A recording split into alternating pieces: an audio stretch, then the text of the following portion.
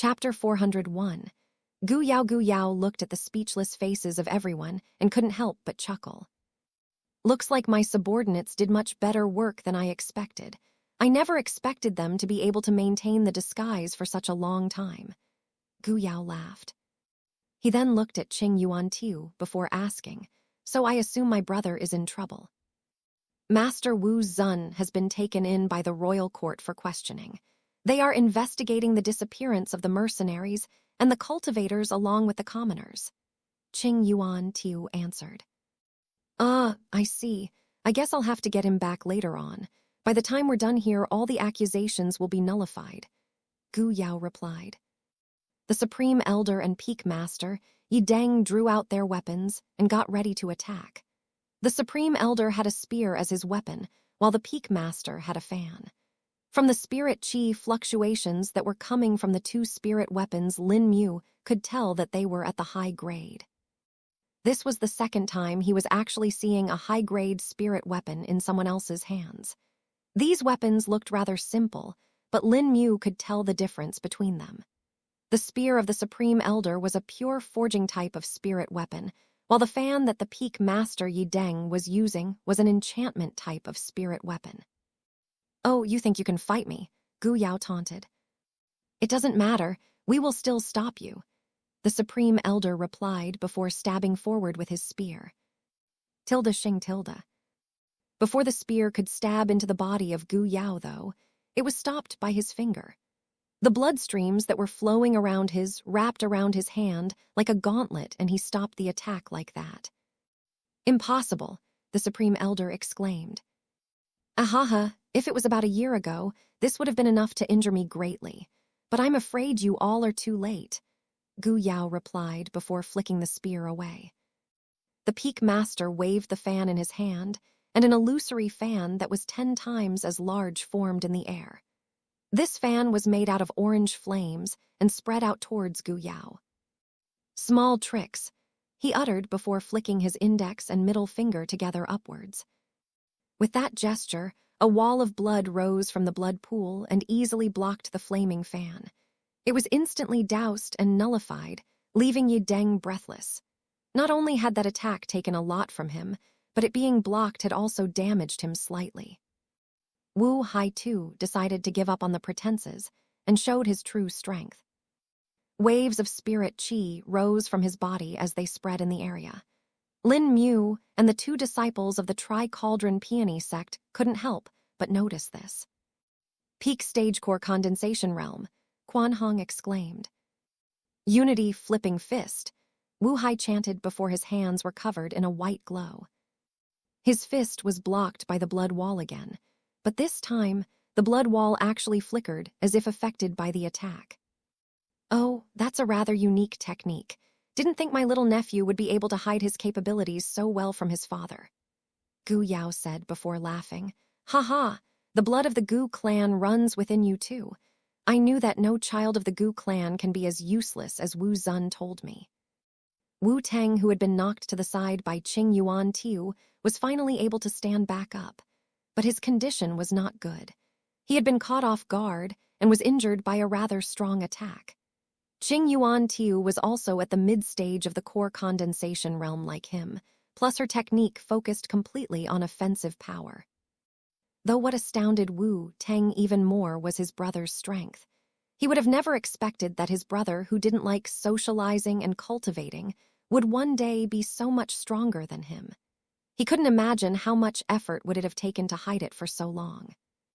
The humiliation and insults that his brother had suffered were something he did not like, but only now did he realize it was all intentional on his brother's part.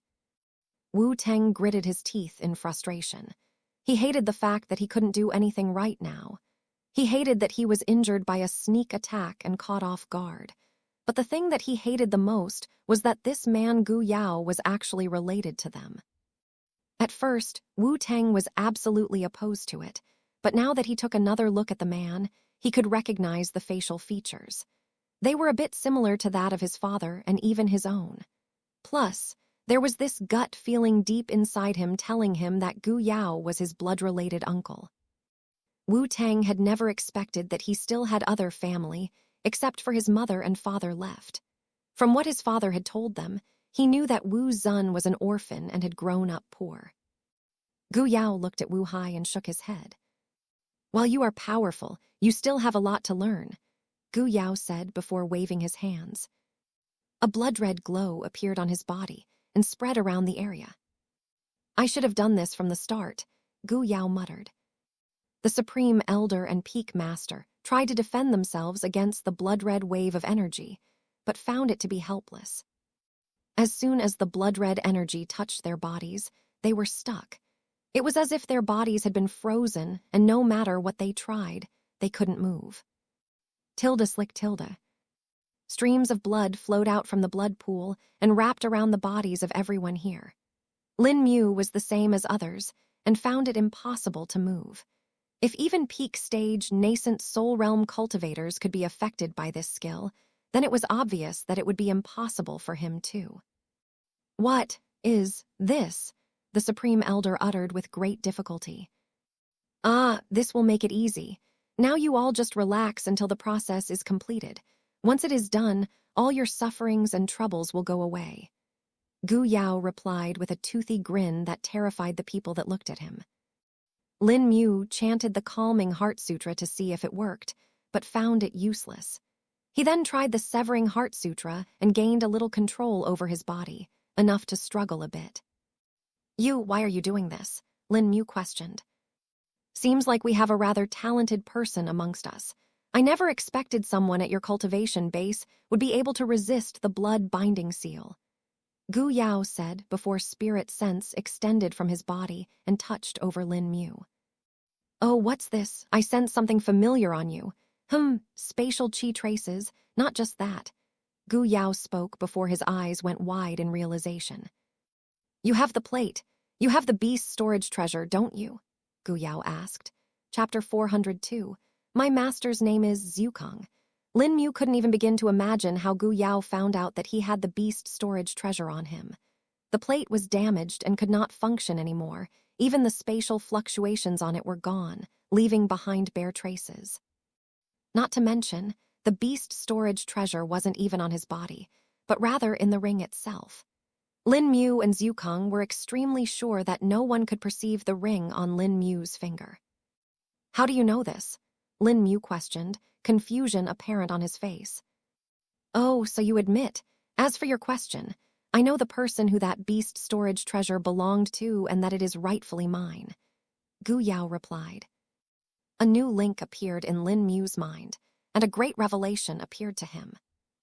That dead nascent soul realm cultivator, you were the one who killed him, Lin Mu said. If you are talking about that merchant, then it is indeed true. But he is the one who tried to cheat me first.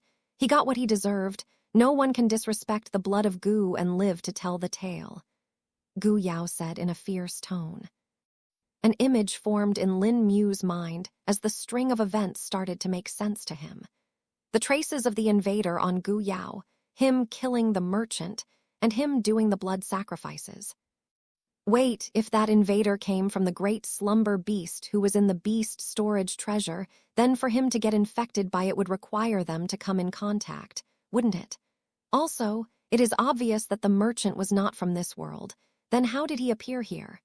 Lin Mu wondered. That merchant, how did he come here? Lin Mu emphasized. Gu Yao's brows rose as he heard the intonation of Lin Mu's question. Usually I wouldn't bother to speak, but since I'm bored after so long and you people will forget all this anyway, so it wouldn't matter. Gu Yao uttered in a nonchalant tone. Besides, I get to satisfy my curiosity too, he thought. The eyes of everyone stared at him as they were unable to move. Even the Supreme Elder was listening intently, wanting to know everything, hoping that there might be some hint that could help them. You boy, Gu Yao pointed at Lin Mu. Who are you? You clearly know about that merchant and even seem to know his origin, he asked. Lin Mu hesitated to answer, but then Senior Zukong spoke in his mind. Cooperate with him. Perhaps there might be a way out of this situation without fighting. It is clear that the invader is not him and neither it is controlling him, thus you don't have an obligation to kill him right away. Besides, if he really tries to attack you, the ward should activate. While it wouldn't be able to harm him, it should give you long enough to escape, Zhukang suggested. I'll try Senior, but these bindings, what do I do about them? I won't be able to escape if they stay, Lin Mu replied. Just do what you are doing now. I'll try to figure out a solution for it till then. Just keep him busy, Zhukang said. All right, Lin Mu replied before focusing back on Gu Yao. I am Mu Lin. I found the skeleton of that merchant out in the forest a while back, Lin Mu answered. I see, but that doesn't explain why you know about his origin, Gu Yao replied as a dangerous glint appeared in his eyes. Seeing that Gu Yao was perhaps about to act, Lin Mu hurriedly replied. My master told me, Lin Mu said. Gu Yao stared deeply into his eyes, which made Lin M shudder, but soon calmed down after he withdrew it a few seconds later.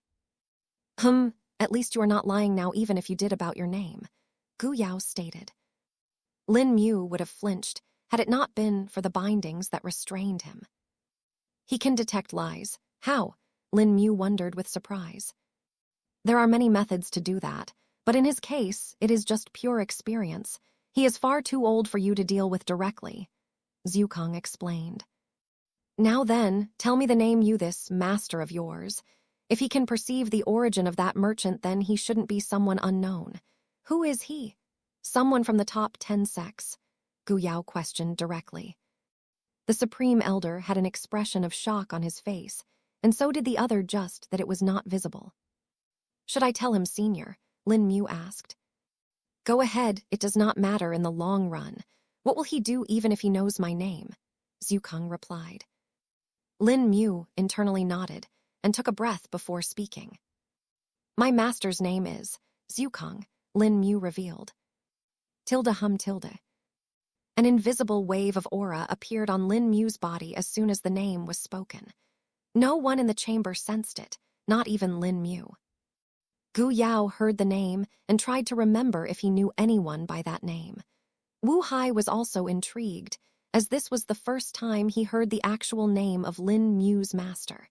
He hadn't dared to ask it before, as they were unsure if it was appropriate. If the master of Lin Mu wanted to stay hidden, and they forced him to say the name, it would only be bad for them. Wu Hai had his curiosity satisfied, but even he was unable to recognize who that name belonged to. All of the powerful cultivators that he knew were well known, their reputations speaking for themselves. But this was a name that was foreign to him. The boy is not lying, but what is this name? It doesn't seem to belong to any of the cultivators. No, wait. Can it be?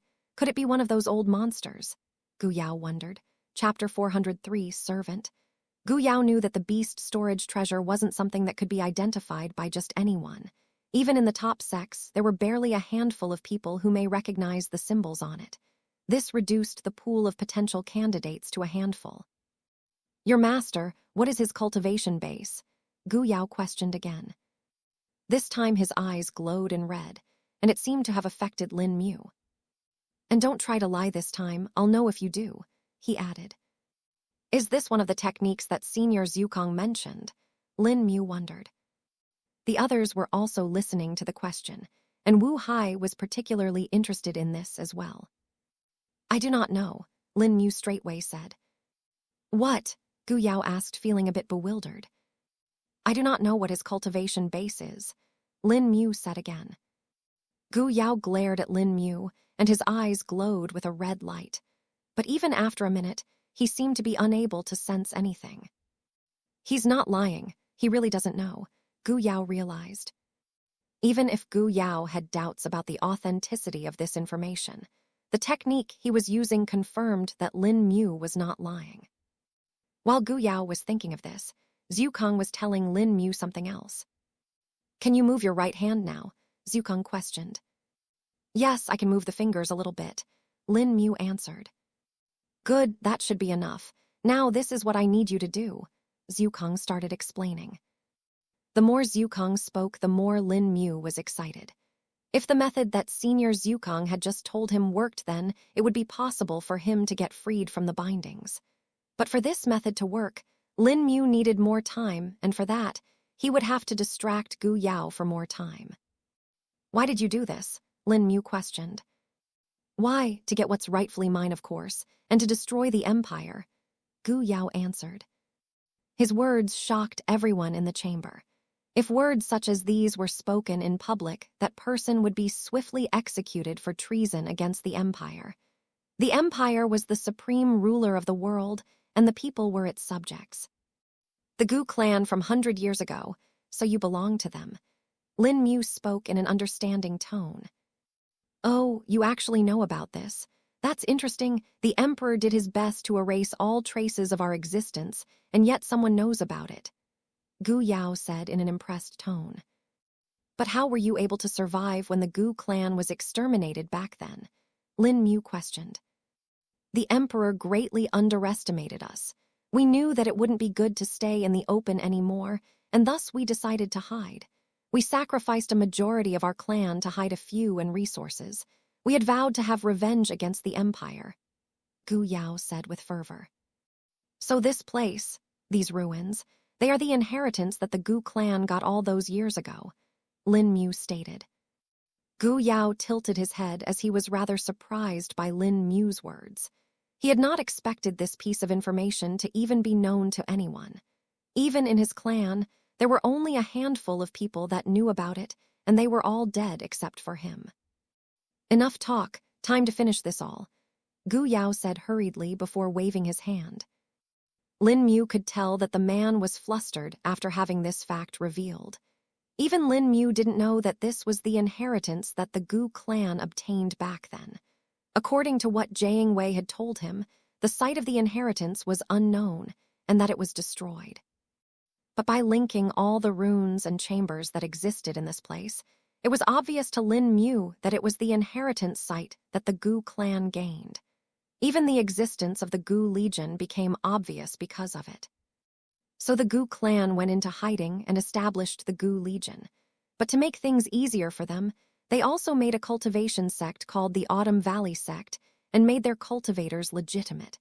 All the while they were kidnapping and sacrificing the cultivators to fuel Gu Yao's cultivation while also gaining power, Lin Mu analyzed. Arg! Suddenly a pain-filled shout was heard, and Lin Mu looked towards its source. The one who had shouted was none other than Quan Hong. A streak of blood flowed up to his head and entered his 7 apertures. He tried to resist, but nothing seemed to be working. You, stop this, the Supreme Elder shouted with difficulty. It will be over soon, and then you all will have nothing to worry, Gu Yao uttered before flicking his hand and doing the same to Fa Lao. Arg, Fa Lao shouted in pain as well. The people watched in horror, except for Qing Yuan Tiu, who was watching with interest. She wondered what kind of technique the sect ancestor was using. A few seconds later, their shouting stopped, and the bindings on them disappeared as well. Both Quan Hong and Fa Lao collapsed to the ground and stayed motionless for a minute before moving. The Supreme Elder and Peak Master Yi Deng had thought that they had died, but it did not seem to be the case. But what they saw only terrified them even more. This servant greets master, both Fa Lao and Quan Hong stated in a respectful tone. They looked up, and one could see a faint red glimmer in their eyes.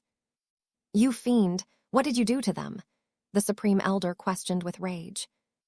I just made them my faithful servants, Gu Yao said before looking towards the Supreme Elder. Don't worry, it will be your turn as well, he added. I have to thank that merchant thought. That being that tried to take over me, I learned a few things from it. They complement my cultivation technique quite well and even enhance it, Gu Yao said. Chapter 404, Control and Punishment. Lin Mu recognized what Gu Yao was doing. He had seen something like it before and linked that to it. And seeing how he had been infected by the invader as well, there was only one answer. He's using the invader's ability, Lin Mu exclaimed internally. Lin Mu had already seen a few examples where the invader had been controlling others. The invader had hidden within the Ashen Cloak mercenary's dead body when he was killed by the great Slumber Bear, who was also infected by the invader. From what he could tell, that the great Slumber Bear was perhaps the very first being that was infected by the invader, or could have even been the one to spread it. But then, when he considered that there were other beasts like the blight dust beast, he thought otherwise. Lin Mu had learned from Duan Qi that the blight dust beast never left its territory, and neither did the great slumber bear go there, which meant that there was a different way that it had spread. Maybe the great slumber bear was not even supposed to be infected. If this merchant had brought both of them here, then maybe it happened during their fight. If he was going to capture a strong beast like the great slumber bear, it wouldn't make sense to weaken it with the invader, Lin Mu thought. While Lin Mu was thinking this, not even 5 seconds has passed. Gu Yao had sped up his process and was not targeting Wu Teng. The man was already injured and thus could not put up a fight physically. Thought his willpower was another thing. "I'll die but won't let you do this," Wu Teng yelled, breaking through the restrictions. "Oh my, what a strong-willed nephew. You've certainly inherited this from the bloodline of the Gu clan. If we didn't have a strong will, we wouldn't have survived all this time," Gu Yao said before making a seal with his hand and throwing it to Wu Teng. Tilde clack tilde. The seal tightened around Wu Teng's body tightly, and the sound of a bone's cracking was heard. "Arg!" Wu Teng shouted in pain but couldn't move anymore. Lin Mu's focus was on him when it happened and saw the reason behind it. In order to gain control over the people, Gu Yao had to loosen the previous restrictions he had put on them. He had to balance this with the controlling process and lower the restrictions accordingly. It was this very moment where Wu Teng had used to break through the restriction. "This is good. If our current plan doesn't work, we can use that as well. But if that really does happen, the ward will be activated as well," Zhu Kang said. "I understand, Senior," Lin Mu replied. Lin Mu did not want to let the ward activate here and wanted to see if he could explain this ordeal himself. He knew that defeating or killing Gu Yao was going to be impossible. Plus, with the people in his control, Lin Mu knew that he was going to be outnumbered too. But how is he able to control someone at the adult stage of the nascent soul realm when even he is technically at the same stage? Lin Mu wondered. It is the blood pool. It has refined blood essence in it which he is using to control their bodies and mind. If he did this on his own, it would have been quite difficult, but with the supplementary power of the blood pool, he can perhaps control even an actual Dao shell realm cultivator, Zhu Kang answered. Lin Mu gritted his teeth upon hearing this revelation sped up what he was doing. Knowing that it may not be enough and just to be on the safe side, he decided to try to delay Gu Yao even more. Perhaps he may even be able to stop him before the others were controlled. "You should stop this while you can, or my master will not be pleased," Lin Mu shouted at Gu Yao. Gu Yao looked towards Lin Mu as a smirk appeared on his face. The others looked at Lin Mu too, some wondering how he was still talking despite having a low cultivation base. Gu Yao created another seal, and more blood flowed out of the blood pool and crawled up the body of Wu Teng. He then turned around to walk towards Lin Mu. "Oh, and why would I care about that? You don't even know what your master's cultivation base is, and I know he is not anyone strong. There is no one named Zhu Kang in any of the top sects, and if it is someone from other lower sects, then they are not worth to me anyway." Gu Yao spoke in an insulting tone. "Tell me you can detect lies using your skill, right?" Lin Mu questioned, not bothered by his words. "I do, but why does that matter that to you?" Gu Yao replied, getting annoyed. "Ask me again what my master's cultivation base is," Lin Mu asked with a smile. "Don't waste my time when I already know that," Gu Yao said, raising his hand, ready to act. "Try again. If I'm lying, you can kill me anyway. Or is it that you are scared?" Lin Mu taunted. Tilde tch tilde. "Pesky brat, I'll sever your limbs and refine your body into a pill if you dare to lie," Gu Yao threatened. Lin Mu kept on watching him while maintaining the control of his spirit sense. But just as he was about to speak again, he heard another voice. "Your servant greets master," Wu Teng said.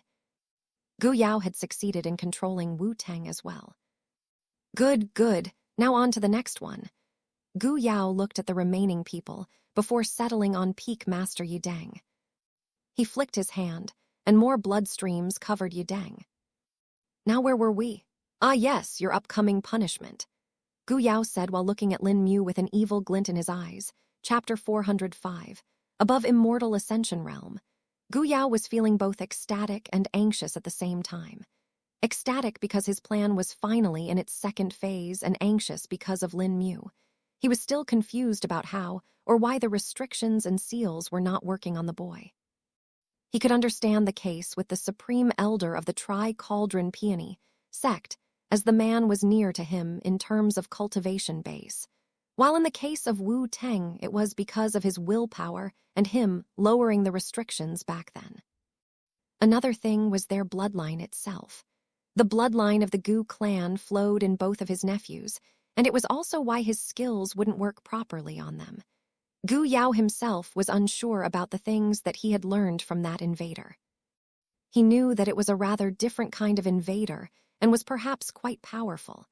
Even he had only been able to stop it from taking control over his body because of the blood pool and his cultivation technique. But that invader had also taught him some things inadvertently.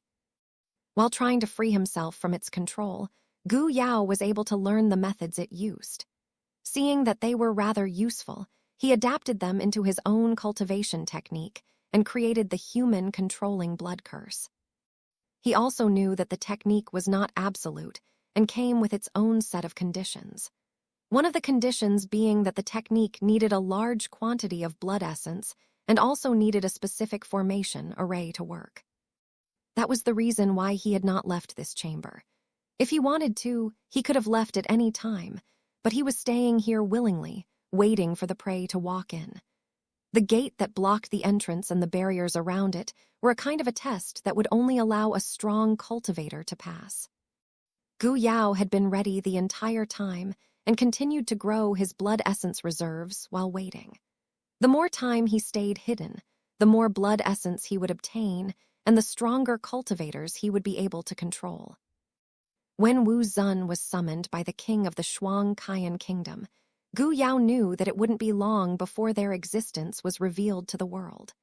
That's why he had planned to do another large-scale sacrifice and divert the attention of the people by taking advantage of the marriage of his elder nephew. In fact, the entire marriage alliance was suggested by Gu Yao himself, so that lots of cultivators could be gathered here together. He had thought the plan was close to success, but just a single day before the marriage, this had happened. Fate is unpredictable, but my actions are not, Gu Yao thought to himself as he looked at Lin Mu, who still had a smile on his face. While Lin Mu was able to still speak, he was stuck in his previous position with his right hand closed in the form of a fist and his left hand at his side. Now where were we? Ah yes, your upcoming punishment, Gu Yao said while looking at Lin Mu with an evil glint in his eyes. Tell me, brat, what is your master's cultivation base? Gu Yao questioned as Lin Mu had asked, his eyes glowing in red as he activated his skill to detect lies. He could tell if someone was lying by perceiving the changes in their blood flow. With the blood streams covering them and the restraints active, his accuracy was 100%, and perhaps only someone who was many times stronger than him may be able to lie to him. But if that was the case, then they would have no need to lie, and would be able to fight their way out anyway by overpowering Gu Yao. Lin Mu took a breath and glanced around at the condition of the other before speaking. My master's cultivation base is above the Immortal Ascension Realm, Lin Mu revealed, his voice echoing in the chamber. At first, Gu Yao was looking at him with a ridiculing gaze, but as he looked on, his expression started wavering. He's not lying. How can it be? Gu Yao muttered to himself. Say that again. What is your master's cultivation base? Gu Yao questioned again, doubting everything. I said my master is a being above the Immortal Ascension Realm, and if that's not enough, then know that he is thousands of years older than anyone in this world, Lin Mu said, adding fuel to the fire. He knew he had trapped Gu Yao in a dilemma, and as long as he stayed in it for a little while more, Senior Zukong's plan would work. You're not lying, Gu Yao said, this time clearly. The remaining 4 people in the chamber heard it clearly. Wu Hai was frozen in place as his expression switched to that of shock. Qing Yuan Tiu stumbled back hearing the confirmation from her sex ancestor. While Yi Deng was currently being assaulted by the ability of Gu Yao, he was still able to hear what had been said. The most affected was the Supreme Elder. I tried to recruit the disciple of an ascended cultivator, the Supreme Elder thought. Trying to recruit or taking in someone else's disciple was considered a sin in the world of cultivators. The relation between a master and disciple was sacred, and violating it was considered one of the biggest taboos. If a cultivator was found to be poaching someone else's disciple, that cultivator had the right to challenge and fight him for it. Even if it was said in passing, the other cultivator could still take offense and attack them. While the sects frequently poached disciples from other sects and wandering cultivators, that was only done because their masters were weaker. But a cultivator that was above the immortal ascension realm, that cultivator wouldn't even need to lift a finger before flattening the entire Great Zhou Empire. Chapter 406, Bloodline Crystal Explosion. Gu Yao was now in a great dilemma. It was now his own skills against the words of a boy who he doubted greatly. On one hand, he was sure that his skills were accurate and that the boy was not lying. But on the other hand, what the boy has said was utterly ridiculous to nearly everyone. It took a minute to recover before a furious expression appeared on his face. You dare trick me? Who doesn't know that there isn't anyone above the immortal ascension realm in this world? If there really was, then it would mean the world's barrier was destroyed. Gu Yao yelled. The Supreme Elder, who was scared about his own prospects, also calmed down after hearing the words of Gu Yao. That's right, if the world bard was really destroyed, everyone would know. Without that, there is no way anyone can enter this world. The barrier was created by two immortals from the upper realm personally. There is no way it would be possible, the Supreme Elder thought. Lin Mu didn't show any reaction to Gu Yao's words, though. What he wanted to do was already accomplished. Doesn't matter, you're done anyway, Lin Mu said before his right fist started to glow in a bright red light. There were beams of red light coming from the gaps between Lin Mu's fingers. The light seemed to be affecting the seals that were placed on his body. Gu Yao was only a hand's distance away before he saw it. What did you do? Gu Yao questioned in shock before attacking Lin Mu. But before he could do anything, Lin Mu's restraints broke like glass, and he was freed. Take this, Lin Mu shouted before throwing a small red marble at Gu Yao. Gu Yao saw the marble approaching him and saw the image of a cow that had a trunk running around inside the marble. Moo! A loud sound of a cow was heard as an illusory figure started forming in the air. The figure started expanding and became unstable. Flicker! Lin Mu muttered as dodged the incoming attack of Gu Yao.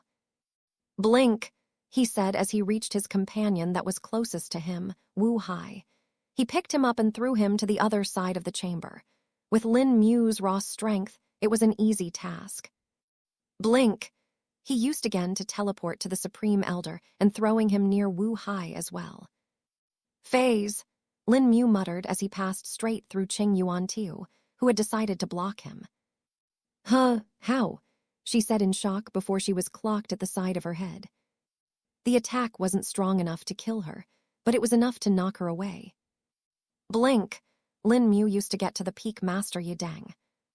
He glanced at the illusory figure of the truck-faced cow that was close to exploding, and then at Gu Yao, who was waving his hands, creating gestures to block the bloodline crystal from exploding. Merely 5 seconds had passed since Lin Mu had thrown the red marble at Gu Yao, and he knew that he was acting on borrowed time and thus had to be as fast as possible.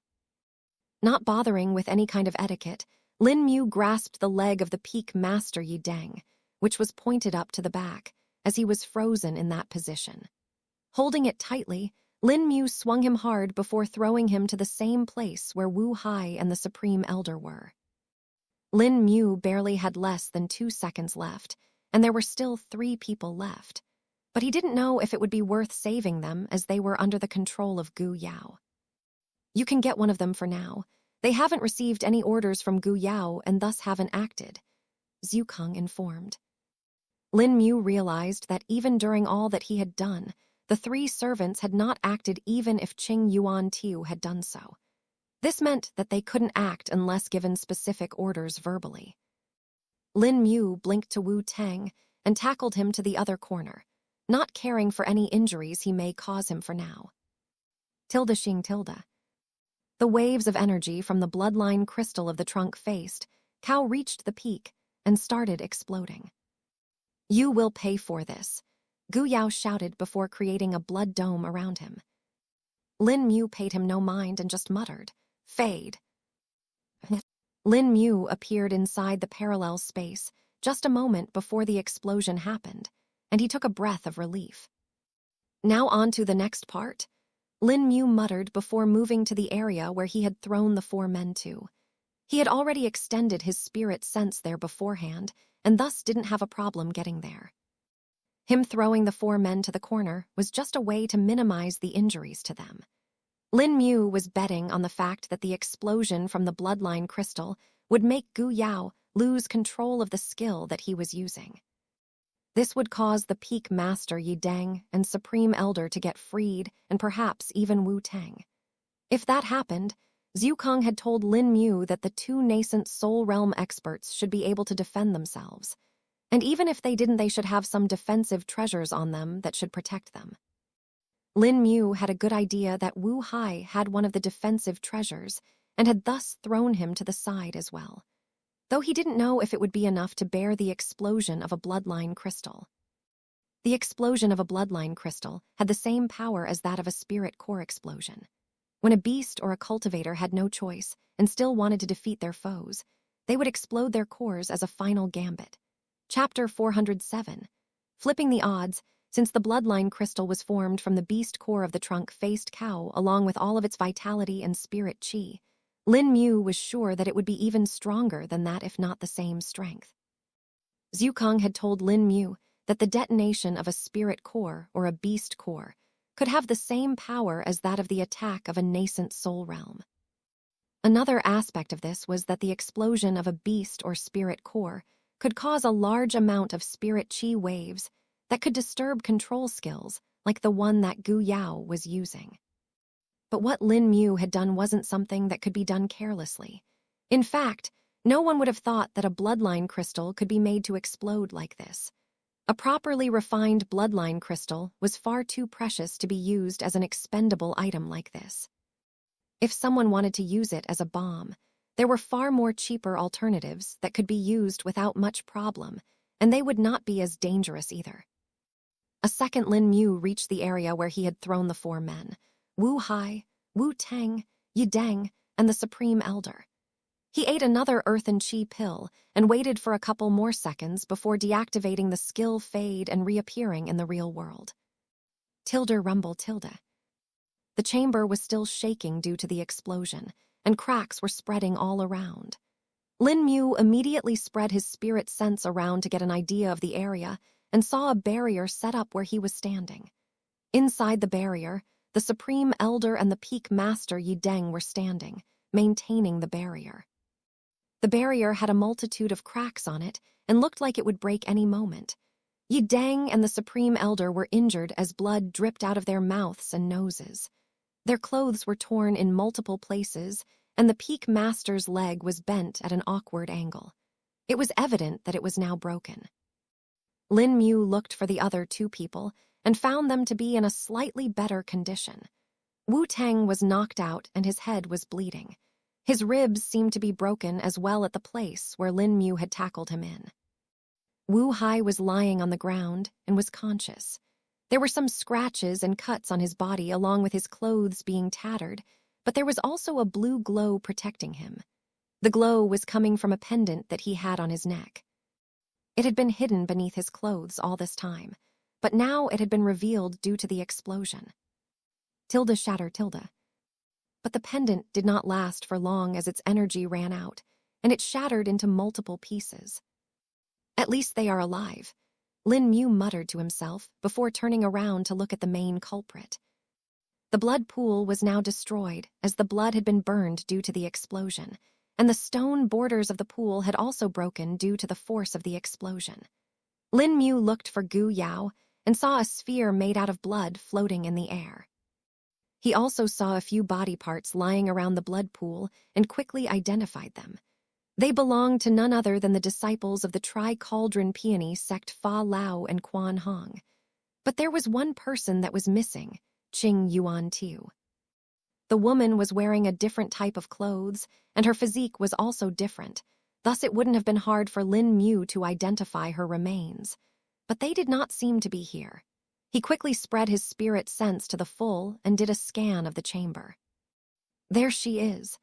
Lin Mu thought to himself after discovering her to be in the opposite direction to where he was.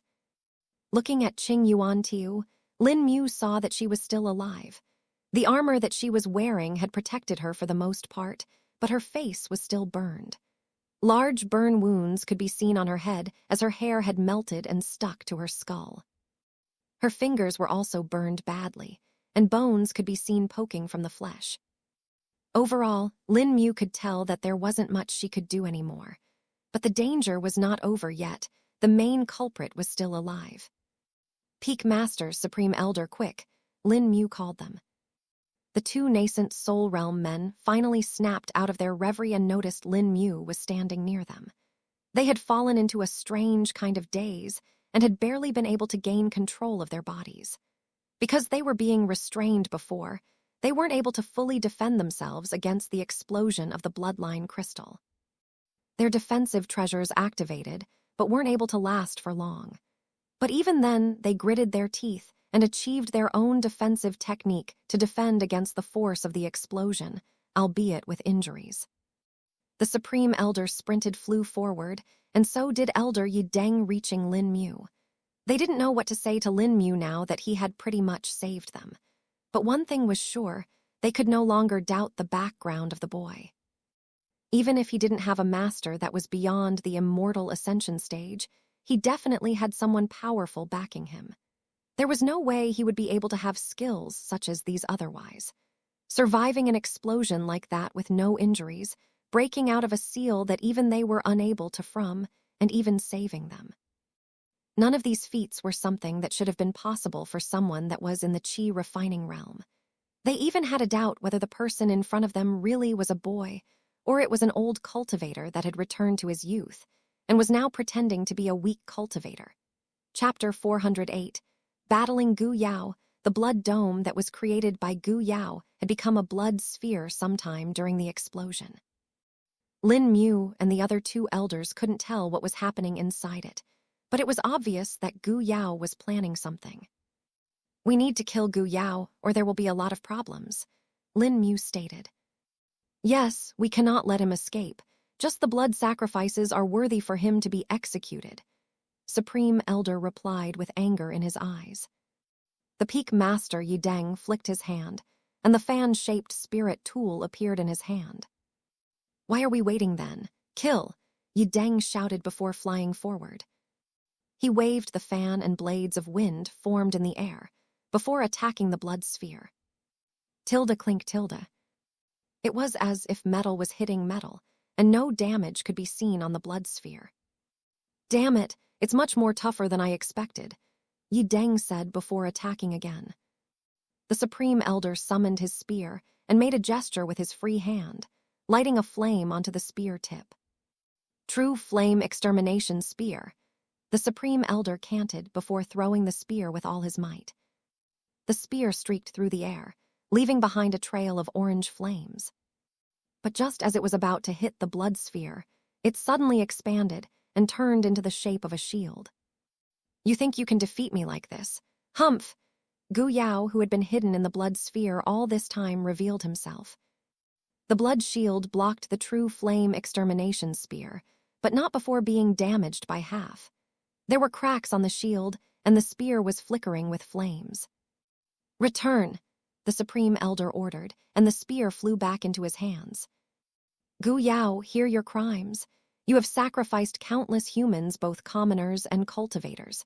You dared to scheme against the Empire and the sects. Just by the virtue of your bloodline, you belong to the traitorous Gu clan."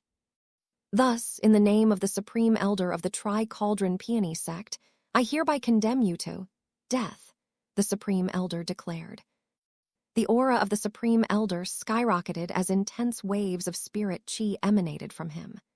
Lin Mu could feel the full impact of the spirit chi and finally understood how strong a nascent soul realm cultivator, that too one that is in the adult stage, is like. Ha, how many times have I heard the same words in the past, but I am still here, are I? Gu Yao taunted as he created blades made of blood. Raising both his hands to the front, Gu Yao started flicking them towards the three enemies of him. The blades of blood flew through the air at great speed, with two of them coming at Lin Mu. Flicker, Lin Mu muttered just a moment before the blade touched him. Lin Mu's eyes went wide as he looked down at his abdomen. His robes had been cut clean from where the blade of blood had passed, and a faint cut could be seen on his skin as well. How? Lin Mu questioned with shock. This was the first time his skill flicker had failed to protect him from an attack. His attacks are too powerful for you to ignore them. They contain a higher amount of spirit chi in them, and thus can bypass the effect of the first skill flicker. It's better that you dodge them instead. Zhukong hurriedly spoke. Lin Mu was a bit thankful that he learned of this right now. If he did not know of the limitations of the flicker, he may have very well committed a grave mistake in the future. But he at least now knew that the limit for the skill flicker was the nascent soul realm. But there was still the fact that Lin Mu didn't know if only adult stage nascent soul realm cultivators could affect him, or if it was all cultivators in the nascent soul realm. Now that Lin Mu had been injured, the ward that was placed on Lin Mu's started activating. Senior, stop the ward, Lin Mu urged. You sure? Do you have some other idea? Zhukong inquired. He knew that the ward was a defensive spell and would at most allow him to escape from here. But looking at Lin Mu, Zhukong could tell that Lin Mu perhaps had some other idea. I want to see if the two elders can defeat him, and I also want to test out the full potential of the third form of the boulder collapsing fist, Lin Mu said. Lin Mu had never used the boulder collapsing fist beyond the limit of 20%. He knew that the skill was quite powerful, and if the bloodline crystal explosion could hurt Gu Yao, then it was likely that the third form of the boulder collapsing fist could do the same. Lin Mu was betting on the fourth skill, Fade, as his final gambit, along with the ward if he wanted to escape. He trained his eyes on Gu Yao, who was now fighting both the Peak Master Yi Deng and Supreme Elder together. The Peak Master flapped his fan and created blades of winds, while the Supreme Elder rained punches and kicks on the man while the spear flew around on its own, controlled by his spirit sense. I'll give you two an offer. Join hands with me and I'll make you the top sect of the empire, Gu Yao said. As if we are fools to accept your offer. Yi Deng scoffed while creating a vortex that spun at great speed, sputtering the blood around. Your loss if you do not want to accept it. But know that my Gu clan shall rule this continent and the great Zhou Empire will be exterminated, just like they did to my clan, Gu Yao proclaimed. Chapter 409. Pray the Supreme Elder and the Peak Master could very well tell that the man was insane and would not budge. There was no use in talking with him anymore, and the best course of action was a swift death. Gu Yao created a whirling ring of blood that expanded to repel the two elders back. The wind vortex that the Peak Master Yi Deng had created was destroyed as well, and the spear of the Supreme Elder was thrown to the side. He still has the support of the blood pool, the Supreme Elder realized. Lin Mu looked around and saw that even if the explosion of the bloodline crystal had destroyed the blood pool, the blood essence was not fully destroyed. Barely 10% of it was perhaps burned away, but the rest of it had just sprayed around in the chamber. Under the control of Gu Yao, the blood was slowly gathering together. The blood essence was the fuel behind his technique, and how he was able to fight against two nascent soul realm cultivators at once. Wait, why isn't he trying to control them again? Lin Mu suddenly questioned. All Gu Yao had to do was to control one of them, and then the odds would be flipped again. Lin Mu's eyes darted around, and so did his spirit sense trying to find the irregularity. Blink. Flicker. Blink. Lin Mu continually dodged the attacks of Gu Yao and tried to find what he was doing. He had already detected that the spirit sense of Gu Yao was split into multiple parts currently, and each one was doing something else. The two elders were busy fighting and could not lose their focus, and thus could not tell Tai Gu Yao was seeming something even further. Lin Mu chanted the Severing Heart Sutra, increasing his perception to the peak. It was then that he discovered the true extent of Gu Yao's spirit sense. He has merged it with the blood essence, so that's how he controls it. But after merging it with the blood essence, the presence of his spirit sense is almost impossible to detect. Lin Mu realized. He discovered that some of the blood essence streaks were moving into some random locations. But after focusing there, he realized what his ultimate goal was. "He's creating runes," Lin Mu exclaimed. The two elders heard his words and became shocked. Gu Yao had a similar expression and realized that he had nearly forgotten about Lin Mu. "You brat, I'll kill you." Gu Yao chopped his hand in the air like a sword, and a long blade made of blood was created. "Ha!" he shouted as the blade of blood traveled at great speed. Gu Yao had already given up on Lin Mu's master. He reckoned that the boy was trying to trick him as nothing had happened till now. If he really had a master that was that strong and was beyond the immortal ascension realm, there wouldn't be any delay like this. A cultivator like that would be all-seeing and would know what was happening where in the world. If his disciple was in trouble, he would merely have to will it, and the world itself would kill him. But since nothing like that had happened, he reached the conclusion that he really was being fooled. "No!" the Supreme Elder shouted and threw his spear to intercept the blood blade. Lin Mu could feel the wind pressure assaulting him as the blood blade tore through the air. "Fade!" Lin Mu muttered, disappearing from the world. All three men, Gu Yao, Yi Deng, and the Supreme Elder were left in shock as the boy disappeared into thin air. Wait, were those? Yi Deng suddenly realized something. "Spatial FLUCTUATONS," Supreme Elder exclaimed. "Does the boy have a spatial treasure? No, it cannot be. His cultivation base is far too weak to use it," Yi Deng questioned. "No, there is another way," the Supreme Elder spoke. Yi Deng understood the look in Supreme Elder's eyes and shot more wind blades at Gu Yao, who was a bit distracted. "Senior, oh Master of Mu Lin, if you are hearing us, we beseech you to kill this fiend," the Supreme Elder shouted, his voice thrumming with spirit chi. It was as if the walls of the chamber did not exist, and Supreme Elder's voice traveled through the ground all the way to the surface. There it spread into the surroundings, echoing in the city. Each and every person in the Wu Lim city could hear it. The people who were at the mayor's manor had grim expressions on their faces. This included Zhen Shui, the hidden member of the High Corps, and the disciples of the Tri-Cauldron Peony sect who had been asked to stay behind. "They are in trouble. That is the voice of the Supreme Elder," Tai Dan spoke, recognizing the voice. "What kind of problems did they run into that even the Supreme Elder is shouting helplessly?" Someone else quietened. "More than that, why would they ask for help from Mulin's master? He's not even here," another person wondered. The other citizens of the town had similar feelings and did not know what to do.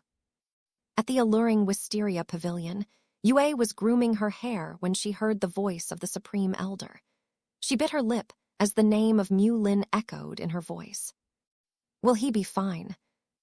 At the hideout of the High Corps, the members were all anxious as they were praying for the safety of their lord who was with them in the tunnels. They had asked to join him as backup too, but Wu Hai had straightaway denied them, telling them that they would be more of a burden than a help. "Oh, ancestors of yore, please help our lord, please help our savior," Hai Wen prayed, her eyes red with tears. Back at the underground chamber, Gu Yao was still fighting the two elders when spatial fluctuations appeared again. Chapter 410, Devastator. The three of them sensed the spatial fluctuations and immediately became alert. They didn't know what could happen next and thus were anxious.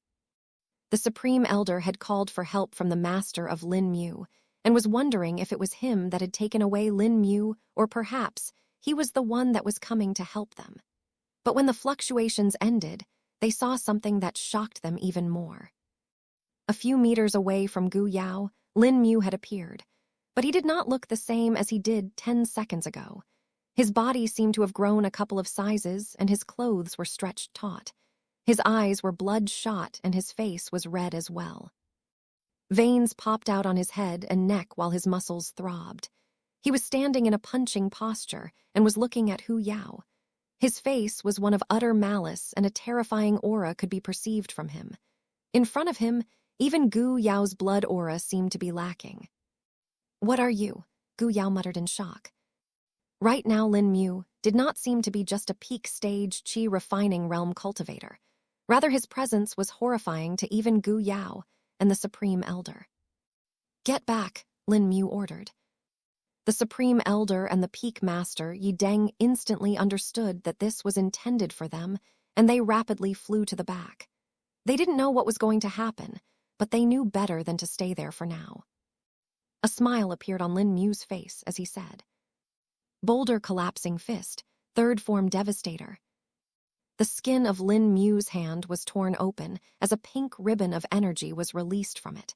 The Supreme Elder and Yi Deng immediately set up defensive barriers, knowing that the ribbon of energy could hurt even them. They couldn't tell what the energy was, but the power contained within it was no joke. Gu Yao reached the same conclusion and set up a blood shield as well. Tilde deng tilde deng deng tilde. Multiple layers of blood walls papered in front of the shield, creating additional defenses. The pink ribbon of energy traveled at a great speed, yet it seemed as if it was slow. There were after images left behind which made it seem like the ribbon was extremely long, even when it was not. The floor beneath was ripped apart as the pink ribbon passed over it. Then finally, it met the blood wall. Tilde crush tilde.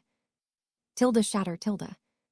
The first wall was broken like glass as the ribbon collided against the second one. Tilde shatter tilde. Third wall. Tilde shatter tilde. Fourth wall. Tilde shatter tilde. Fifth wall. None of the blood walls were able to hold back for even a second against the pink robin of energy. Both the Supreme Elder and Yi Deng knew how difficult it was to break those blood walls. They had broken a few of them before, but even then it had taken them quite a bit of effort. "No," Gu Yao shouted in anger. He poured more of his spirit qi into the blood shield in front of him and strengthened it further. This was the strongest shield he could set up, and had not expected the blood walls to be broken like this, or he would have made a stronger one from the very start. Tilde boom tilde. It was as if an explosion had happened when the pink ribbon of energy met the blood shield. A sonic boom was created as Lin Mu was pushed back a few meters. He held onto his hand that was aching and looked at the pink ribbon of energy. This time he had gone beyond his limit and had used 50% power in using the Boulder Collapsing Fist's third form.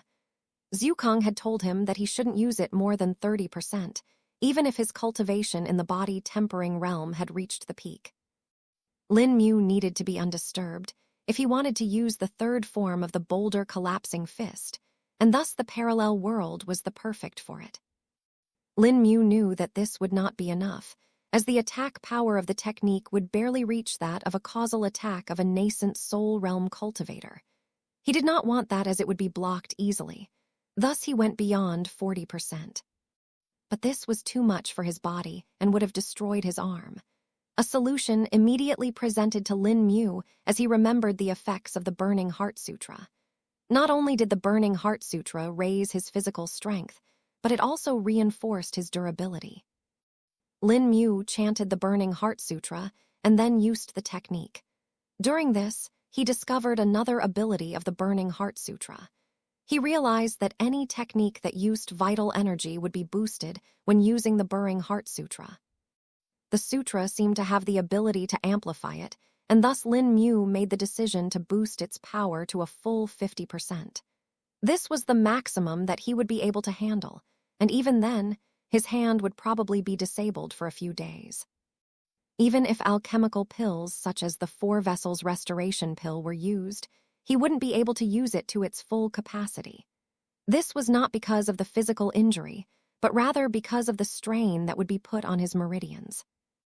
His meridians would not be able to heal fully, even with the use of the 3 vessels restoration pill, and would thus require additional time. The effect of the technique was just as he had expected too.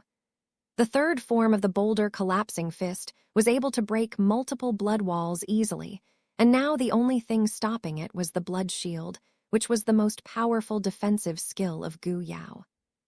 Come on, break! Chapter 411, Human Controlling Blood Curse. The battle was at a standstill. The pink ribbon of energy was spiraling and trying to drill through the blood shield of Gu Yao, and Gu Yao was trying to resist it. He couldn't afford to lose even a moment's time as he fully focused his efforts on the blood shield. The stalemate lasted for 5 seconds, after which a change fully occurred. Tilde crack tilde. "NOO," Gu Yao shouted. A crack had finally appeared on the blood shield, even after all that he had done, and it only kept on expanding. Gu Yao's eyes shined in red as more blood essence traveled from the ground to his body, and then to his arms. His right hand was placed at the back of the blood shield, and his left arm was supporting it. But even after all that, the end result was disappointing. Tilde shatter tilde.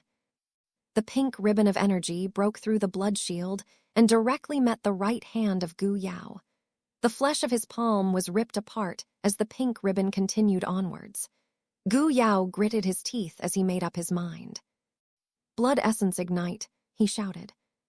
Another loud explosion happened that knocked away Lin Mu, Yi Deng, and the Supreme Elder. All 3 of them slammed into the walls of the chamber and left cracks on it. Lin Mu coughed out blood as he was already tired from using the 3rd form of the boulder collapsing fist and was reeling from the impact. The chamber was covered in a red mist now, and the pink energy ribbon could no longer be seen. After a few seconds of silence, Lin Mu and the rest finally saw the aftermath. Tilde drip drip drip tilde. In the center of the site of the explosion was standing Gu Yao. His right arm was completely destroyed, and only some remnants of flesh were left attached to his shoulder. The rest of his body had injuries as well, and blood was seeping out of his 7 orifices too. "You, I will kill you," Gu Yao yelled with pure rage. Blood essence stream floated up from the surroundings as they formed into thousands of runes. The runes that he had made previously combined with these runes, and now they could be seen everywhere.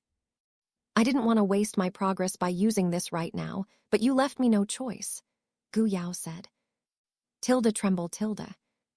The ground started trembling as the blood essence streams turned into threads. The threads went up to the roof and easily broke through it. Tilde rumble tilde. The roof started to fall apart and the chamber began collapsing. The Supreme Elder and Yi Deng were under the protection of the barrier and thus were able to withstand it. Lin Mu, on the other hand, simply used phase and stood there.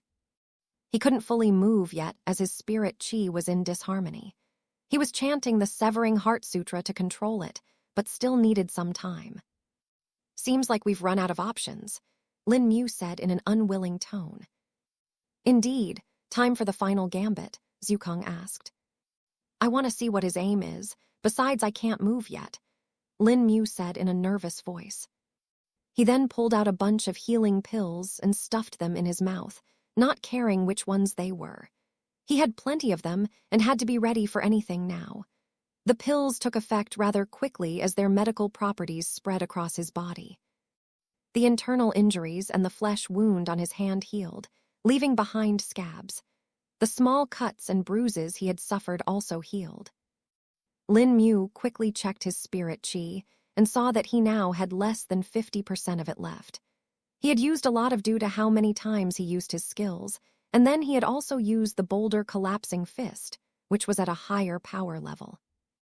Lin Mu had kept 50% of his spirit chi as the absolute limit and had decided that he would escape if that level was reached. He knew that the others may likely be dying, but there wasn't much he could do now. If he successfully escaped, he would have plenty of time to get his revenge. Lin Mu looked up and saw that the blood essence threads had opened up a hole all the way to the surface now. His vision was getting blocked by all the boulders that had fallen, and he barely saw it between the gaps. He didn't know if the Supreme Elder and the others were fine or not, but there wasn't much he could do for now. This should be enough, Lin Mu muttered to himself before moving a bit. Confirming that he could move better now, he started moving to the top using blink and eventually reached the surface of the ground. Lin Mu was now standing right beside the ancestral temple. The hole that had been opened up was halfway under the temple and half outside the temple near the surrounding ground. There were people running all around in terror as the blood essence threads spread around. They went to the sky along with Gu Yao, and he was now visible to everyone in the city. People of Wu Lim City. Gu Yao spoke and everyone watched him, frozen in terror. Prepare to become my servants, Gu Yao declared. Absolute chaos broke, and people started ruining everywhere. The cultivators that were among them sensed the cultivation base of Gu Yao and knew that they were not his match. The head priest of the temple was lying on the ground to the side, his legs ripped off. He had been injured when Gu Yao broke the ground, and a few of the other priests were also lying on the ground, some dead, some close to it. It was now that the blood essence thread swooped towards the people. Human controlling blood curse, absolute puppet. Chapter 412, cracked thousand of blood essence threads were currently swirling in the sky. Gu Yao's words were like a deity's judgment, and the threads descended upon the people. Lin Mu was watching from below, and could tell that the power of the ability that Gu Yao was using was much more than before. How did it suddenly increase in power? Lin Mu questioned. He is sacrificing his longevity to increase the potency of the ability. You need to get away too, Zhukang replied. A blood thread appeared in front of Lin Mu too, but he cut it with his short sword. The blood essence thread dissipated, and another one soon appeared in its place. Lin Mu kept on cutting them while observing Gu Yao. Lin Mu wanted to see how his skill worked, so as to find out flaws in it. He knew that this was a lost cause for now, and that he had already lost this battle. But for the next one in the future, Lin Mu knew he needed more information. He thus wanted to take advantage while he could witness the skill himself. So it is called the human controlling blood curse. From its name, the effects are rather obvious, but there should be more peculiarities of this ability. There should definitely be some restrictions, seeing that he is trying to control the entire population of the Wu Lim city. Lin Mu thought as his spirit sense spread all around, observing everything closely. Lin Mu searched for the Supreme Elder and Yi Deng for a bit before he found them on the other side of the temple grounds. The two of them seemed to have already been captured, and the blood essence threads were entering their bodies. Damn it, looks like their guard was off while they tried to protect themselves from the falling debris. But still, how did he do it this quickly when it was taking him so long back in the chamber? Lin Mu said to himself. The runes. He is using the old runes that are in the tunnels as well. Zhukang suddenly spoke. Lin Mu had nearly forgotten about the other runes as they had been damaged. His spirit sense pieced the ground, and he took a look at the tunnels. He's repaired the runes, Lin Mu said with shock. Gu Yao had apparently made this as a contingency if his other plan didn't work, and was infusing the blood essence to repair the old runes. Lin Mu saw that the uncomfortable and repulsive aura that was spread in the tunnels was what was repairing the runes as well. He has modified the source such that it had a delayed response.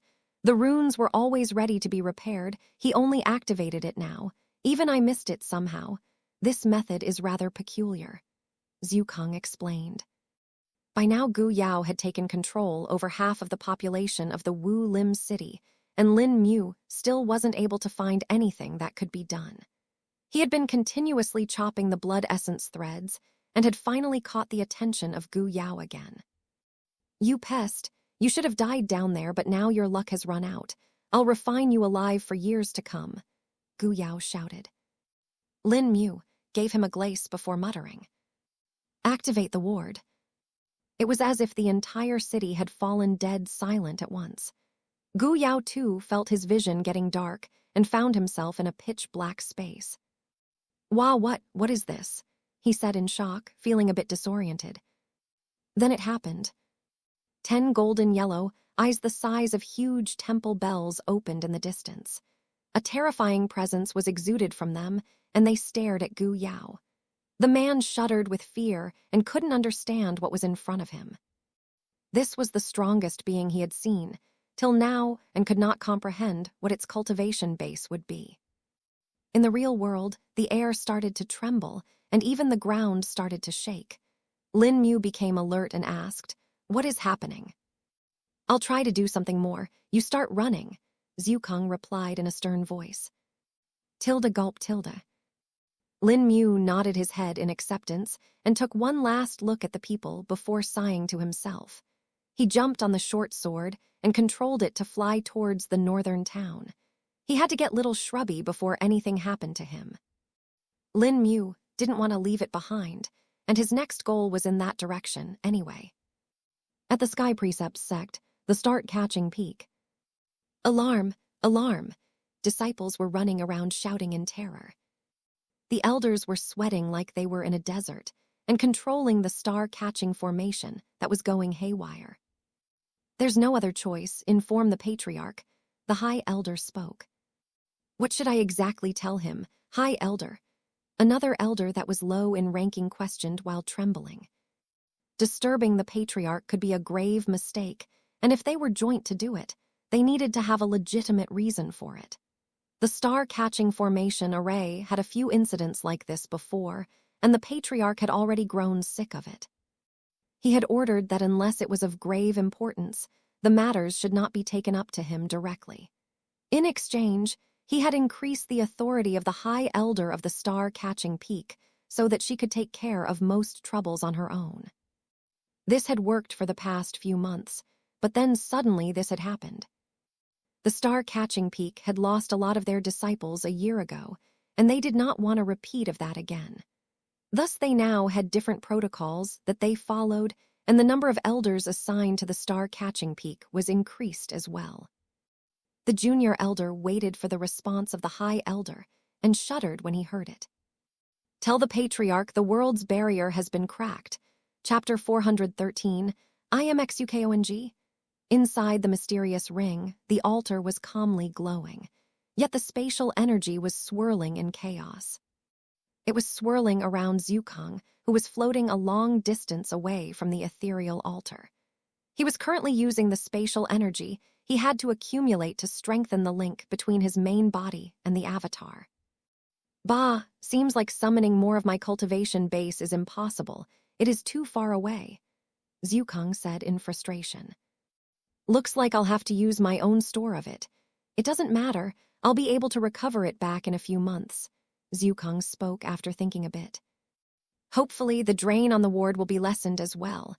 He will need it a lot more in the future," Zhukang thought, before his eyes glowed with a deadly gleam. "You threatened my disciple, didn't you?" a voice spoke. Gu Yao couldn't bring himself to speak anymore, and could only stare at the 10 golden yellow eyes. "You dared for me to show up, didn't you? Here I am," the voice spoke again. Gu Yao bit his tongue and stimulated himself through the pain, making himself snap out of the state he was in. "You are not a being of this world, are you?" Gu Yao questioned. He was still trembling, but he still held on somehow. "Oh, this is interesting, you can still talk in my presence," the voice replied. "You really are then. You are the same as the being that the merchant brought. You are an invader as well," Gu Yao said. An eerie silence spread after Gu Yao spoke, and the deadly aura that was coming from the 10 golden yellow eyes got stronger as well. "It does not matter if I am an invader or not. What matters is that if you dare come after my disciple, I will hunt you down. It doesn't matter if I have to shatter this world to do so," the voice replied. Gu Yao suddenly laughed. "You do know that if you dare to do that, the immortals will descend. Besides, you are not the only one who is above the immortal ascension realm. I have allies that will not stand in silence if you try this," Gu Yao threatened this time. The space started trembling as Gu Yao felt cuts appearing in his body. His spirit chi became disarrayed, and his nascent soul felt like it would be snuffed out like the flame of a candle. Cracks started to appear around the 10 golden yellow eyes as massive white pillars manifested. The ends of the pillars ended in a sharp point, and they were tens of kilometers long. Gu Yao counted them and found there to be 8 of them. Finally, the golden yellow eyes moved, and a body appeared behind them. Gu Yao got the full glimpse of the being that he was in the presence of. If it were not for the innocent people in this world, I would have not hesitated. My disciple calls this world his home too, and I do not want to destroy it for so little. But I swear, if any harm comes to my disciple, even if you call the immortals to try to stop me, I will descend myself, the voice declared, dripping with a murderous aura. Gu Yao felt terrified again, and finally realized that the being in front of him was much more worse than he had thought. "What beast are you?" he shouted. "I am Xukenji." And with that, Gu Yao lost consciousness. Lin Mu was still flying towards the northern town and had covered about 1/4 of the distance by now. He was rapidly using his spirit chi but did not dare to save it. He knew that if he hesitated now, he may get in fatal danger. Lin Mu had tried to speak to Senior Zukong a few times, but received no response. He gave up for a while and just reckoned that he was probably trying to hold back Gu Yao. "No one has come after me yet, so it should be fine," Lin Mu muttered to himself. About 10 more minutes passed, and by now Lin Mu was running low on spirit chi. He had less than 10% of his spirit chi left in the danshan, and this was the lowest he had ever fallen. Lin Mu gritted his teeth and made a decision. "Damn it, no time to be indecisive," Lin Mu said to himself before talking out 2 pale white stones along with a pill bottle. Lin Mu opened the cork of the pill bottle and poured some pills into his mouth before clenching the stones in his hand.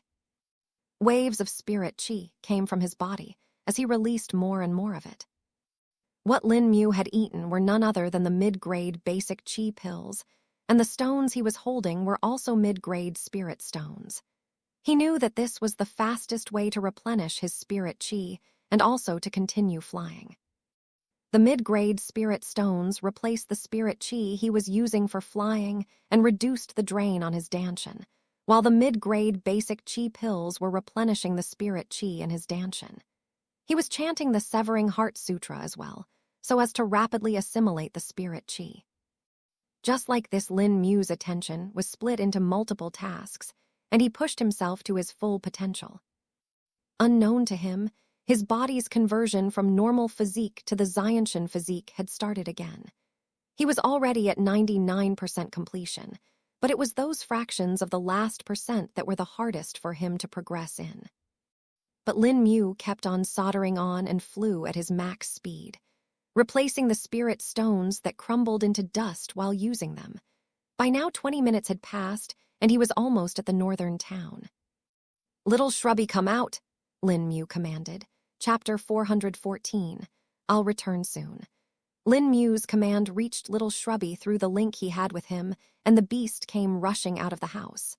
During the time he was away from the northern town, Lin Mu had been checking up on Little Shrubby through the link and had found it to be fine. There really wasn't any trouble that happened during that time, and Lin Mu did not sense any danger either. Lin Mu directly flew over to his house, ignoring the shocked gazes of the townsmen that looked at him. He was flying on a spirit sword, so it was obvious that he would catch a lot of attention. Lin Mu looked at Little Shrubby, who had clearly grown quite a bit by now. He was about 30% bigger than its original size, and his fur had also gotten thicker. "There you are, we need to go quickly," Lin Mu said to the beast. "Okay," Lin Mu heard the response in his head. "Whoa, you can speak clearly now," Lin Mu said, feeling surprised. Lin Mu observed him using his spirit sense and discovered that the beast was already at the peak stage of the chi refining realm. "Me can, yes," Little Shrubby spoke again in broken words. "Huh, seems like you will need more practice. Well, for now we need to rush," Lin Mu said before entering his house. He went to his backyard, where the graves of his parents were. "Father, Mother, I wanted to give you a better farewell, but the situation is not appropriate. Forgive my insolence," Lin Mu said before placing his hands on the two graves. His spirit sense split into multiple and spread around the area. Lin Mu then willed it, and the two graves were directly stored into his ring, along with most of the soil around him. A 5-meter wide and 3-meter deep hole was opened up on the ground, and Lin Mu fell into him. He quickly balanced himself and landed on his legs. Lin Mu came out of the hole and took out the formation plate. The illusory formation was still active, but he didn't know if the others would be able to find his house. With Gu Yao in the equation, all the assurances he had were thrown out of the window. Senior Zhukang was still not responding, and he knew he could not waste time in hesitation. Lin Mu kneeled in front of little Shrubby and picked it up in his arms. "We need to someplace far now," Lin Mu muttered. "Us far, okay," it responded. Lin Mu placed little Shrubby on his back and told him to hold on. Little Shrubby simply extended its claws and latched onto Lin Mu's clothes that were already a bit torn from all the battles he had been in the past few hours. He then jumped on the spirit sword and flew in the direction of the northern forest. The members of the High Corps had seen Lin Mu flying over the city and were rushing to see him as well. They had received a letter from the Lord that there was going to be some trouble, but they did not know what exactly it was. They wanted to hear it from Lin Mu, but he gave them no chance as he flew away rather fast. He was already holding 2 more spirit stones in his hands to supply him with the spirit chi. With the uninterrupted supply of spirit chi from the stones and the replenishment of his danshan from the basic chi pills, Lin Mu's condition was improving by the minute. Lin Mu's robes fluttered in the wind as his gaze sharpened. He knew that he had gone past the point from where there was no return. He had already started to plan ahead and now needed to start the next part of his plan as fast as possible. Lin Mu knew that Gu Yao could catch up with him if he slowed down even a bit. The nascent soul realm cultivator could fly, and Gu Yao was even at the pseudo-Dao shell realm. Lin Mu had seen how the supreme elder of the Tri-Cauldron Peony sect had reached the Wu Lim city in just a few hours by flying, and knew the speed at which Gu Yao would be able to travel at. Lin Mu had still not heard from Zhukang, and thus knew that he must still be holding up Gu Yao at the city. He didn't know how he was doing it from so far apart, but just attributed it to him being Zhukang.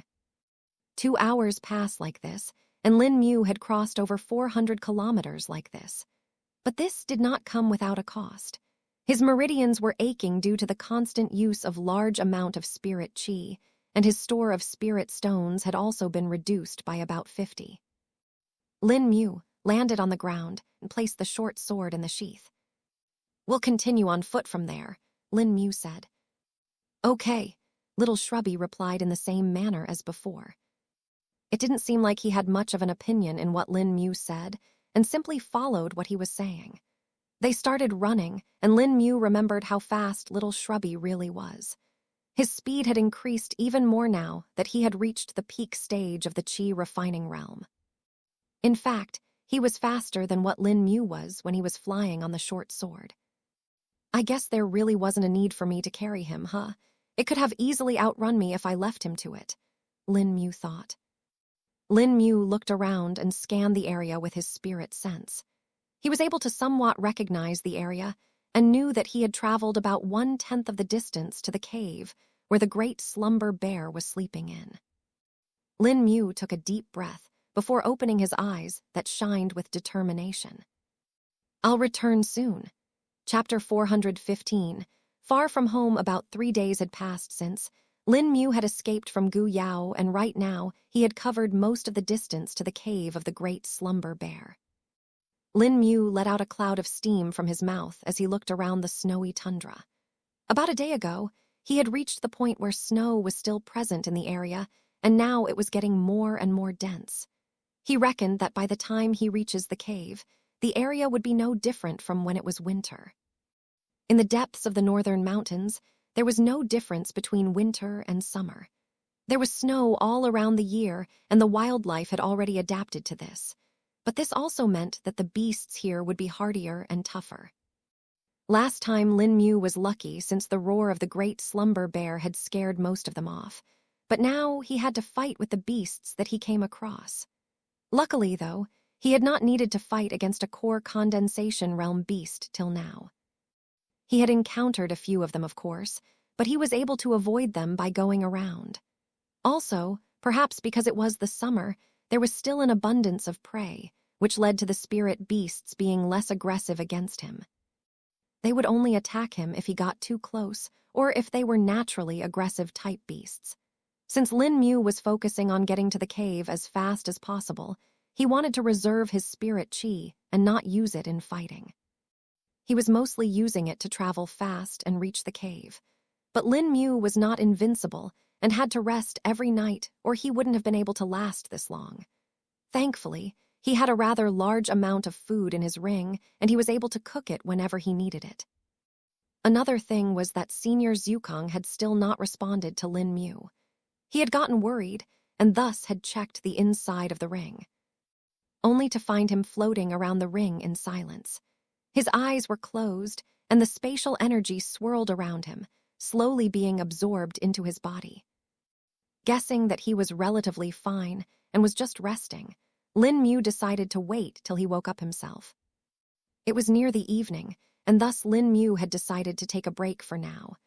Unlike him, though, little Shrubby was not the least bit tired. It would simply follow him without complaining at all and only asked for meat. Little Shrubby had really improved in cooking meat and could make it without burning it, though there were some parts that were left slightly raw. Cook, give meat, Little Shrubby told Lin Mu. All right, let me take some out, Lin Mu replied before talking out a wooden chopping block that was about 1 meter wide. He placed a slab of raw meat on the chopping block and let Little Shrubby do the work. The beast was able to tear apart ribbons of meat from the slab using its sharp claws and did so one by one. His work was rather uniform, and most of the pieces were of the same size. While he was doing this, Lin Mu took out some firewood and ignited it with the minor fireball technique. The wood ignited almost instantly, and Little Shrubby paused to watch it. The beast was rather interested in this technique and wanted to learn to make fire too. At the kitchen in his house, it was using the fire from the oil lamp to ignite the stove, and thus found it a bit inconvenient. But seeing Lin Mu create flames in his palm like that greatly interested him. He returned to cutting more meat, and Lin Mu began to take out some skewer sticks. He had bought a lot of them back at Wu Lim City when he went shopping during the first day, and that had made it convenient for him now. The skewers were pieced with the meat ribbons, and Little Shrubby started cooking some on his own, while Lin Mu did the same. They ate their fill, and Lin Mu replenished his vital energy and spirit chi that had been consumed that day. He sat down in a cross-legged posture and chanted the Severing Heart Sutra. He perceived the condition of his body and sensed that the conversion of his cells from normal to Xianshan cells had reached nearly to completion. It could be said that it was at 99.9% now, and he only needed that one push to reach the full completion. I should reach it rather quickly now, Lin Mu thought to himself. Time passed, and it was now nearly midnight. Lin Mu opened his eyes and looked at Little Shrubby, who was lying at his side. I'll sleep now, tell me if anything comes close, Lin Mu said. Okay, Little Shrubby said before standing up. Lin Mu pulled out a bedroll from his ring and placed it on a layer of tree branches before laying on it. He placed his soft white bolster and rested his head upon it before entering the sleepscape. Inside the sleepscape, Lin Mu appeared in front of the spirit apple tree and saw the ripened apples that were growing on it. He plucked more of them and placed them inside his ring. He had appeared in the sleepscape after a few days, and he had an aim today. Lin Mu chose a location that was at a short distance from the spirit apple tree and kneeled down there. He placed his hand on the ground and withdrew the graves of his parents. The entire chunk of the soil that Lin Mu had taken from his backyard was pulled out as it fell to the ground.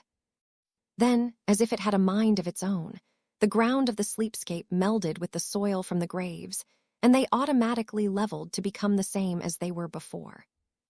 Rest well, Mother, Father, Chapter 416, Empress in a world far beyond the mortal realm, there existed a planet. The planet was covered in many shades of colors, and people could be seen flying out of it on various magical tools and vehicles. This planet also had a moon that revolved around it. This moon emitted a pale green light from it and illuminated the planet with it. The strange thing was the sun that existed in the solar system was a dark blue color as well. The light of the sun barely reached the planet, and most of the light was provided by the pale green moon. There were forests, deserts, seas, and snow mountains on the planet. But the most impressive part was not that, but rather the massive amount of buildings that covered nearly half of the planet's surface. There was a common symbol on each of the buildings and even on the ground itself. The symbol was that of a serpent biting its own tail. But the serpent didn't look like a normal one, but had the features of a dragon having a dragonic head. If one looked up at the moon from the surface of the planet, they would see another shocking sight. The moon had the symbol of the serpent present on it too. The serpent was emerald green in color and glowed with a stunning allure. Among these countless buildings, cultivators could be seen going about their duties. Some flew to their destination, some teleported, while some just walked. There existed an exquisite temple upon the top of the peak of the tallest mountain on the planet, far from the dense buildings. The temple was built directly into the mountain, and the rest of the mountain was covered in a forest. The mountain was rather peculiar in that, even at such a tall height, there was no snow falling on it, despite the fact that the other mountains around it were covered in snow. At the foot of this very mountain, an old woman was standing. Her hair was black, but her face was still covered in wrinkles. She looked up at the peak and sighed. She hesitated a bit before starting to climb the mountain. Despite being old, her speed was astonishing, and it was as if the space itself shrunk below her feet. With a single step, she would cover tens of kilometers, but even then the mountain still stayed the same. One could tell from this just how tall the mountain was. If one looked at the clouds, they would find that they were quite far down from the peak. The woman continued to climb and was at the level of the clouds now. The dense clouds masked one's vision and made it difficult to see.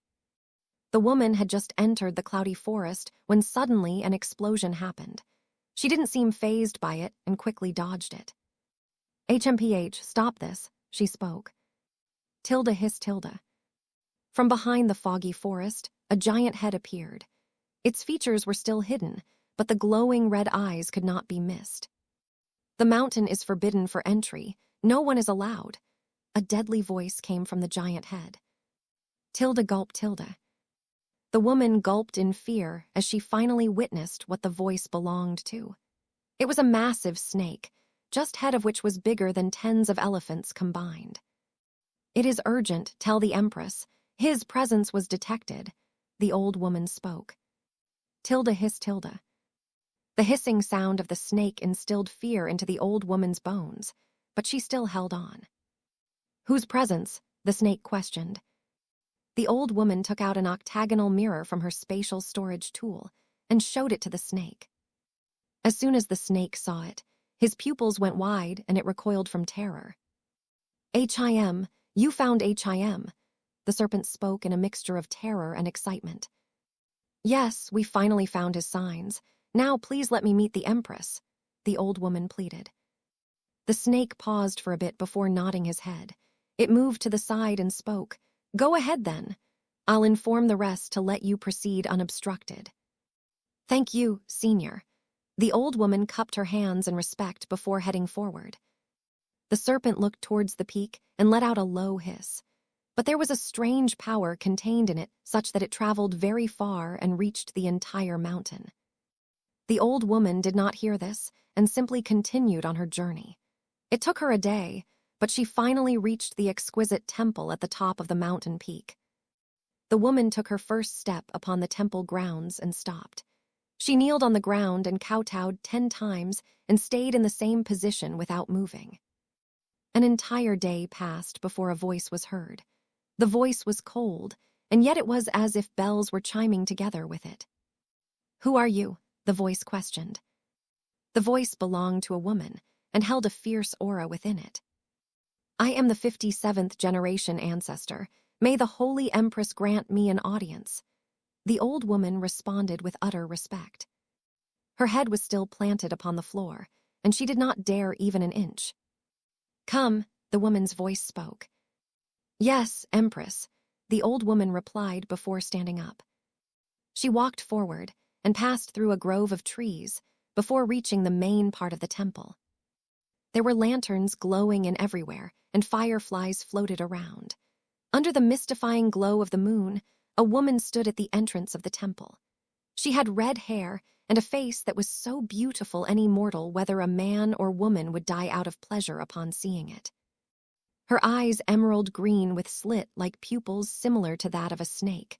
Her nails were a similar color, and her dress as well. Faint scales could also be seen glimmering on the fluttering dress. The dazzling beauty looked at the old woman with a petrifying gaze. "Speak." Chapter 417, Prophecy. The old woman almost fell upon seeing the dazzling beauty, and had to use every ounce of her millenniums of cultivation to control herself. "Holy Empress, it is my greatest honor to meet you," the old woman could not help but say. "Do not waste my time, speak what you are here for," the Empress warned. The old woman shuddered and took a deep breath to build up her courage. "We detected the signs of that old monster," the old woman said before taking out the octagonal mirror to show the Empress. The Empress looked at the mirror for a second before the mirror automatically floated up to her. She held it in her hands and gazed at it deeply, looking at the image that was imprinted in it. The image was of a colossal creature with 8 legs and 10 golden yellow eyes. It had a bony white body, and countless threads made up a dense web behind him. It was none other than the Void Weaver spider, Zukong. "It really is him, after all these years," the Empress muttered. She then looked back at the old woman and spoke. "Where is he?" she questioned. "He is in one of the mortal worlds, or at least that's where we got his chi signature from," the old woman answered. "A mortal world, him? Are you trying to fool me?" the Empress asked in a cold tone. "I dare not, Empress. I swear upon my life and the lives of my descendants everything that I speak is truth and only the truth. I lie, I allow the wrath of the moon to descend upon me," the old woman declared.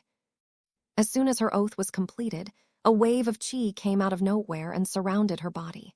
It imbued her body and intense pain filled her. Yet even under duress, she did not dare to show one bit of displeasure. A few seconds later, the pain faded away, and she took a breath of relief. "So you are telling the truth," the Empress said before turning her back to the old woman. She started walking into the temple and lightly spoke. "Follow." "Yes, Empress," the old woman hurriedly replied before following behind her. The inside of the temple was surprisingly mundane looking, but the power contained within those walls could not be denied. The old woman felt beads of sweat appear on her forehead as she sensed the formation arrays that were present everywhere. They came upon a hall that had a pedestal constructed in the center of it. The Empress placed the octagonal mirror on it, and it automatically melded with the pedestal. The pedestal started glowing, and a curtain of light appeared in the air. On the curtain of light, a scene of the night sky could be seen. Countless stars twinkled on it, and it seemed as if they were moving. Bit by bit, their speed increased, and it was as if it had zoomed out. Now, instead of stars, entire galaxies and nebulae could be seen on it. The Empress pointed her finger at the light curtain, and it started shifting again. This time, a strange, multicolored layer appeared in front of them. On one side of the layer, the galaxies and nebulae could be seen, and on the other side, a pitch-black area was seen. A frown appeared on the Empress's face, and she shook her head. "What's the problem, Empress?" the old woman questioned. "As I expected, finding him would not be so easy. If it was, I would have done so a long time ago," the Empress answered. "Does that mean?" the old woman said with hesitation. "We will have to wait. He is still beyond our reach," the Empress replied. The old woman felt her heart fall, seeing the Empress show a sad expression. It was only for less than a second, yet the old woman felt as if she needed to dedicate herself to the Empress. "We," Found something else, Empress. I do not know if you will find it worth your time, though. The old woman spoke carefully. Well, go on, speak. I give you the permission. The Empress permitted. Along with the Chi's signature of the old monster, we found the traces of something else. The old woman contained. Traces of what? The Empress asked. The Shadow Gloom Bone Lord, the old woman revealed. Him, he is still alive, the Empress questioned, her voice filled with killing intent. He has been killed many times, but his unique abilities have allowed him to survive till now.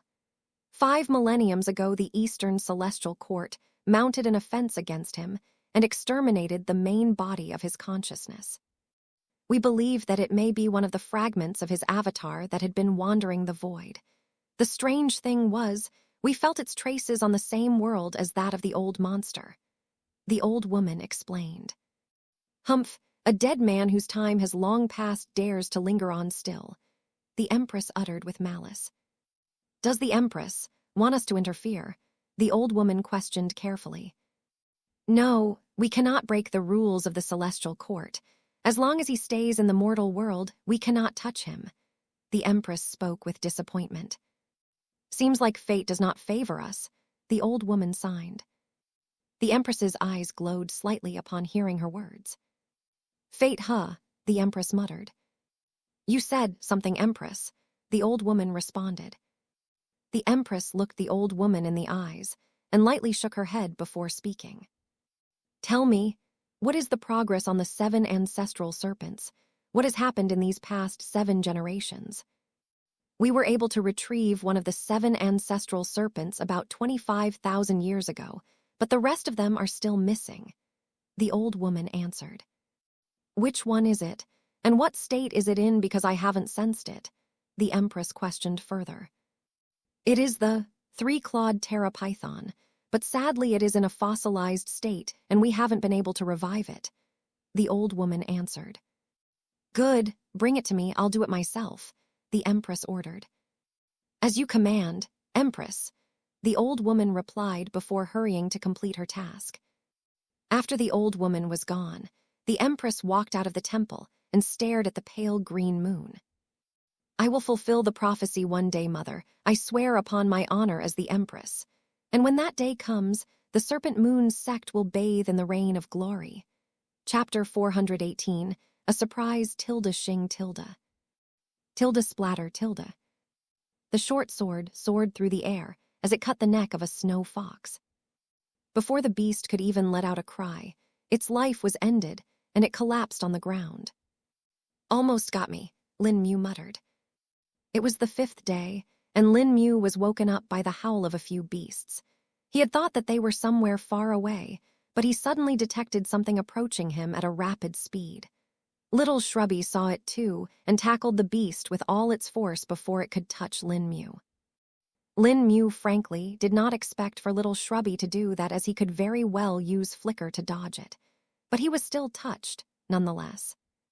After that, the deal was sealed pretty quickly, and all it took was a flick of a sleeve before the beast was slain. Are you okay? Lin Mu asked Little Shrubby as he kneeled. Okay, Little Shrubby replied. Lin Mu quickly scanned him with his spirit sense and didn't find any injuries or such on his body. All right, you're all good. Lin Mu nodded and looked back to the corpse of the snow fox. Its fur was white, which allowed it to meld with the snow easily, and its speed also seemed to be quite fast. It was at least faster than Lin Mu, but less fast than Little Shrubby.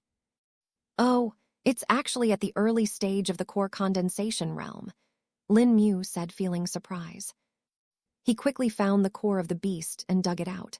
Holding it in his hand, he actually saw a pattern of a fox on it. Whoa, it's even a beast with an awakened bloodline, Lin Mu said, this time feeling shocked. He had already seen what kind of an effect the bloodline crystal of the trunk-faced cow had when he had exploded it, and he was wondering if he should make something like that again. It seemed like a good trump card that could be used to surprise enemies. But more than that, Lin Mu could practice refining a bloodline crystal once more before actually making one from the great slumber bear. Although Senior Zukong had already told him that he could do it on his own, he wanted to be prepared. Little Shrubby walked up to him and looked at the beast's core in his hand.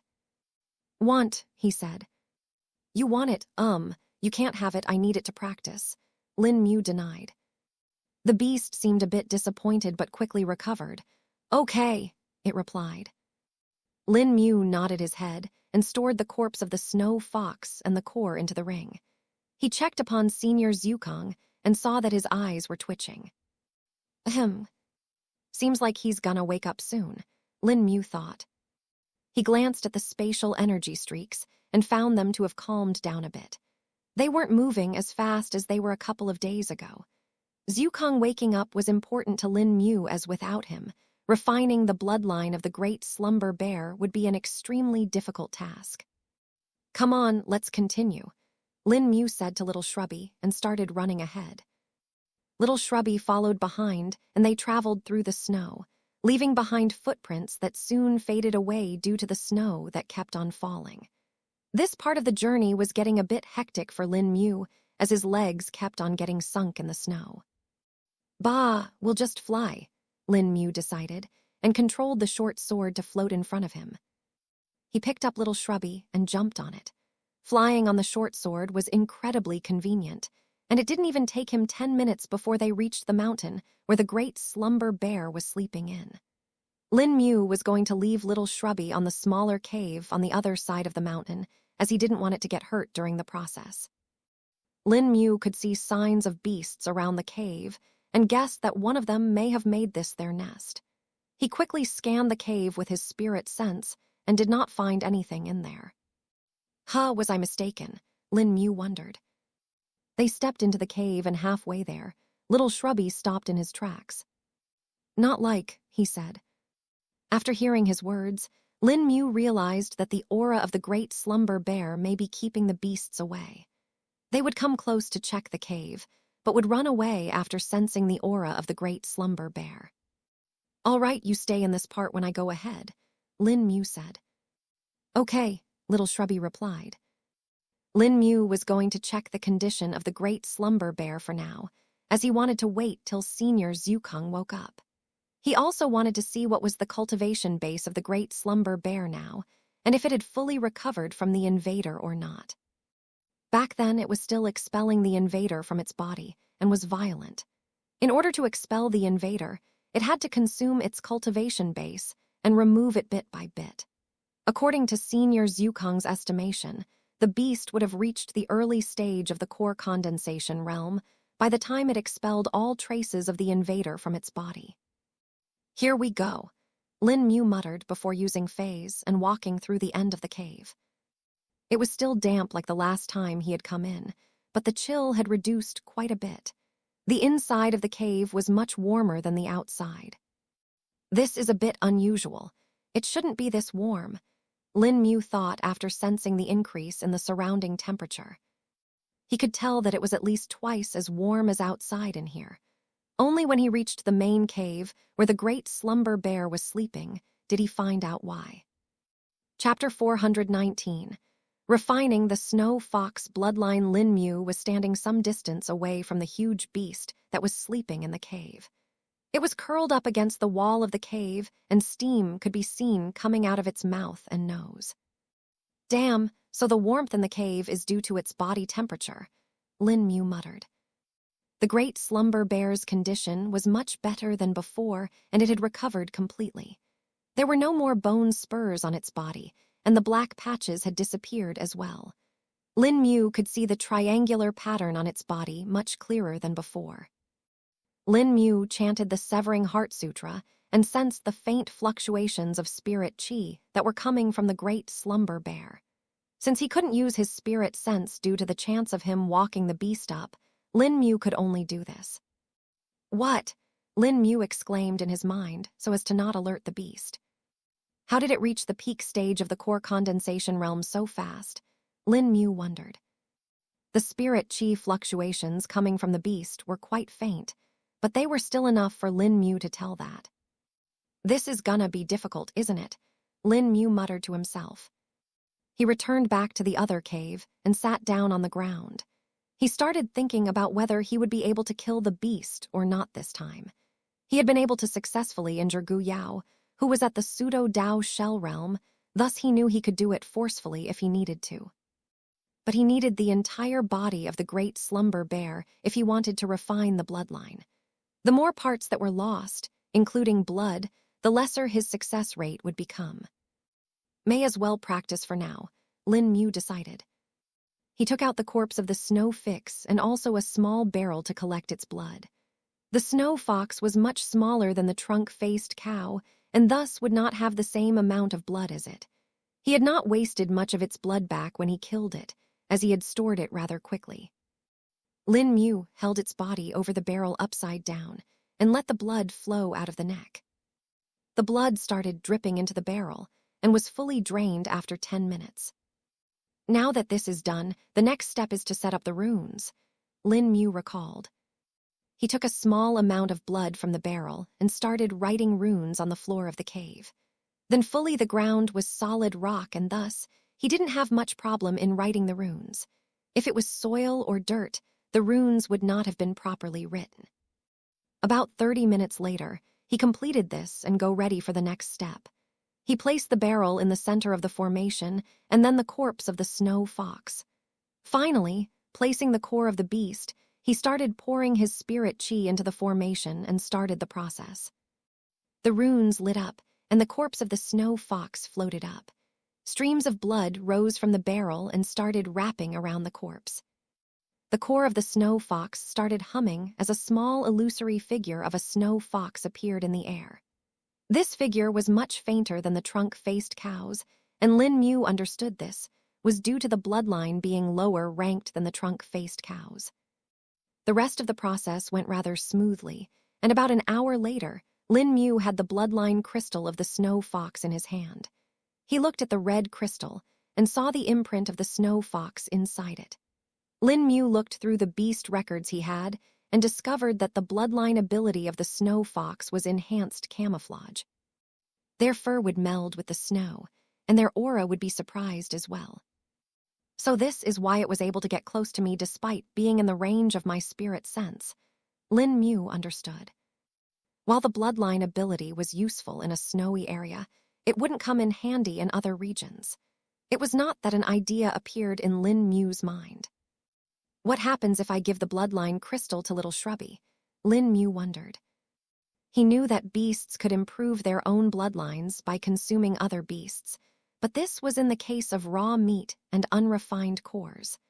Lin Mu didn't know if there would be a detrimental effect or a beneficial effect if little Shrubby ate the core. The beast was staring at the crystal in his hand, and thus Lin Mu knew that he was interested in it. Little Shrubby had watched the entire process of refinement from the start to the end intently and had sat in his place patiently. Lin Mu was about to place the bloodline crystal of the snow fox in his ring when a voice sounded in his mind. Seems like it took me more time than I had expected, Zhukang spoke. Senior, you're back, Lin Mu said in excitement. Yes, I am back.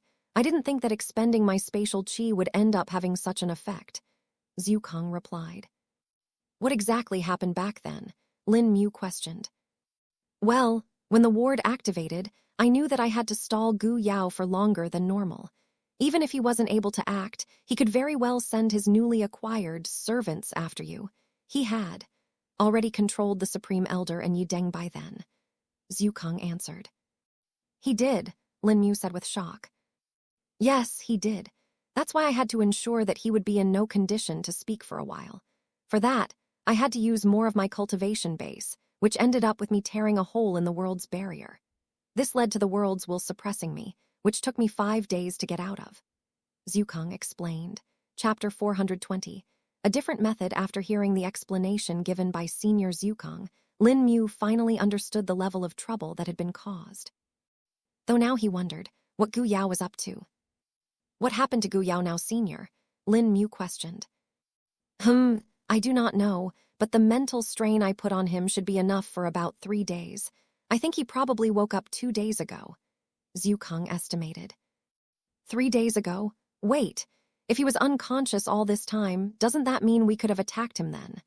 Lin Mu asked, feeling as if they had lost a great opportunity. No, not exactly. Even if he was unconscious, he had already made the entire city his servant by then. After the Supreme Elder and the Peak Master Yi Deng were controlled, the rest of them were a child play for him. It seemed like it was only those two who were causing him to take such a long time. The weaker cultivators were controlled rather quickly after that. Because of this, even if you tried to attack him, the others would have stopped you. The human-controlling blood curse that Gu Yao used is a rather sinister technique, Zhu Kang explained. I see, Senior, Lin Mu replied. Well, now that you're already here at the cave. I assume you've checked out the condition of the great slumber beast. Is it weakened yet? Zhu Kang questioned. Lin Mu shook his head and spoke. Seems like we underestimated its ability. Not only has it expelled the invader from its body, it has also recovered its cultivation base up to the peak stage of the core condensation realm. So it really did. I had hoped that it would take longer, but seems like we have no option now, Zhu Kang said. What do we do now, Senior? Lin Mu questioned. You won't be able to refine the bloodline of the great slumber bear with your current cultivation base, Zhu Kang said. Then you mean, Lin Mu said before being interrupted. Yes, you'll have to break through to the core condensation realm, Zhu Kang confirmed. But that would take more time, and won't the great slumber beast only get more strong till then? Lin Mu asked with concern. Just because you need to be at the core condensation realm to refine the bloodline doesn't mean that you can't kill it, Zhu Kang said. Lin Mu understood what he was saying and nodded his head. My body is going to fully become a Xianshan physique too, Lin Mu informed. Oh, it is, that's good. Wait, Zhu Kang suddenly said. What's the problem, Senior? Lin Mu questioned. There may be another way to approach this. If you obtain the Xianshan physique, your body will be strong enough to use that method, Zhu Kang said. Are you suggesting a different method than what we practiced, Senior? Lin Mu questioned. Yes, this one is a rather crude method and isn't used that much. But the advantage of this method is that you can directly assimilate the bloodline while also increasing your cultivation base, Zhu Kang informed. It has risks and I'll explain them to you. Tell me if you want to attempt it after that, Zhu Kang said. All right, Senior, please tell me. Zhu Kang then went on to explain everything to Lin Mu. The steps were many, and it took a while before Zhu Kang was able to explain everything. But after that, Lin Mu did not even rest for a second before saying, I'll do it. You sure? Zhu Kang asked again. Yes, Senior. I believe in myself this is our fastest way. If we wait too long, who knows what more difficulties could arise, Lin Mu said. All right, now then you have to prepare, Zhu Kang said. Lin Mu nodded his head and began chanting the calming Heart Sutra. He knew that to progress the Xianshan physique, he no longer needed vital energy as it had already been saturated fully in his body. That 0.01% that was left was something that he needed to check himself. Lin Mu stimulated the vital energy within his body and observed its movements. It flowed from his cells into his blood and then into the rest of the body. A harmonic cycle was formed between this, and it continued without a stop. He probed every single inch of his body and searched for flaws. He tried to see where the problem laid and what was causing him to not progress further. Just like this, hours passed and night arrived. Lin Mu let out a breath and opened his eyes. What could the problem be? I can't see it anywhere, Lin Mu muttered to himself. What is it that I'm missing now? Lin Mu thought as he ticked off things from a list. Finally, he came upon something very obvious that he had missed. My Danshan, I never checked it. Lin Mu realized it. He chanted the Severing Heart Sutra and probed the Danshan, trying to see where the problem was. Here it is, no wonder I couldn't see it, Lin Mu stated. The last bit of impurities was actually settled upon the outer layer of the Danshan and was hidden because of the spirit chi fluctuations that arose from it. The impurities had merged with the Danshan and seemed as if they had always been there. Lin Mu made up his mind as a serious expression appeared on his face. Tilde hum tilde. The spirit chi within Lin Mu's Danshan started roiling as it began emanating wisps of spirit chi.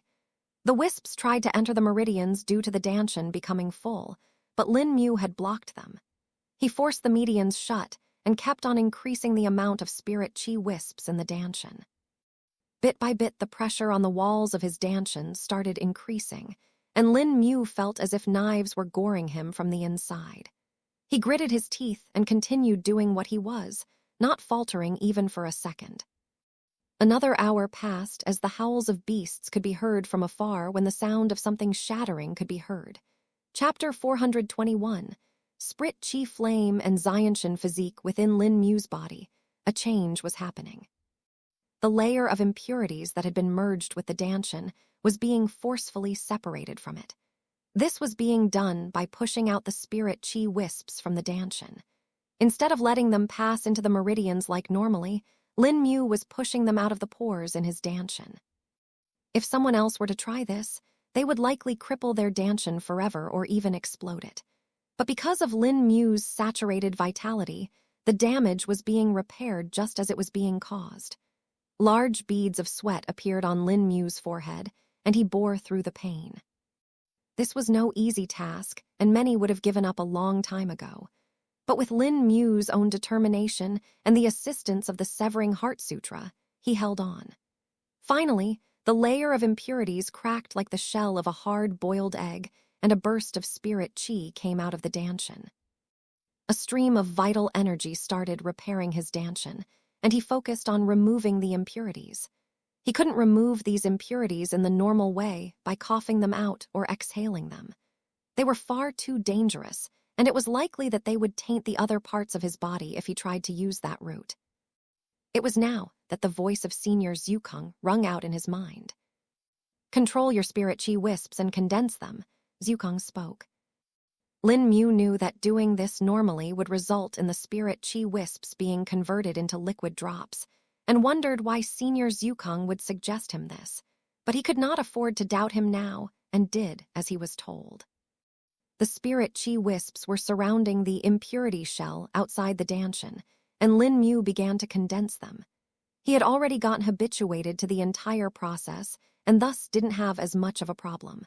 But once he reached the limit of the saturation point, an uncontrolled reaction happened. Lin Mu got anxious, and was about to forcefully control it when Zhukang interrupted. "Don't let it happen," he directed. Lin Mu held on and watched as the spirit chi wisps became unstable. He had expected that they would explode, but something else happened. The spirit chi wisps suddenly ignited, and a yellow flame appeared. As soon as Lin Mu saw the flame, he realized what it was. "A chi flame," he muttered to himself. "Yes, now burn the impurities away," Zhukang ordered.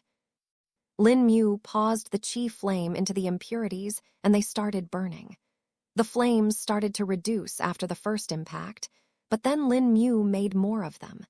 It only took Lin Mu one to try to understand the concept behind the creation of a chi flame. If one wanted to convert the spirit chi wisps into liquid form, they needed the specific conditions that were provided by the dantian and meridians. If it was done outside of them, the chances of explosion or dissipation were likely. But if a certain level of control was applied, those spirit chi wisps would ignite into chi flames instead of exploding due to the pressure. This was the very chi flame that could be used to refine alchemical pills and refine spirit tools. After months of waiting, Lin Mu had finally managed to learn how to ignite chi flames at this opportune time. The chi flames that he had right now were spirit chi flames, as they were created from pure spirit chi, and were different from fire attribute spirit chi. In fact, different types of spirit chis could be ignited in a similar way, and chi flames with different attributes could be formed.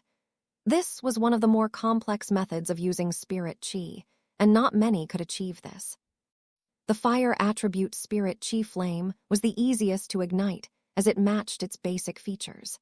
Making other elements have the same properties was quite difficult, and that was the reason why most pill alchemists and spirit tool refiners had a higher affinity with the fire element. It was simply much easier for them to achieve the same thing than it would for someone that had the water element affinity. It was not to say that those who had different elemental affinities than fire would be bad alchemists. No, rather they could have the same level of skills. The only difference was that their start would be difficult. Even without the affinity for the fire element, he still is able to ignite the chi flame on his own rather quickly. Though I guess his control over his spirit sense probably compensated for that. This leaves him with 10 elements that he could possibly have affinity to. Due to the ring, he has the affinity to the spatial element, but he definitely does not have the affinity for the other 2 primordial elements. That leaves him with the 4 heavenly and 4 mortal elements. Zhukang thought. The impurities started burning rapidly as Lin Mu kept on converting more and more spirit chi wisps into spirit chi flames. The impurities reduced and soon disappeared into nothingness. As soon as that was done, the spirit chi flames died down and a wave of energy spread out from Lin Mu's body. His cells rejoiced as the vital energy within them thrummed in a rhythmic manner. The final 0.01% that was left finally completed, and Lin Mu achieved the Xianshan physique. Then it was as if Lin Mu's skin had started growing rapidly. Layers of callus started forming on them, and their thickness soon reached 1 centimeter. After that point, it stopped and another cracking sound was heard. Lin Mu moved his body, and the hardened callus all over his body cracked into tiny pieces. He stood up, and the pieces all fell out from inside his clothes. He patted down his body and hair, getting rid of the final bits of the calluses. I think you should take a look in the mirror. Chapter 422. The 5 Treasures Realm. Lin Mu heard Senior Zhukang's suggestion and took out a mirror from his ring. This was a rather expensive silver mirror that he had bought in the Wu Lim city and was now finally coming handy. Lin Mu had mostly used polished bronze mirrors before this, and seeing the quality of the silver mirror made him impressed. He held it in front of him and gazed at the young man in the mirror. Is this me? Lin Mu questioned in shock. That is most definitely you, Zhukang confirmed. But how? Lin Mu asked in a stunned voice. That is another one of the effects of the Xianshan physique. When it reaches completion, it will revert one's body to the most optimum condition it can achieve. That is the reason why you look like this now, Zhukang explained. Lin Mu's skin had become soft and supple. The faint tan that had previously had completely been erased. Replacing it was fair, smooth skin that would make a woman jealous. His hair became glossy and shone in the light of the flames. The scars that he had on his body also disappeared, and it was as if he never got them. One could even say that Lin Mu now looked a bit more feminine than before. His hair was already long enough to reach below his holders, and if he used a bit of makeup, he may even be able to disguise as a girl. I look way more girly now, Lin Mu said with a wry smile. Ahaha, Zhukang laughed before continuing. You've got time to grow. You're not even 20. By the time you reach that age, your features will become more mature. Plus, this is not the end, Zhukang added. Not the end? What do you mean, senior? Lin Mu questioned. Did you really think it ended at body tempering realm? Zhukang asked. Yes, the 13th stage of the body tempering realm is the last, no. After that, you will automatically enter the chi refining realm, Lin Mu stated. That is indeed true, but reaching the 13th stage of the body tempering realm is not the end. You see, before chi cultivation used to exist, there was only one way one could strengthen their bodies. It was called as body cultivation. The body tempering realm is a mere fraction of it, Zhukang answered. Body cultivation? What is that? And what do you mean that chi cultivation did not exist? Lin Mu questioned, his curiosity igniting. This was far back, in a time beyond my existence. Back then, the great progenitors of the human race faced a great threat from beasts and other races that were naturally stronger than them. It is said that the beasts and other races had a natural talent in using spirit chi, and thus they easily defeated humans and ate them. Some races enslaved the humans and ruled over them for thousands of years. It was then that a small group of the humans learned about the secret potential of their bodies. They learned that they had been blessed by the heavens too, just that they were too blind to see it. They discovered that the breath they had within them was vital energy, and that they could increase its amount by training and consuming vital energy-rich food. They devised training methods and started hunting weaker beasts to feed themselves. Little by little, their numbers grew and more people learned how to use the vital energy. This is what later on got to be known as the body tempering realm.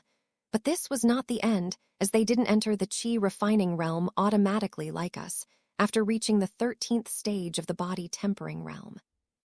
There was still something that they lacked, and they didn't know what. Thus they kept up their efforts until a genius was born. This genius was blessed by the heavens and progressed in the body tempering realm much faster than any other human. He reached the peak of the body tempering realm at the age of 7 and got stuck there for 3 years. When he reached the 10th year of his life, his potential exploded and his strength did too. That was when they learned of the realm beyond the body tempering realm. Zhukang explained. What is the name of the realm beyond that, senior? Lin Mu questioned, his curiosity reaching the peak. The body cultivation realm that is beyond the body tempering realm is called the 5 Treasures realm. Zhukang answered. What does the 5 Treasures realm entail? Lin Mu asked. In the 5 Treasures realm, one needs to refine their 5 treasures, which are the 5 organs of your body, the liver, the spleen, the heart, the lungs, and the kidneys. Refining each organ successfully will push you to a realm equivalent to that of the Qi cultivation realm. Zhukang revealed. Wait, you mean to say, just one realm of the body temping realm encompasses the entire spirit Qi refining cultivation? Lin Mu said with utter shock. Indeed, the body tempering realm is an extremely potent way of strengthening your body such that it becomes invulnerable. Another thing is, there is no order to it. You can start to refine any organ you want first and can even do all of them together. Though doing that is not recommended, as it could take a very long time. For example, if you fully refine your liver, you will instantly obtain the strength that is equal to that of a peak core condensation realm expert. Zhukang explained. Lin Mu's mind felt as if it was struck by lightning. He could immediately understand the potential of the body cultivation and wondered why it was not practiced here. He had never even heard something like this existed. Lin Mu was currently at the peak stage of the body tempering realm, which already put him at the same level as that of a peak stage Qi refining realm cultivator. And if he added his Xianshan physique to that, he was perhaps pushed to the level of an early stage core condensation realm expert. Chapter 423. Killing the great slumber bear. Lin Mu remembered that Senior Zhukang had told him he would give him something that would help him go beyond the body tempering realm a long time ago. Senior, what was it that you said you were going to give me? Lin Mu questioned. I was going to give you a body cultivation technique, but I think it would be better to wait. You need to kill the great slumber bear first. Zhukang replied. Yes, Senior, I understand. Lin Mu replied. Lin Mu stood up and looked at the sky outside. The moon was just starting to wave, and its light could be said to be strong. Lin Mu took a deep breath and made up his mind before walking towards the end of the cave. He activated the 3rd skill phase and entered the wall. Quickly passing through, Lin Mu reached the other end and looked at the huge beast that was curled up against the wall, steam coming out of its nose and mouths. It has indeed recovered more than I expected. Good that we chose to come right away, or I estimate it would reach the nascent soul realm by the end of this month. Zhukang spoke. Lin Mu felt alarmed by this and wondered if he had not been forced to fight Gu Yao, he would have perhaps still been in the Wu Lim city. If everything had gone according to how Wu Hai had planned, Lin Mu would have reached this cave in 15 more days from now. Those 15 more days would have been the difference between life and death. Lin Mu could only think of this as finding a fortune in misfortune. Be careful now, you will only have one chance. You need to kill it in a single blow, or it will not give you a second chance. Zhukang warned. I understand, Senior, Lin Mu replied. He took another breath before muttering to himself, Fade. Lin Mu appeared in the parallel world and held out his short sword. He started pouring spirit chi into the short sword. amplifying its power to the maximum he could. But this was not all. Lin Mu started chanting, and his body grew by one size, his clothes stretching taut. Just when he had reached the time limit for fade, he reappeared in the real world, making a low thud. The great slumber bear stirred in sleep a little bit, but did not react fully. The aura coming off Lin Mu's body was like the tides hitting a rocky cliff.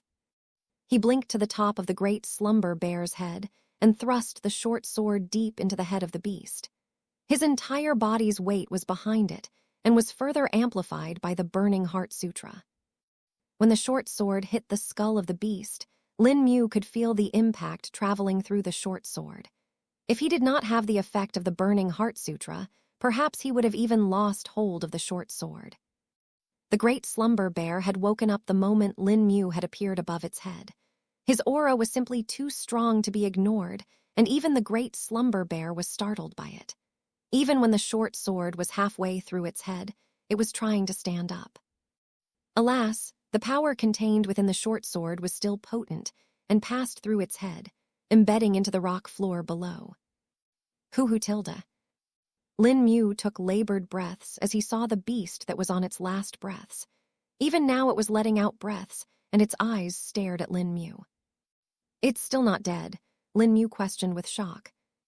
Its vitality is among the strongest of beasts, even weakened, and having its brain pierced with the sword it can stay alive, Zhukang replied. Lin Mu gritted his teeth as a ruthless expression appeared on his face. Then I'll just do it again, Lin Mu said before withdrawing a spear from his ring. The great slumber bear's powerful chi stirred as it increased its strength. It was now moving its limbs while its bloody red eyes stared at Lin Mu, who had taken out a long spear from his ring. Tilde shing tilde. Tilde cling tilde. He pierced the spear through the left paw of the great slumber bear and nailed it to the ground. More, Lin Mu yelled as he took out a long sword. Grrrrrrr. The great slumber bear let out a rumbling noise as spirit chi started to concentrate on its other paw. Quick, it's gonna attack, Zhukang wondered. Take this, Lin Mu said before stabbing the long sword through the paw that the beast was trying to attack him with. The long sword pierced its right paw, but the beast shattered it forcefully. Lin Mu immediately pulled out the pair of slim swords and pierced them in the hole that was created by the long sword. The beast struggled to pull out the three weapons and was about to use its legs when Lin Mu took out 3 different kinds of spears from his ring and stabbed them in its left leg in 3 places. The great slumber bear's heel, ankle, and knee were now nailed to the ground.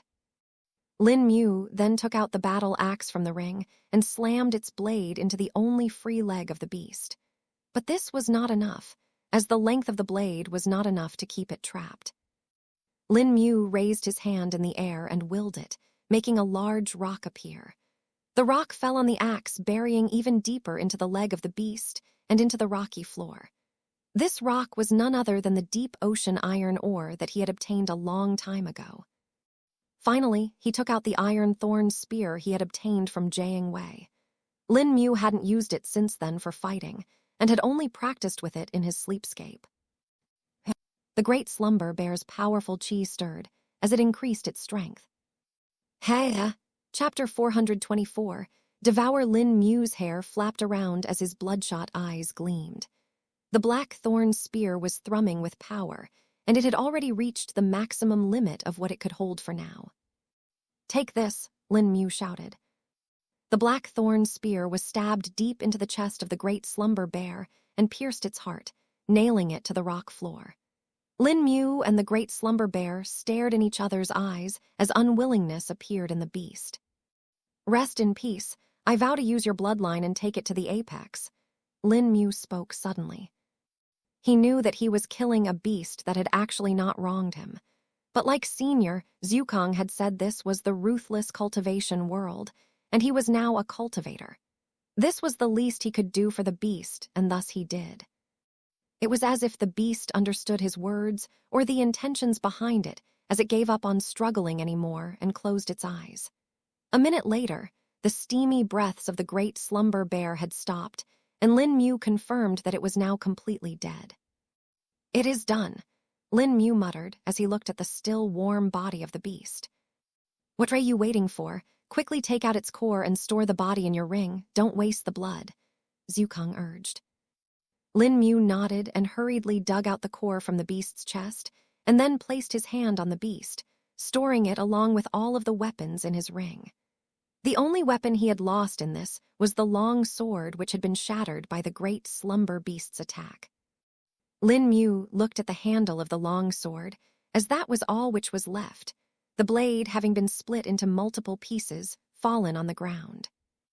"Thankfully, I already finished the practice routines with this long sword, or I would have ended to find a replacement," Lin Mu said. Lin Mu looked at the large core that he was still holding in his hand. This was the largest core he had ever seen, and even in the beast records that he had the biggest core recorded, was about 5 times smaller than this one. The core in his hand was about 10 centimeters in diameters, and was barely graspable in his hand being so wide. It was transparent unlike the other cores, and had a triangular brown-colored pattern on it, like the one that won on the great slumber bear's torso. Even after being removed from the beast's body, the core stayed warm and throbbed with power. Lin Mu could sense the bloodline deep within the core just by holding it in his hand and knew the potency of it. He was a bit anxious about the next few steps that he would be needing to do after this. "You should begin in now. The faster you do it, the higher your success rate will be," Zukong spoke. "I understand, Senior," Lin Mu replied before taking out a wide tub from his ring. He then started removing his clothes and became naked. He didn't want to soil his robes for what was about to come, and frankly, it would be easier if he was naked to do it, as there would be an ease of movements. "Here we go," Lin Mu said before he sat down in the tub and took out the corpse of the great slumber bear. He placed its large body outside of the tub and took another breath to prepare himself for what he was about to do. Lin Mu closed his eyes and practiced the nameless technique of the lost immortal. He knew that it had reached a specific level, but knew it was barely at the start. He had just scratched the surface, and its secrets were way beyond this. Lin Mu tensed his body as the effects of the technique started and the hunger reappeared. He had intentionally triggered it this time and was prepared to bear its consequences. "Grr." A low rumble came from Lin Mu's stomach as it ached. Lin Mu's muscles started twitching as veins appeared on his body, but this time it was not because of hate-burning heart sutra. No, rather it was the almost animistic hunger that was taking over him and was close to turning him into a ravenous beast. After 2 minutes, Lin Mu could no longer hold back and pulled the paw of the great slumber bear before biting on it. Even without spirit chi and vital energy to protect its body, the skin of the great slumber bear was quite tough. But Lin Mu was in no condition to think about that, and all he wanted to do right now was eat. It took him a few tries before he was able to tear the skin and bit away a mouthful of flesh from the beast. Lin Mu started chewing and then swallowed the flesh, blood dripping from his lips. A grin appeared on his face, as he suddenly found it to be incredibly delicious despite being raw. "More," Lin Mu said before taking another bite. Tilde chomp tilde. Various sounds were heard as Lin Mu finished eating the entire right arm of the great slumber bear after 30 minutes. He pulled the bones and placed them in the tub before pulling the other arm of the beast and starting to eat it. Just like this, Lin Mu went from one limb to the next, finishing up all 4 limbs of the great slumber bear. The bones of the limbs were half sunken in the blood that had accumulated in the tub while Lin Mu ate. All the blood that spilled from the flesh in Lin Mu's mouth was caught by the tub and was thus not wasted. Lin Mu's body was also covered with blood, as only his back was now left dry. There was blood on his face, his hair, and on his neck. If someone were to see Lin Mu right now, he would look no different from some deranged, devilish cultivator. But it was not just his appearance that was terrifying. Even his aura was undergoing a change. There were waves of spirit chi and vital energy coming from his body and spreading in the cave. Now only the main body of the great slumber bear was left for Lin Mu to devour. His hunger had actually been placated somehow by eating just these 4 limbs, and thus he had gained a bit of clarity. He triggered the nameless technique of the lost immortal and stimulated his hunger again. There was a massive amount of spirit chi and vital energy that was being poured into his body from his stomach, as the net made out of obscure patterns had appeared on his stomach. Bit by bit, more of those obscure patterns appeared and linked up to form threads that interwove and formed the nets. This was the 3rd layer that was now forming over it, and the previous 2 were already densely packed.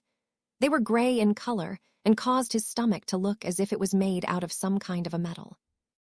Lin Mu continued and ripped the torso of the great slumber bear, starting to eat its internal organs. One by one, each of the organs started disappearing into his gullet. Liver, lungs, kidneys, pancreas, intestines, stomach, spleen, gallbladder, heart, everything was cleanly eaten. Lin Mu then withdrew his short sword from the ring and cut the skull of the great slumber bear apart to reveal its whitish-pink brain. Jamming his hand in, Lin Mu scooped out a handful of brains before slurping it up like jelly. The taste was incredibly delicious to Lin Mu, and he couldn't help but drool even more. In less than 2 minutes, the entire brain was eaten, and now only the flesh and bones were left. Lin Mu started peeling the flesh off the ribs and put it in his mouth. It was as if he was picking berries from a bush and putting them in his mouth, but the bush was made of bones and flesh were the berries. An entire hour passed before Lin Mu was able to complete eating the flesh, leaving behind only the bones and the blood which had nearly filled the tub to the brim. "Are you fine?" Zukong questioned. "Yes," Lin Mu replied in a hoarse voice. "Begin the next step. Your body is already assimilating it. You need it as the catalyst," Zukong said. Lin Mu simply nodded his head and withdrew the core of the great slumber bear and held it in his hands. He sat down in a cross-legged manner and focused on the beast core. Tilde roar, tilde. A physical wave of spirit chi came from the beast core as the illusory figure of the great slumber bear appeared in front of Lin Mu. Chapter 425. Assimilation complete. Lin Mu's eyes were still closed despite the loud roar. He focused on the large beast core and ignored the illusory figure in front of him. The illusory figure of the great slumber bear looked on at Lin Mu for about 10 seconds before becoming silent. It floated over him and then overlapped with Lin Mu. Now it was as if instead of Lin Mu, a giant bear was sitting in a meditative posture. Inside Lin Mu's body, the vital energy and spirit chi was seething. There was a massive amount of it being released from his stomach and spread all across his body. There was even more spirit chi coming from the beast core in his hands, and it was traveling through his meridians. But along with the spirit chi, there was an aura traveling into his body as well. This aura was nothing but the bloodline aura of the great slumber bear. The bloodline aura traveled to his dantian, and soon another illusory figure of a great slumber bear started to form there. But this figure was different and was much smaller. Lin Mu continued absorbing the spirit chi and the vital energy for a few hours, before the beast core in his hands had finally shrunk into nothingness. The illusory figure of the great slumber bear that was overlapping his body also started shrinking, while the illusory figure that was inside his body started growing instead. The bones that were sunken in the blood had melted and merged with it. This blood was now slowly being absorbed by Lin Mu's body, and he calmly mediated, circulating the spirit chi in his body. About 12 hours passed before the entire process was complete, and both his body and the 2 illusory figures were of the same size. But by now, the illusory figures had become red, as if tainted by the blood, and the aura of Lin Mu was indistinguishable from that of the great slumber bear. Lin Mu let out a deep breath as he opened his eyes. Similarly, the eyes of the illusory figure opened as well, and a low roar was heard coming from it. But this roar still traveled far and wide, silencing all the beasts of the northern forest. Even little Shrubby trembled upon hearing it, but then calmed down as he could sense his master's aura within it as well. Lin Mu stood up and felt an uncontrollable power flowing through his body. He felt like he needed to let out this power or he would explode. He took a step and moved like a flash, appearing on the inner end of the cave. Hyaa, he yelled as the third form of the boulder collapsing fist was automatically executed. A pink ribbon shot out of his arm, but this time his arm was fine. The pink ribbon was also much wider than before and swirled in a beautiful manner. Its beauty was the disguise for the power contained and it was terrifying.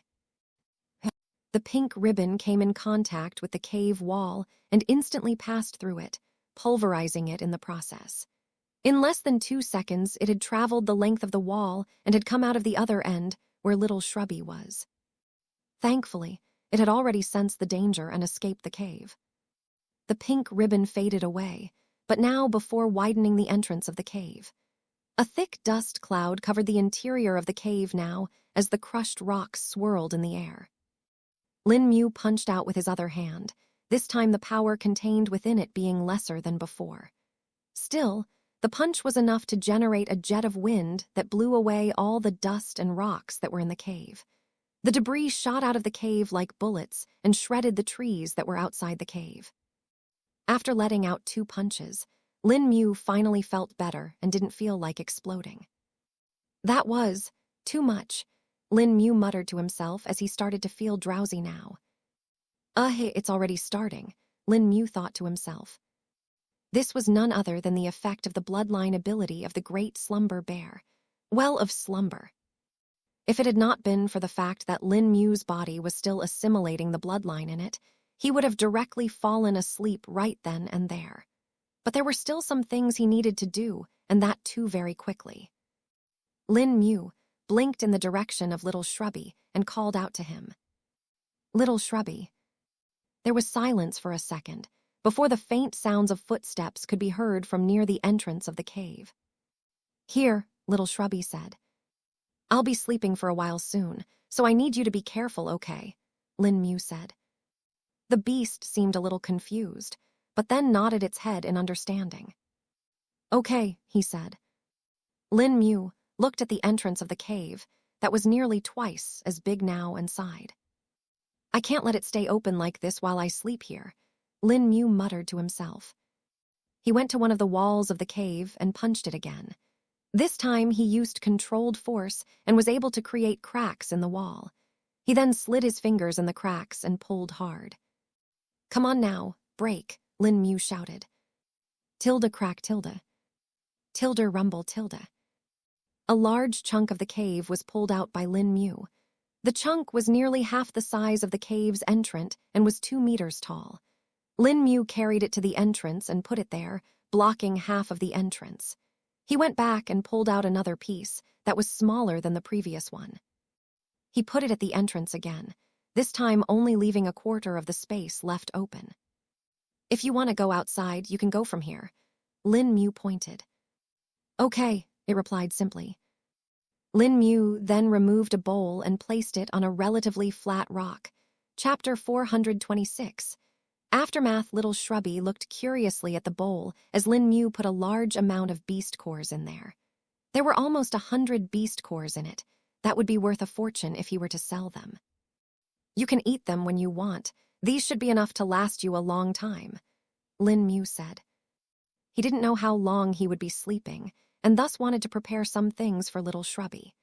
They had estimated that a year was the shortest time, seeing as the great slumber bear they killed was juvenile, and thus his bloodline ability was not fully developed.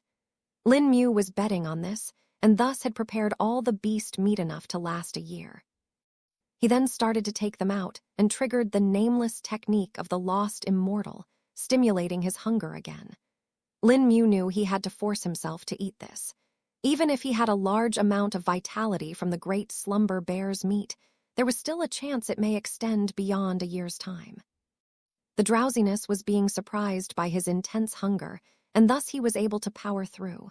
It took Lin Mu 2 hours before he was able to finish all the beast meat. Thankfully, he had prepared beforehand and only had cooked meat with him that had no bones left. This made it easy to eat, or he would have been unable to finish it on time. Just a minute after he had finished eating them all, he collapsed on the ground. Little Shrubby came running and nuzzled against his body, concerned for him. But when he saw that he was just sleeping and what he had spoken to him, he felt a bit better. "I will wait," Little Shrubby said as it laid beside Lin Mu and started cultivating itself. Rhythmic breaths came from Lin Mu's mouth as they eventually slowed down. It reached a point where he was only taking a single breath in a minute, and even his heartbeats became slow. And just like this, silence descended in the cave, just like the northern forest outside. Back in the Wulin city, chaos was ensuing. Thousands of disciples of the Tri-Cauldron Peony sect were moving around, some flying on spirit tools, some just running. The hugest number of them were gathered around a large hole that was located at the ancestral temple. There, a pair of disciples that were wearing slightly different robes than others were standing. The others looked at them with respect, and while they had an expression of seriousness, they came to stand beside the hole, and one of them spoke. "Is it really true? Did an invader really come to our world?" the disciple who was shorted questioned. "As much as I want it to not be, it really is. We have thousands of eyewitness testimonies, both from commoners and cultivators. There is no doubt that it has really happened," the taller disciple replied. The shorter disciple erroneously rubbed his fingers as he looked around at his junior disciples that were going around helping others. Some were healing the injuries of the injured people, while some were fixing the damage. "And what did the elders say about this invader?" the shorter disciple asked. "We've been ordered to be on high alert and to keep an eye out for any suspicious people. The top sects have already been alerted, and so has been the Shuang Kayan Kingdom's king. By tomorrow, the emperor should know about this too. They will be sending more reinforcement and will help us determine the true identity of the culprit behind this," the tall disciple answered. The short disciple nodded and looked at the sky. "Thankfully, the Supreme Elder informed us quickly, and the sect patriarch issued the alarm, or the culprit may have succeeded in his plan," the shorter disciple said. The taller disciple nodded and looked to the side upon hearing someone approach them. "Seniors, we have the portrait of the culprit," a disciple who had approached them spoke. "Show us then," they replied. The junior disciple opened the painting scroll and revealed the portrait of the culprit. Who would have thought that someone like him could have been the culprit and behind all that happened in the recent days? Collaborating with the invaders, he has dishonored his ancestors, the shorter disciple said with spite. So his name is Lin Mu, and he has been disguising his identity as a common peasant in the northern town," the taller disciple revealed. "How did he manage to hide for so long? Even the townsmen didn't believe this, seeing as how his supposed parents had lived there for so long," the shorter disciple asked.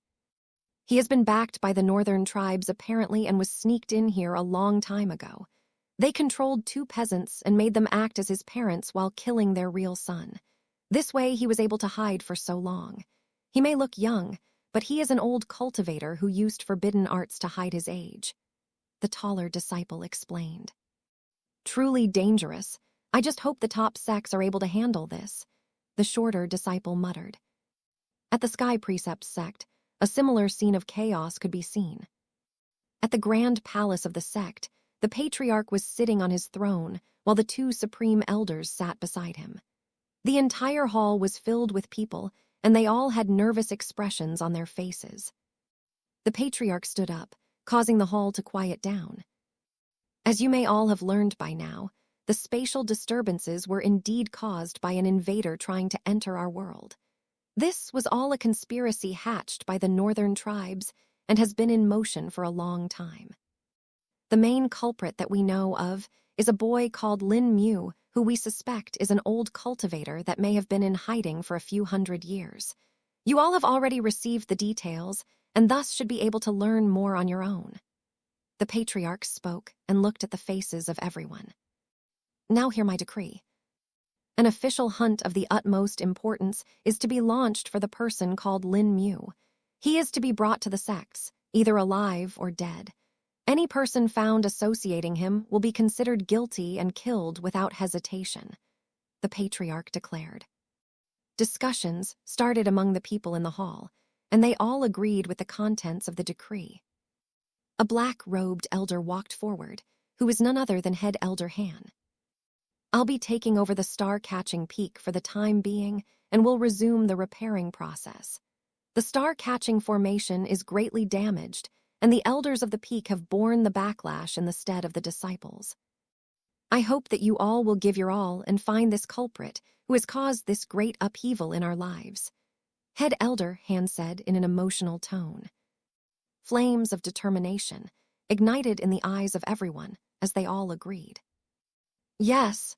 Chapter 427, Awakening in the Sleepscape. After Lin Mu had fallen asleep, he immediately appeared in the sleepscape. It worked, Lin Mu exclaimed.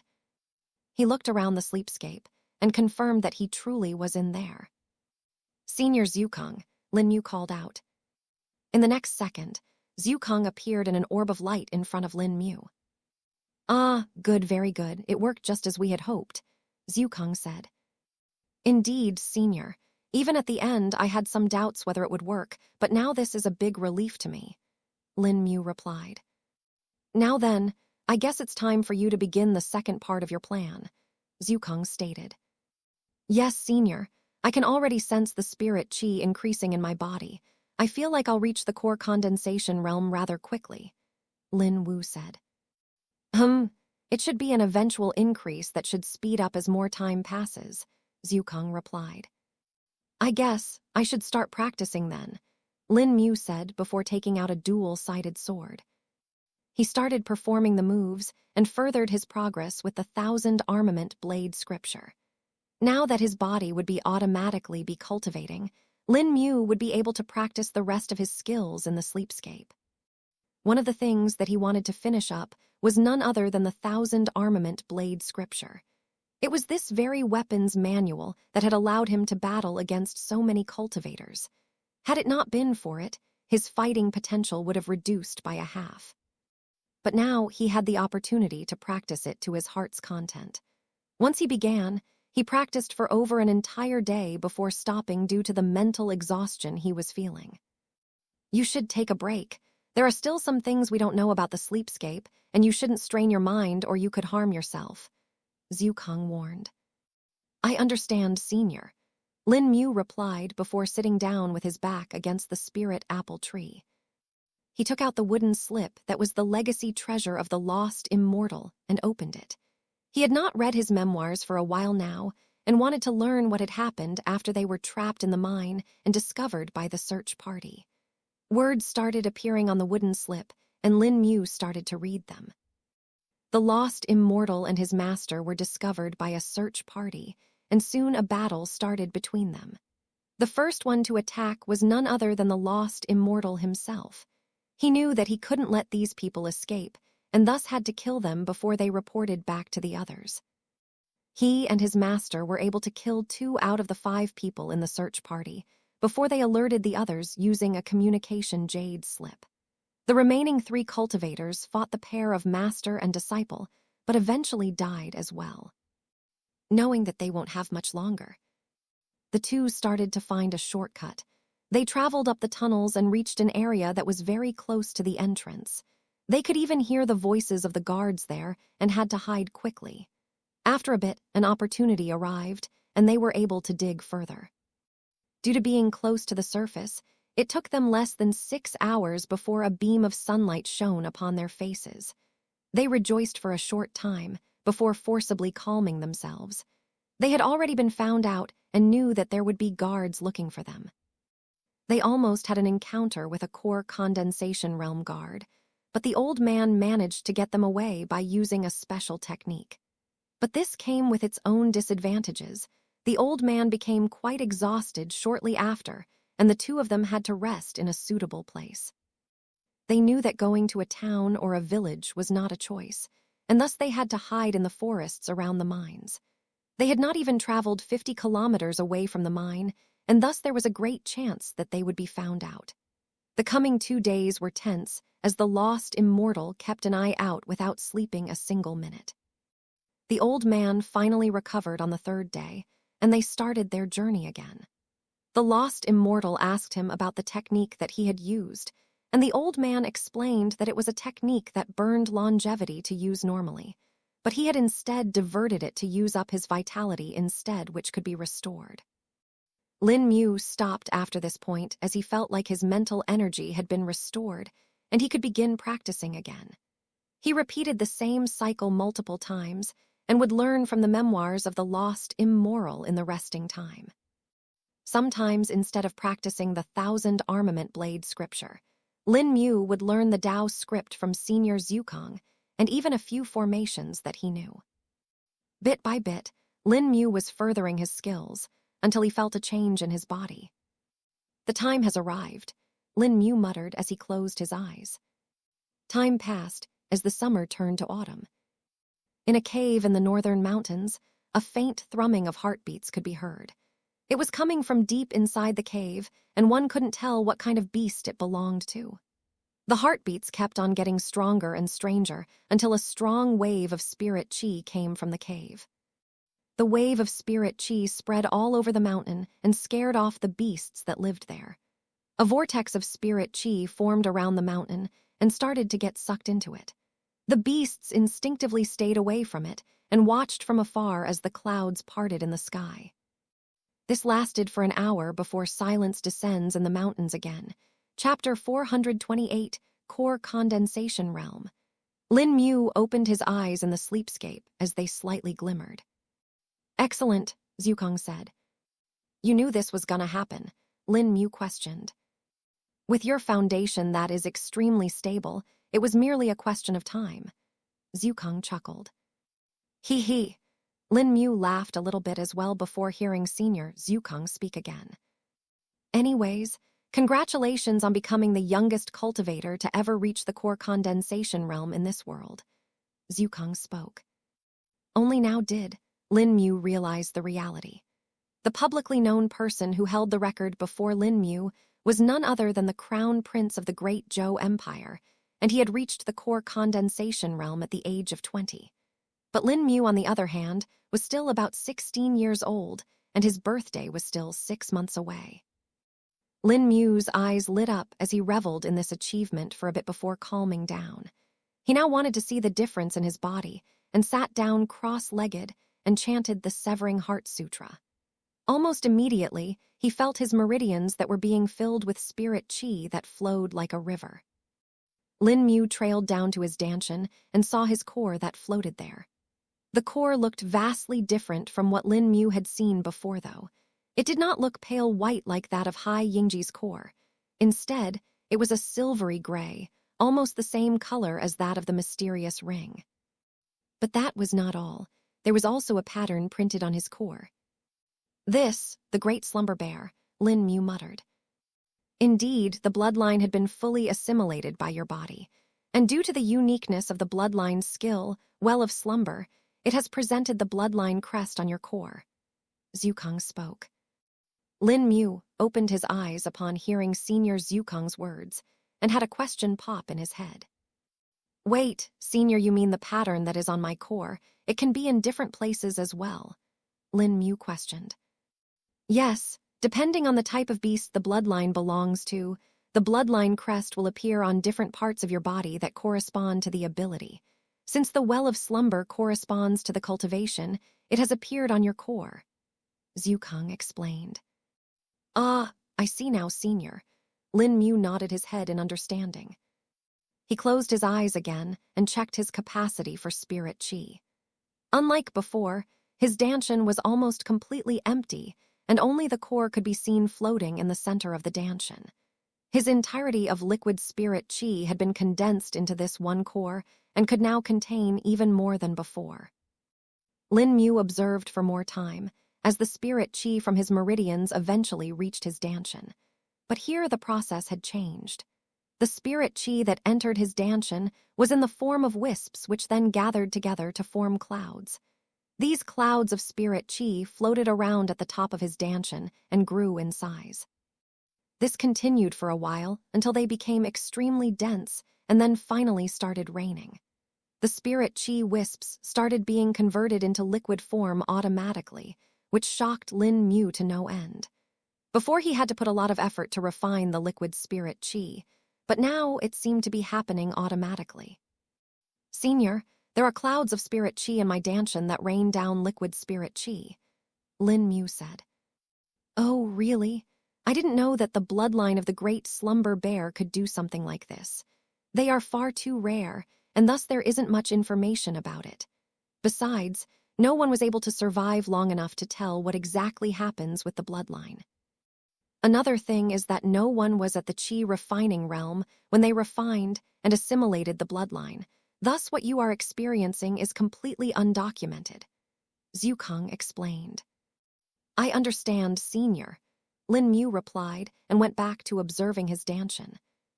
Though that was not the only change that his body had. After all of his cells had been converted into Xianshan physique cells, their ability to conduct spirit chi had increased by a lot. Usually, meridians were how the majority of spirit chi traveled, as the other cells were not as conducive to spirit chi as the meridians were. But due to the Xianshan physique, Lin Mu's normal cells were about 50% as conducive as his meridians now. The benefits of this were many, and Lin Mu could already imagine a few of them. His ability to use various chi skills would improve, and so would his absorption of the medicinal effects of the alchemical pills. Even cultivating normally would show an increase in speed. The overall effect was even greater than that of the dual circle ascension fruits that Lin Mu had eaten a while back. Lin Mu had observed his core enough that he could estimate how much spirit chi he would need to reach the next stage of the core condensation realm. The stages in the core condensation realm were similar to that of the chi refining realm, such that one would need double the amount of spirit chi they had in the previous stage. In Lin Mu's case, as he was in the early stage of the core condensation realm and had a core that was condensed from 3,000 drops of liquid spirit chi, to break through to the mid-stage of the core condensation realm, he would need a total of 6,000 drops instead. This would keep on doubling as he would need 12,000 in the late stage, and finally 24,000 liquid spirit chi drops in the peak stage of the core condensation realm. Lin Mu took a deep breath as his future plan appeared in his mind. Even a sea would begin from a single drop. I've done it before and I'll do it again, Lin Mu said to himself with determination. Chapter 429, 2 years later in the Sky Precepts sect at the Grand Palace. Has there been any new updates, Head Elder Han? The Patriarch questioned. The hall was nearly empty today, and only the Patriarch and the Head Elder were present. There was an oppressive silence spread in the hall, and even the people outside it were nervous. We've been trying to fix the star-catching formation for the past 2 years, but it is still incomplete, Patriarch. The crack in the world's barrier keeps on damaging it again, Head Elder Han said. It's already been 2 years, the Patriarch muttered in a tired voice. How about the culprit, Lin Mu? Any news about him? Patriarch questioned after thinking for a bit. No, Patriarch. Either he has found a really good place to hide in the northern tribes, or he is dead. We've searched the northern forest and even went till the northern mountains, but he is not there. The central, eastern, and western parts of the continent have been searched as well, but no progress. We wanted to go beyond the Pears Belt as well, but that does not seem like an option considering our current condition. The other sects are also uncooperative, and with the rise of the new alliances, the power structures are changing, Elder Han answered. What about that lead in the Fenlong Kingdom, the Mu clan there? The Patriarch asked next. That was merely a disguise, as well, Patriarch. He was borrowing the influence of the clan there and used that as the identity. He even manipulated the second son of Mayor Wu Zun of Wu Lim City and made him back his identity, Elder Han said. The Patriarch shook his head as he fell deep in thought. Also, Patriarch, we think someone slipped into the world, perhaps through the crack in the barrier, Elder Han revealed. What? Do you know where? The Patriarch asked urgently. I'm afraid not. The lack of the star-catching formation has greatly reduced our sensing capabilities. Even with this, we were only able to find out with great difficulty. Though it doesn't seem like whatever came to this world is that strong, or we would have seen more signs, Elder Han answered. At least that's better than the alternative, Patriarch said with a sigh. "Is there anything else?" he asked. "The emperor is still sick and has shown no signs of improving. They are now likely to ask the Rainbow Pill sect for help. Also, the alliance ceremony for the Tri-Cauldron Peony sect, the Autumn Valley sect, the Cloven Sea sect, and the Zither Wind sect will be held in the coming month." "Should we attend it?" Elderhan questioned. "What other choice do we have? Even if these problems are here, we cannot give up on our reputation. We should be able to spare a few elders to go to the ceremony," Patriarch said. "All right, Patriarch, as you command," Elder Hand said and left the grand palace. Outside, tens of people were waiting anxiously and became even more nervous upon seeing Head Elder Han appear. "What did the Patriarch say, Head Elder Han?" someone asked. "Gather the elders, we shall be having a meeting in an hour. Also, call in the core disciples, I have a few tasks for them too," Head Elder Han said with a serious expression. Back at the northern mountains, rumbling sounds could be heard coming from a cave. The sounds were loud enough that the beasts living there were scared to come there. In fact, an area of about 5 kilometers around it had become a forbidden zone for the beasts, and they were too scared to approach it. Inside the cave, pitch-black darkness was there. A faint dampness could also be felt in the air, and one could hear drops of water dripping down from the ceilings. Tilda hoot, tilda hoot, tilda. Rhythmic breaths could be heard coming from a particular place in the cave. These were the breaths that echoed in the cave and seemed like the troubling sounds coming from the cave. The source of the sound was a young man who was sleeping on the ground naked. His body was covered in dust, while his hair was caked with mud and soil. His face couldn't be seen because of the long hair covering it either. Still, even now, the outlines of muscles could be seen on his body, and one could even sense the potent vitality contained in it. Tilda groaned Tilda. Suddenly, a groan escaped the mouth of the young man who was sleeping on the ground. His body twitched and his fingers moved. Then his eyes opened. They were black like the night, and a hidden might could be felt from them. They were like the eyes of a predator, and anyone that started into them would feel their hearts shake. This young man was none other than Lin Mu himself. "Hey, Lin Mu let out a groan as he stretched his body. Tilda crack Tilda. The joints and bones of his body made crackling and popping sounds as they finally gained a bit of flexibility again. I really need to find a way to control this ability myself. The effects after waking up are horrible," Lin Mu said to himself. What happened to my voice?" Lin Mu muttered as he felt the change in it. His voice was now deeper than he remembered and was a bit similar to that of his father. "Seems like you finally woke up." Zhu Kang's voice suddenly appeared in Lin Mu's mind. "Yes, senior, though. How much time has it been?" Lin Mu asked. "Actually, I can't tell it either. After the first few months, I think both our perceptions of time have been altered," Zhu Kang replied. "Didn't we estimate that it would be around a year by the time I wake up?" Lin Mu questioned. "We did, but now it seems to be much different. I mean, look at yourself," Zhu Kang replied. Lin Mu looked at his body and saw how dirty he was. He was still naked, as that's how he had gone to sleep back then, because he hadn't had the chance to put on his robes again after he assimilated the bloodline of the great slumber bear. The first difference he felt was in his hair, which was now reaching all the way to his waist. The next change he felt was that his point of view had become a bit higher. I became taller again," Lin Mu muttered to himself. He decided to use his spirit sense to check himself properly and found that he really had gotten taller. He was about 173 centimeters tall before, and now he had reached 180 centimeters. He looked at his arms and saw the athletic and lean muscles that have been formed. His back had gotten broader and his shoulders wider. He touched his face and ended up accidentally poking himself with his long nails. "Bah, I'll need to cut the nails," Lin Mu muttered and snapped his nails one by one from the fingertips. With a single pinch, the nails were broken off cleanly and thrown to the ground. "This is much better," Lin Mu said as he looked at his hands now. He touched his face and felt the hair that had grown on his face. There was a coarse beard growing on his face, which once used to be smooth.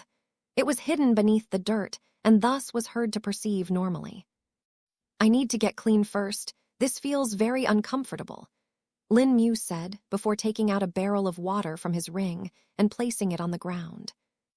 Then he took out a large metal cauldron and poured the water into it before igniting a flame in his hand and heating the water with it. The flame was vigorous, and the strong heat could be felt from it. In less than a minute, the water became hot, and Lin Mu took a bath, scrubbing his body clean of the dirt and grime that had accumulated over the unknown number of days. "Ah, this is much better," Lin Mu exclaimed as he jumped into the large pot himself. The hot water relaxed his strained and tensed body and made him feel much better. After a few minutes of soak, he jumped out of the water and put on some clean robes. He took out a lamp and ignited it, along with a mirror to take a look at himself. "I told you, didn't I? All you needed was a bit of time and your features would mature," Zhukang said after seeing the appearance of Lin Mu in the mirror. He now looked much more mature than before, and his feminine features had mostly faded away. The coarse beard along with the long hair all the way to his waist gave him a wild look. "Looks like much more time passed than we had expected," Lin Mu said. "Indeed, we went beyond it," Zhukang replied. "What do you estimate, senior?" Lin Mu asked. "I'm thinking 2 years at the very least, seeing your body's growth." Chapter 430, Peak Stage. Lin Mu had prepared himself for something like this before he even started the plan, and thus didn't feel that bad. He was a bit disappointed, but in the long term, it wasn't really worth that either for him. This was but the start of his journey, and there were far too many trials and tribulations he would be going through. During his time in the sleepscape, he had read the memoirs of the lost immortal and had learned many things from it. He would then ask Senior Zhukang about any doubts that he had and would ponder on them afterward. Mentally, Lin Mu was no longer the same person he was before entering the sleepscape 2 years ago. The things that he had gained in that time were extremely valuable to him now. Since 2 years have passed without me dying, it means that I had enough vitality to last that long. Still, I should check my condition, Lin Mu muttered to himself. He sat down cross-legged on the ground and observed the internal condition of his body. Lin Mu didn't even need the use of the Severing Heart Sutra to perceive his body now. His control over sprint sense had grown by leaps and bounds due to the continuous practice. He first checked the cells of his body and found them to be quite healthy, though he couldn't call them normal. They were packed with vital energy that continued to nourish his cells. He was in the peak of the body-tempering realm and had obtained the Xianshan physique, but this still seemed to be more than that. "Oh, looks like your body already took a step towards the 5 treasures realm," Zhukang said. "It did, senior, but I never started the refinement," Lin Mu asked. "You didn't, but it seems like your new bloodline and the nameless technique of the lost immortal did it for you. Although it isn't anything major, and all of your 5 treasure organs have been equally refined. The progress is minuscule, but this is still quite good," Zhukang explained. "Is that so?" Lin Mu replied before peering into his 5 treasure organs. One by one, we checked his liver, spleen, lungs, heart, and kidneys. It was just as Senior Zhukang had said, their quality had increased. There were changes in their cells that seemed to be different from his Xianshan physique cells. Having confirmed this, Lin Mu went on to his danshan. He knew back in the sleepscape that he had reached the core condescension realm, but he couldn't exactly tell what stage he was in. Perhaps because of spending a long time in the sleepscape, his perception had been skewed. Not to mention the nearly constant infusion of spirit chi into his danshan that happened. Lin Mu's spirit sense entered his danshan and saw the ocean of spirit chi there. There was a storm of spirit chi clouds brewing in the sky above, and the core was floating in the middle of the danshan, like a moon in the sky. Drops of liquid spirit chi could be seen drizzling lightly from the clouds. But Lin Mu could also tell that the clouds were gonna disperse at any time now since he had woken up. He took a look at his core and found it to be the same silvery gray color he had seen before with the bloodline crest of the great slumber bear. He sensed the spirit chi within his core that had solidified and was shocked. "Havns, how?" Lin Mu shouted out loud as his eyes went wide. "What happened?" Senior Zukong asked with concern. "Take a look, Senior," Lin Mu said as he shared his vision with Senior Zukong. This was another ability he had gained back in the sleepscape. Due to their link, he could share his vision directly instead of Zukong needing to see it in his memories. This gave Zukong real-time information and was much faster. "The peak stage of the core condensation realm," Zukong muttered, feeling shocked himself. Currently, within the Danshan of Lin Mu, his core was 4 times bigger than its original size and contained over 24,000 drops of spirit qi. With the requirement for the spirit qi fulfilled, Lin Mu could be considered having skipped 3 stages. "Now I know why it took longer than we had expected. The bloodline of the Great Slumber Bear was directly pushing you to the peak stage of the core condensation realm," Zukong said. Lin Mu looked around at the ocean of spirit qi and estimated that there were about 3,000 drops of spirit qi in it, more than his Danshan should have been able to contain it. "Wait, my Danshan is larger in size too," Lin Mu said. His Danshan had grown nearly thrice as much and looked to be deeper. Because Lin Mu had only glanced over the surface, he had not estimated the exact internal size of the Danshan. From the outside, it looked to be the same as it did before. "This is getting more and more interesting. With you becoming the first person to successfully survive the side effects of the Well of Slumber, everything we learn will be new information," Zukong said. Lin Mu actually felt a bit lost here, as he had made all these plans to further his cultivation after waking up. This surprise was greatly appreciated, but also left him a bit overwhelmed. "Since I have already reached the peak of the core condensation realm, that means now I just need to wait for the heavenly tribulation to arrive, right?" Lin Mu questioned. "That should be the case normally, but I do not know how it will happen," Zukong replied. "Why, Senior? Oh, wait," Lin Mu asked before realizing it himself. "Yes, the Great Slumber Bears are correctly born above the immortal ascension realm, and thus don't go through the same heavenly tribulation that is used to birth the nascent soul. For them, it is merely a thought that is needed to do the same," Zukong explained. Chapter 431. The 5th skill. Lin Mu felt surprised at this and wondered if he could do the same. If he could, then his power would skyrocket again. Lin Mu closed his eyes and willed for a nascent soul to be born. "I knew it was too much to wish for something this big," Lin Mu said after seeing no results. "Do not worry, you will just need more time. You are bound to reach the nascent soul realm eventually," Zukong assured.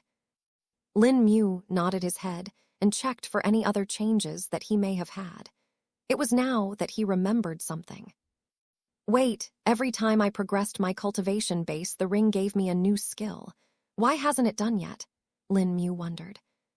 "Well, you've been dormant for a long time, so that could be the reason behind it," Zukong guessed. "I'll try to see if I can get it to activate," Lin Mu said. He focused on the ring and suddenly disappeared from the cave. He appeared inside the ring and saw the silvery gray streaks of spatial energy that flickered in the sky. In the distance, he could see a vortex of them that was swirling above who could only be Senior Zukong. The vortex dissipated, and Zukong came flying towards Lin Mu. "Ah, seems like you were able to pull yourself into the ring consciously now," Zukong said. "Yes, Senior. When trying it, I felt that I could finally do it and thus entered the ring," Lin Mu said. "Good, and can you estimate how long you can stay here without problems?" Zukong questioned. I have this gut feeling that I can stay for 30 minutes, Lin Mu said. "That's great, actually. If it were a Dao shell cultivator, even he would have a hard time staying here for more than 10 minutes. Your compatibility with the spatial attribute has definitely increased," Zukong praised. "Thank you, Senior," Lin Mu said in a grateful voice. He looked towards the faint glow that was coming from the distance and started walking toward it. About 2 minutes later, he reached the barrier that surrounded the ethereal altar. Lin Mu looked towards Zukong and asked, "Have you managed to get past the barrier yet, Senior?" "No," Zhukang replied as he shook his head, which looked a bit comical. This is the farthest I've come, and even now I can't go past it. Only you can, Zhukang added. I see. I guess the key to getting past the barrier is the key itself, Lin Mu hypothesized. He touched the barrier, and it split apart for him to pass. He could feel the calling from the altar and knew that his previous hypothesis was right. The reason the ring had not summoned him directly was because he could enter here on his own now and didn't need to force him to come. This was better for Lin Mu, as he didn't know if there would come a time in the future when he would be accidentally pulled into the ring while he was doing something important. He saw the altar as it started to get brighter, and new runes startled appearing from it. Lin Mu placed his hand on the altar's surface and triggered it. The runes turned into streaks of light that entered his head one by one at a great speed. Lin Mu felt a sharp pain in his head, but bore through it. About 5 minutes passed before it stopped, and the transmission of information had been completed. A new memory had appeared in Lin Mu's mind, and he could tell that it was the new skill that the altar had bestowed upon him. So, what did you get this time? Zhukang questioned. I got the 5th skill from the altar. It is called Meld, Lin Mu revealed. Meld, do you know what it does? Zhukang questioned. It can basically allow me to alter the fabric of space. Up to what level I do not know that, Lin Mu answered. That is rather strong. This is not something that can be done by anyone, though why do you seem apprehensive? Zhukang spoke. This skill, it seems complex. I feel like while I know the working of it, I do not know if I'll be able to use it. This skill is quite different from the other 4 which directly worked. This one seems to require manual control from me, Lin Mu revealed. I see. Well, manipulation of the spatial fabric is no joke, and thus it is understandable that it would be difficult.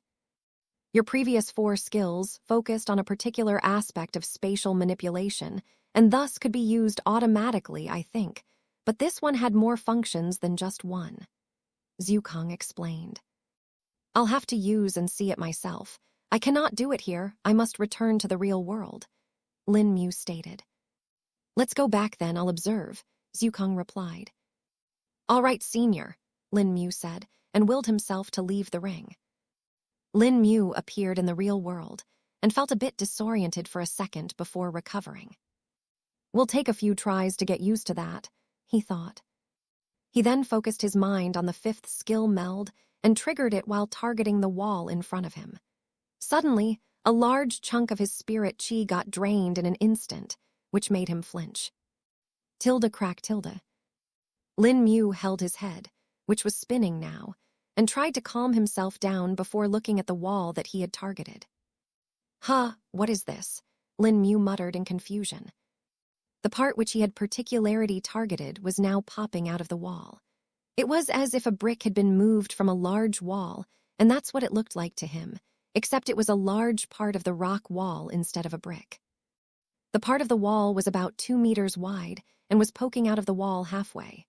Looking at its depth, Lin Mu could tell it was half a meter wide as well.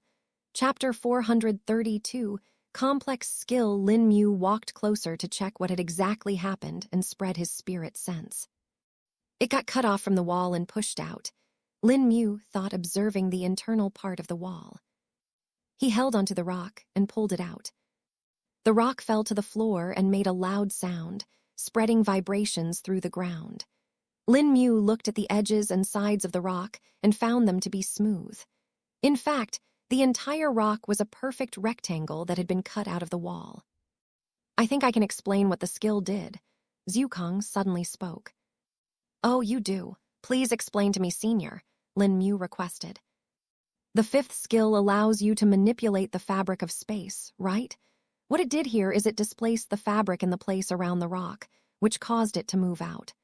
But in reality, it did not move out, just that the space it was located in was shifted. This led to it completely being cut out from the wall when the skill deactivated, Zhukang explained. Lin Mu thought for a bit and understood it, even reaching a few conclusions of his own.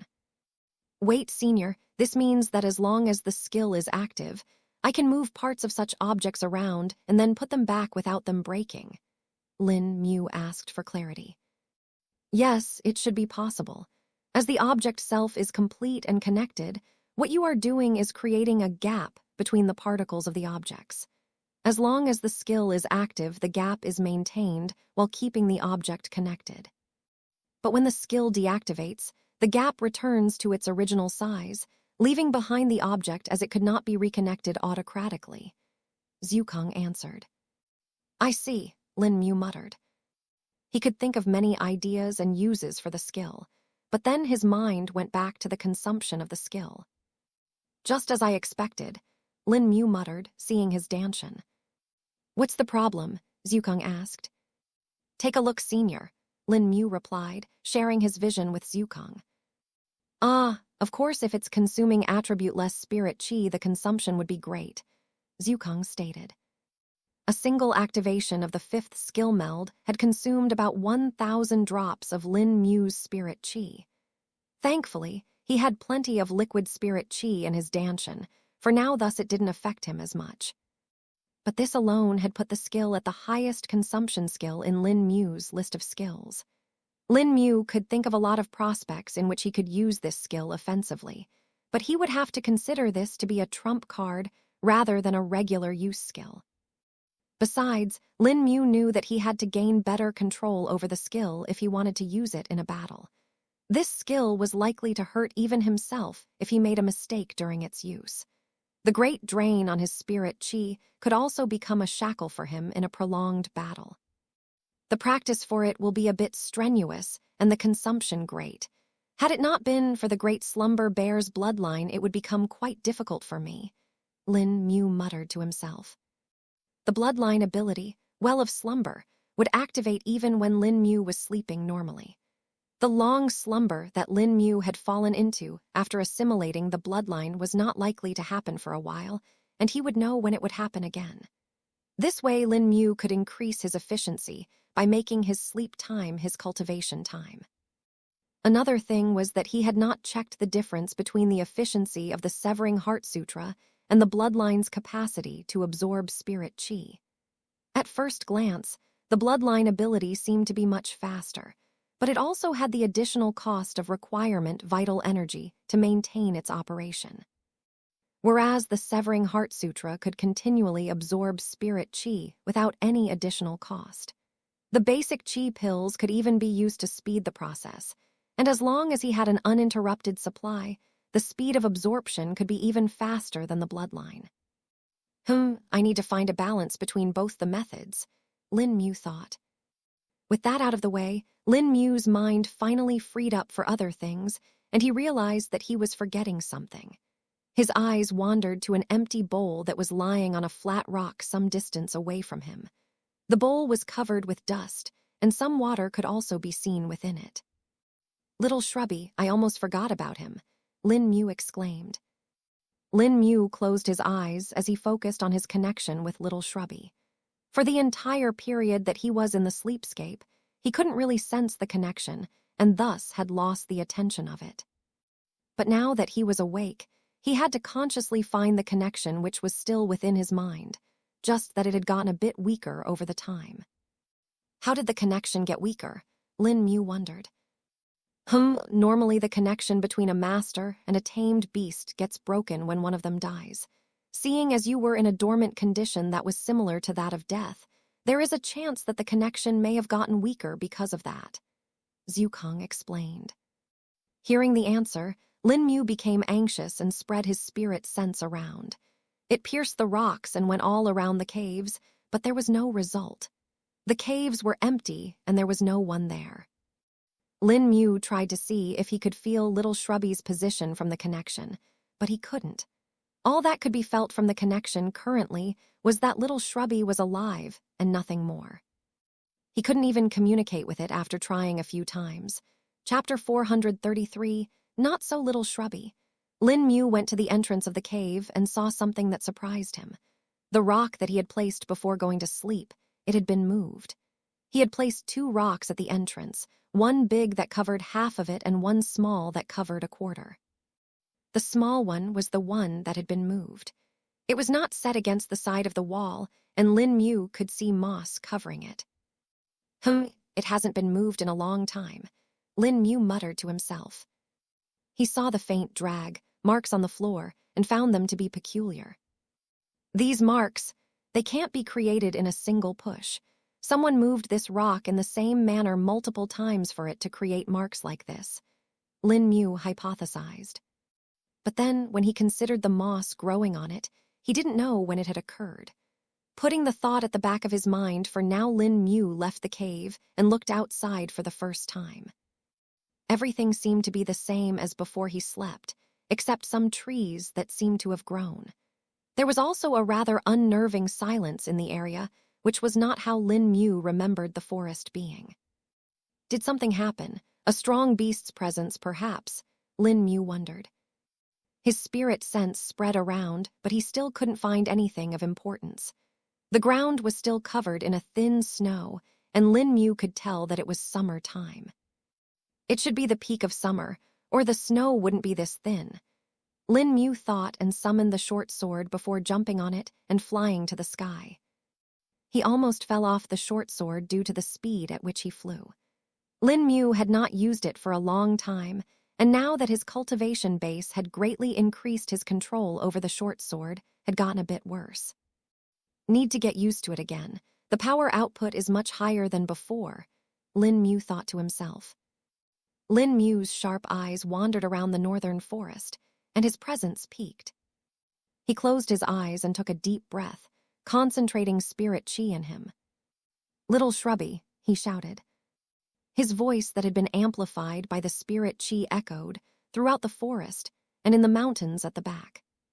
"Chirp, chirp, Tilda." The beasts of the forest became shocked by his voice and the power contained within it, causing them to panic and run around. For a minute, only the sounds of the beasts escaping could be heard, but after that silence descended in the forest again. Seeing that there was no result, Lin Mu was about to give up and manuals search for little shrubby, but then he heard the sounds of footsteps coming from afar. "Tilda, rustle, rustle, rustle, Tilda." The trees moved around as if someone was moving on their branches. Lin Mu couldn't exactly tell what it was due to the thick leaves and the snow that fell from the trees, but he guessed that it was something big. A low growl could be heard coming from a distance of 200 meters away, which suddenly disappeared. Where did it go? Lin Mu wondered. He could swear that he felt some faint spirit chi fluctuations from that area, but they had suddenly faded away without a trace. Lin Mu was about to go look when he felt something at his back papering abruptly. "Who?" he said and turned around, his spirit sense catching the appearance of the beast.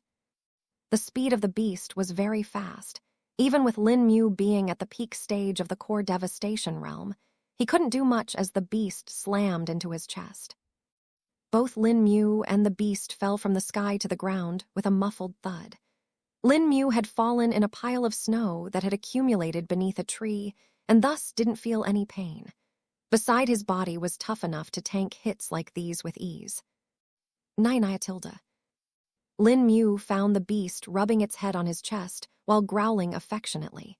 He couldn't recognize the beast at first glance, but soon felt the connection within him strengthen. "Little shrubby," Lin Mu muttered. "Master," it replied through the connection. "It really is you," Lin Mu said with shock. "I was waiting for you, but you never woke up," the beast said. "I'm sorry, I didn't expect it would take so long," Lin Mu replied with a sad expression. The beast kept on rubbing its head over Lin Mu, and he took a closer look at it. Little shrubby was not small anymore and had grown 10 times as big as before. Its brown fur had mostly darkened into a black color, and red markings had appeared all over its body. The markings formed a straight line over its spine, extending from its head, all the way to the tail. Then over its back the spread into multiple branches, extending all the way to its belly. The red markings and the black fur interwove to form a M-shaped pattern over its forehead. The eyes of little shrubby were still the same grayish yellow from before, but now tear lines had appeared along with its eyes that extended down to its nose. These tear lines looked rather sharp and gave it a fierce look. Sharp canines could be seen from the edges of its lips, the tips of which glinted against the sunlight. It's less of a house cat and more of a big predatory now, like a tiger or a leopard, Lin Mu thought. Lin Mu curiously checked its cultivation base and was shocked once again. The mid-stage of the core condensation realm, Lin Mu muttered in shock. He was now wondering what exactly happened in these past 2 years and how did Little Shrubby grow so big. Chapter 434, Little Shrubby's Bloodline. Little Shrubby finally calmed down after a couple of minutes, and Lin Mu was able to get up from the snow. He sat down and gazed at it for a bit before speaking. What happened while I was sleeping? Lin Mu asked. I ate, I cooked, I hunted, I ate, I slept, I fought, and I grew. Little Shrubby answered simply. Why were there 2 8s? Lin Mu wondered for a second before coming to the last part where it said it grew. How did you exactly grow? Lin Mu questioned. One day I felt a lot of power in me after finishing the beast cores and I fell asleep. When I woke up I was bigger, Little Shrubby answered. Well, that was a straightforward and simple answer, Lin Mu thought. Do you have any idea what happened to Senior Zukong? Lin Mu questioned. Check its core again, I think you'll find it yourself, Zukong suggested. Lin Mu extended his spirit sense and probed the beast core of Little Shrubby. There he finally found the biggest change. Not only was its core big, but it also had patterns on it. Lin Mu knew right away that it was an awakened bloodline, but the strange thing was there was more than one pattern on it. It has awakened a bloodline, but it is incomplete, and along with that it is also mutating. Zukong suddenly spoke after seeing it through the shared vision with Lin Mu.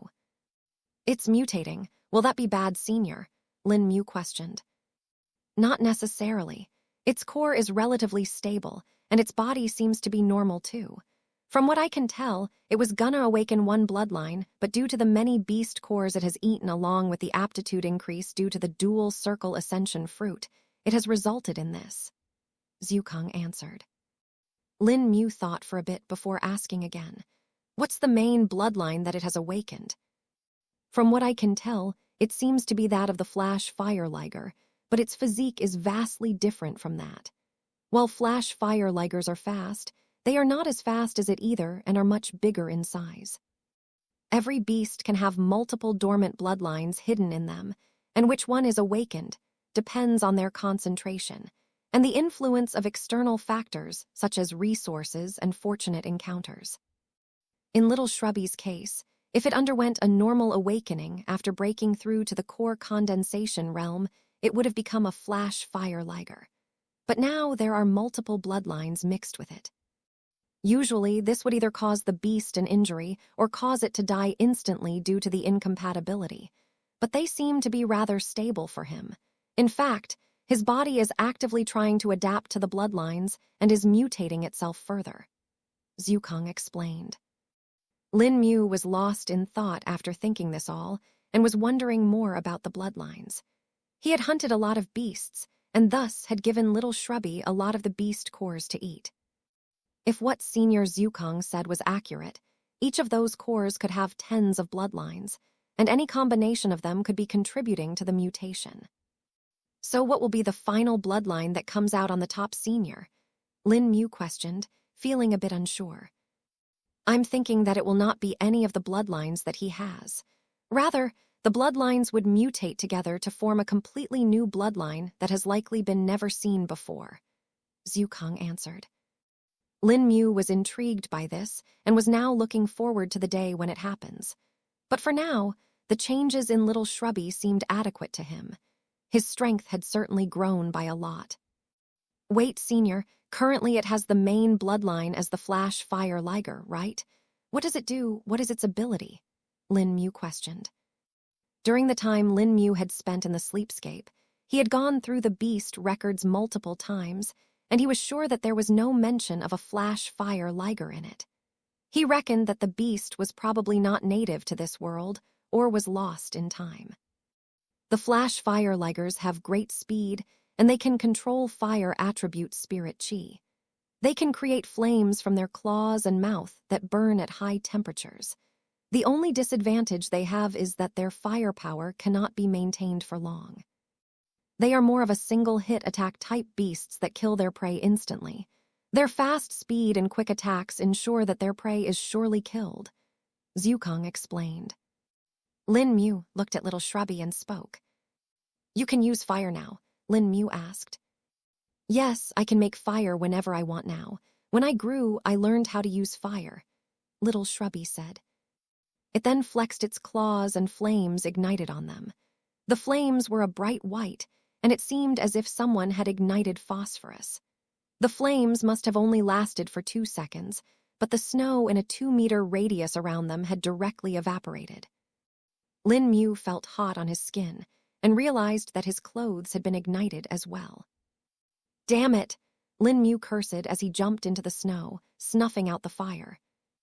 Half of his clothes had been burned, and the parts that remained intact were now blackened with soot covering them. They were new robes, too. I should have expected something like this, Lin Mu muttered to himself. He looked back at Little Shrubby, who was gazing at him with a tilted head. Seeing the beast looking at him like that made Lin Mu chuckle. And he pushed the event of his clothes, burning to the back of his mind. Okay, so you need to tell me if you're going to use fire near me again, Lin Mu stated. Okay, Little Shrubby spoke. Chapter 435, Northern Tribe and Elemental Affinity. Now that Little Shrubby's case was cleared with Lin Mu, all he had to do was wait and watch as his bloodline matured on its own. How long do you think it would take Senior? Lin Mu questioned. That is hard to answer. It can be any time, to be honest. It can happen today itself or 100 years from now. There are far too many possibilities that can affect it, and the circumstance may change as well, Zhukang answered. I see, Lin Mu responded while nodding his head. Lin Mu now wondered what his next course of action should be. He had awakened and even increased his cultivation by a great extent. Not only that, but even Little Shrubby was much stronger than before. Lin Mu went over his goals and knew that killing Gu Yao was one that he needed to do definitely. But that also needed preparation, as he couldn't just rush in blindly without any information. Even if Lin Mu was at the peak stage of the core condensation realm, he dared not underestimate the man. Back then, Gu Yao was at the pseudo-Dao shell realm. Who knows what level he was at today? Lin Mu was still not clear about how much time had passed, and asking Little Shrubby that was not a viable action. The beast had no proper sense of time either, as it had spent a while sleeping too while it was having a bloodline awakening. Looks like you will have to ask a human, Zhukang said. Yeah, Lin Mu responded before looking at Little Shrubby. Did you see any humans here while I was asleep? Lin Mu asked. Little Shrubby nodded its head and said, Yes, a few humans appeared in the forest sometime after you fell asleep. I only saw them from far and didn't catch their attention. After that, a few more humans came, but they didn't stay in the area for long. Oh, where did the second batch of humans go? Lin Mu asked. They went there. Little Shrubby pointed in the southern direction. To the south. Wait, where did they come from? Lin Mu asked again, this time feeling that something was wrong. They came from the opposite direction. I saw them flying over the mountain there, Little Shrubby answered. A serious expression appeared on Lin Mu's face as he thought of the most dangerous possibility. What kind of clothes were they wearing? Were they similar to what I'm wearing or the ones from the town? Lin Mu asked in detail, knowing that the beast may not have a clear idea of clothes. They wore clothes that looked like the fur of other beasts. They were big clothes and they looked small in it, Little Shrubby answered. Lin Mu instantly realized who the humans were. The northern tribes, only they would wear clothes like that and come from the northern mountains. Lin Mu said, Looks like Gu Yao made his move, seeing as they are allies of his, Lin Mu added. Seems like we need to get more intel on it, Zhukang said. Indeed, we need to go to a nearby settlement, but going to the northern town would be risky. Who knows if they will be looking for me, Lin Mu stated, knowing that Gu Yao would have likely controlled everyone by now. Well, you shouldn't have much of a problem sneaking in with your skills. Besides, I doubt many people will even recognize you now, Zhu Kang replied. Lin Mu's gaze wandered into the water puddle in which he saw his reflection. He then realized that he looked vastly different from before, and not only that, but his voice was different now too. It would be good if that happens. Still, I better be cautious, Lin Mu said. Speaking of cautious, I think it is time I finally give you the technique I was telling you about before, Zhu Kang said.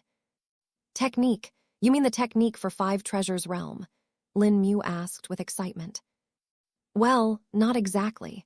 While the technique can contribute to the progression of the 5 Treasures Realm too, it is not specifically made for it. It's more of a defensive technique, you see, Zhu Kang answered.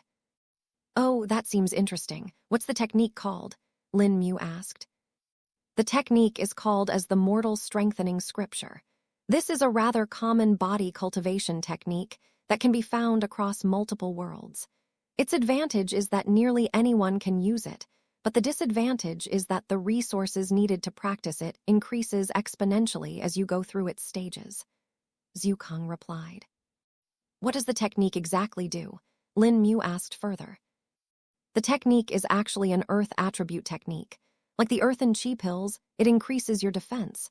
But unlike the earthen chi pills, which create a temporary armor, this technique will directly toughen your skin instead. Theoretically, it has 5 stages, but the highest anyone has reached is the 4th stage. The resources needed for the 5th stage are so many that people would rather buy a better technique instead, rather than practice it further, Zhu Kang explained. But senior, if it's an earth attribute technique, won't I need to use earth attribute spirit chi? We don't know if I have compatibility with it, Lin Mu said with apprehension. Actually, your natural affinity has always been with the earth element, Zhu Kang stated. What? Why did you never tell me? Lin Mu asked. I was unsure of it too. Because of the ring, your physique has changed beyond what should have normally been possible. I didn't know if it was influencing your affinity with the elements, and if we tried to check it then, the results would have likely been inconsistent. But when you used those earth and chi pills, it was confirmed that you had a proper affinity with the earth element. If it were not so, the armor would not have been able to bear the attack of Gu Yao so well back then. Thus for now you have the affinity with 2 elements, the spatial element bestowed upon you by the ring and your natural affinity with earth, Zhu Kang explained. Chapter 436, Mortal Strengthening Scripture. Lin Mu was now excited to learn the new technique and also wanted to see its effects. But there were also some questions that he had. Senior, if it requires a lot of resources, will I be able to cultivate it right now? Lin Mu questioned. The first 2 stages shouldn't be much of a problem, as all you need is spirit chi for them. The ones after that need earth attribute herbs to progress it. The good thing about the technique is that it has no specific requirement for the herbs, and any would work. No matter how low quality they are, they can still be used. The only problem would be that they would need an even greater quantity to compensate for the quality, Zhu Kang answered. Ah, I understand, senior, Lin Mu responded. Now then, I'll transfer the technique to your mind, Zhu Kang said. Lin Mu nodded his head and felt a slight prick in his mind. It lasted for a couple of seconds before new knowledge appeared in his memories. So this is the Mortal Strengthening Scripture, Lin Mu muttered to himself. The overall method of practicing the technique was rather simple. The technique would convert his spirit chi into earth element spirit chi and then use that to strengthen his skin. There were 5 stages to this skill, and each level increased the defensive ability exponentially. According to the instructions, the first 2 stages only needed spirit chi to progress, while the others would need herbs. But the exact requirement for them was not set, and depending on the person's affinity to the earth element, it would be more or less. For Lin Mu, who had an innate affinity to the earth element, it wasn't going to be much. He followed the method and circulated his spirit chi. The spirit chi reached a different meridian, which he had not used before. This meridian went to his spleen, which was one of the 5 treasured organs. It was also the organ that represented the earth element. Lin Mu had already learned of the theories behind the different meridians and organs back in the sleepscape. This was something he was lacking in compared to the disciples of a cultivation sect, as they were taught this as preliminary knowledge. But now Lin Mu knew it too, and had thoroughly memorized it. Being in the sleepscape had been really useful for him, as it had allowed him to narrow the gap he had compared to the sect disciple. And now it could be said that Lin Mu had far exceeded most of them. He was already at the peak stage of the core condensation realm and was close to the nascent soul stage as well. As soon as he gets acclimated to his new cultivation base, it wouldn't take him long to reach the pseudo-nascent soul realm. Most of the disciples who reached this point were already considered as the core disciples of a sect, and if it were a weaker sect, they would already be elders. Lin Mu's spirit chi flowed to his spleen and slowly started being converted into earth attribute spirit chi. The conversion was not 100% efficient, and there was a loss of spirit chi too, though overall, he was able to convert around 60% of his spirit chi into earth attribute spirit chi. Lin Mu knew that this was only because of his lack of practice, and once he gets more proficient in it, the ratio would only increase and he wouldn't have to waste any of the spirit chi. After the earth element spirit chi was refined, it flowed back to his danshan. In his danshan, it formed a separate pool that was brown-colored. This pool was much smaller than the ocean of spirit chi, of course, but was slowly growing, the more Lin Mu refined the spirit chi. About an hour passed like this, and Lin Mu had refined about 1,000 drops of liquid spirit chi. The pool of earth attribute spirit chi had now become a lake and contrasted with the transparent ocean of the attributeless spirit chi. Lin Mu opened his eyes and let out a breath. This should be enough for now. On to the next step now, Lin Mu muttered before closing his eyes again. The earth attribute spirit chi flowed out from his danshan and reached his arms first. There it seeped out of his skin and started covering it in a thin layer. Little by little, it spread from his arms to his shoulders and then onto his back. From there, it finally reached his legs. Now his entire body leaving his head was covered in a thin brown layer that looked like mud.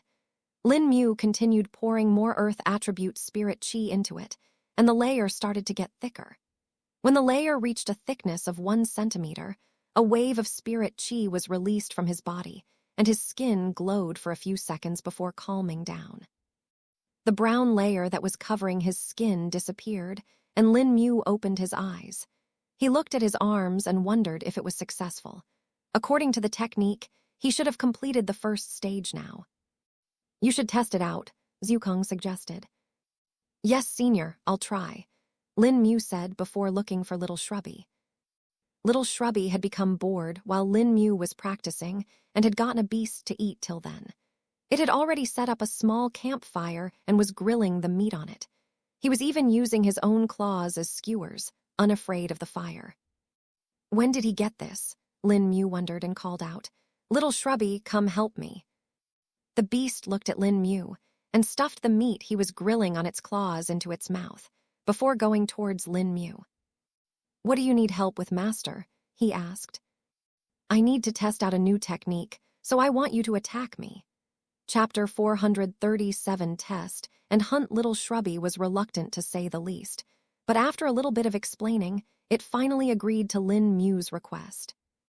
I'm gonna attack now, Master, Little Shrubby said. Lin Mu extended his hand, and Little Shrubby clawed at it. Tilda shing tilde.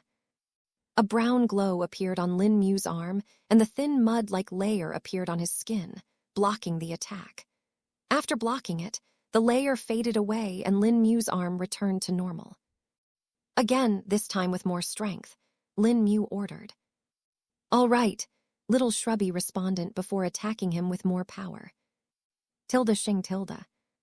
The brown light appeared again, but this time it seemed to be a bit dull. Looks like the first stage can only handle an attack up to this strength, Lin Mu thought. Do it once more, Lin Mu spoke. Tilde crack tilde. This time, as soon as Little Shrubby's claws hit his skin, the brown layer cracked and disappeared. This showed Lin Mu that 2 attacks were the current limit for the first stage, and if he wanted it to last more, he would need to progress the technique further. Lin Mu looked at his arm and felt the drain on the earthen spirit chi he had refined in his danshan. It was being consumed to repair the defensive layer on his arm. It took a minute before the layer returned to its previous state. At least the repair doesn't take much of the earth attribute spirit chi, Lin Mu muttered to himself. He checked his danshan and saw that he had about 600 drops of earth attribute spirit chi left. It had taken him 400 drops to reach the first stage and now needed to see how much would be needed for the second stage. I think I'll need to refine more of the spirit chi, Lin Mu thought. He followed the method for the second stage of the mortal strengthening scripture and poured the earth attribute spirit chi into it.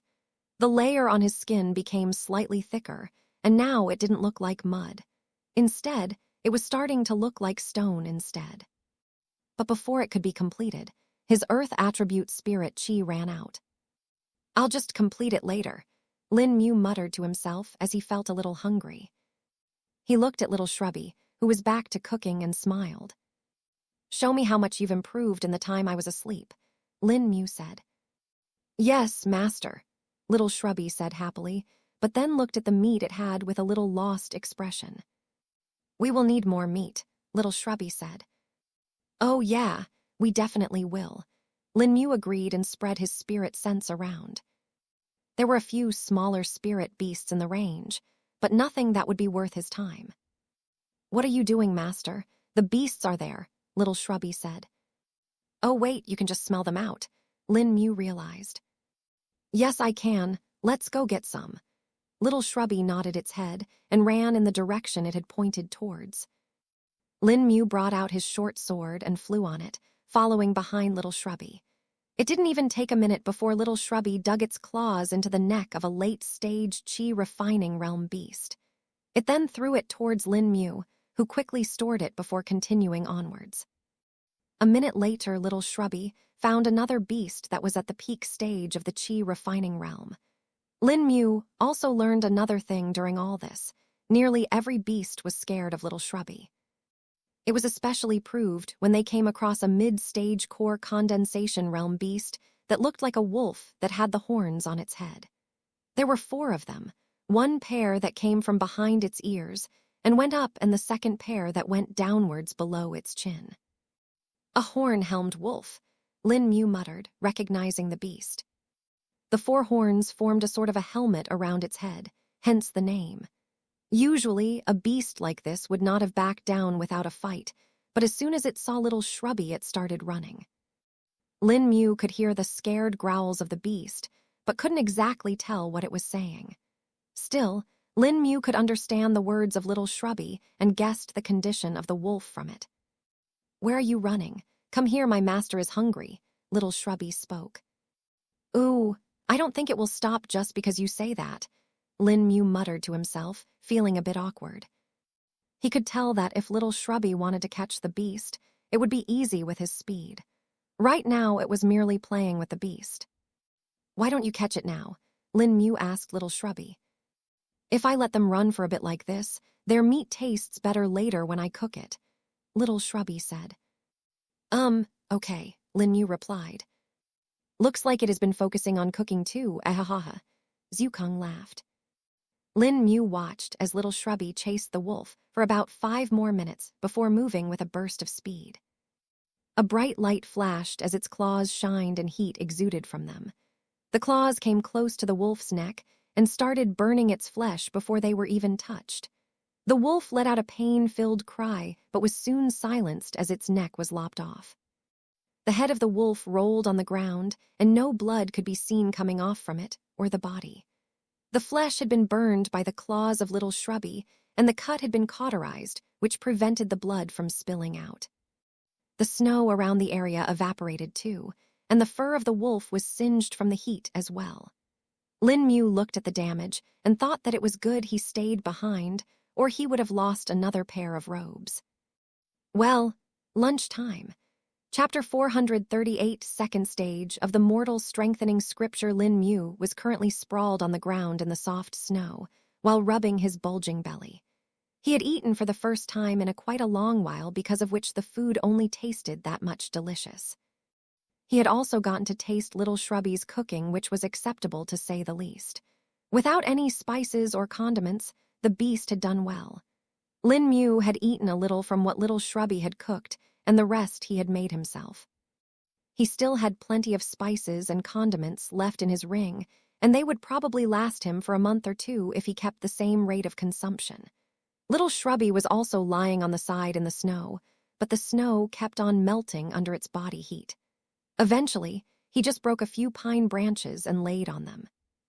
Lin Mu laid like this for a while and thought of his plans. The first step was to get the mortal strengthening scripture to the second stage, and then to go and gather information from the nearby settlements. Another thing that Lin Mu was a bit surprised about was that not a single beast dared to come near the area that they were in. Except for a few small animals, Lin Mu couldn't see any other beasts. That is because of Little Shrubby. With his strength, he is already a dominant beast that others will not challenge. Even a peak stage core condensation realm beast is not likely to come out on top due to Little Shrubby's speed and abilities, Zukong explained.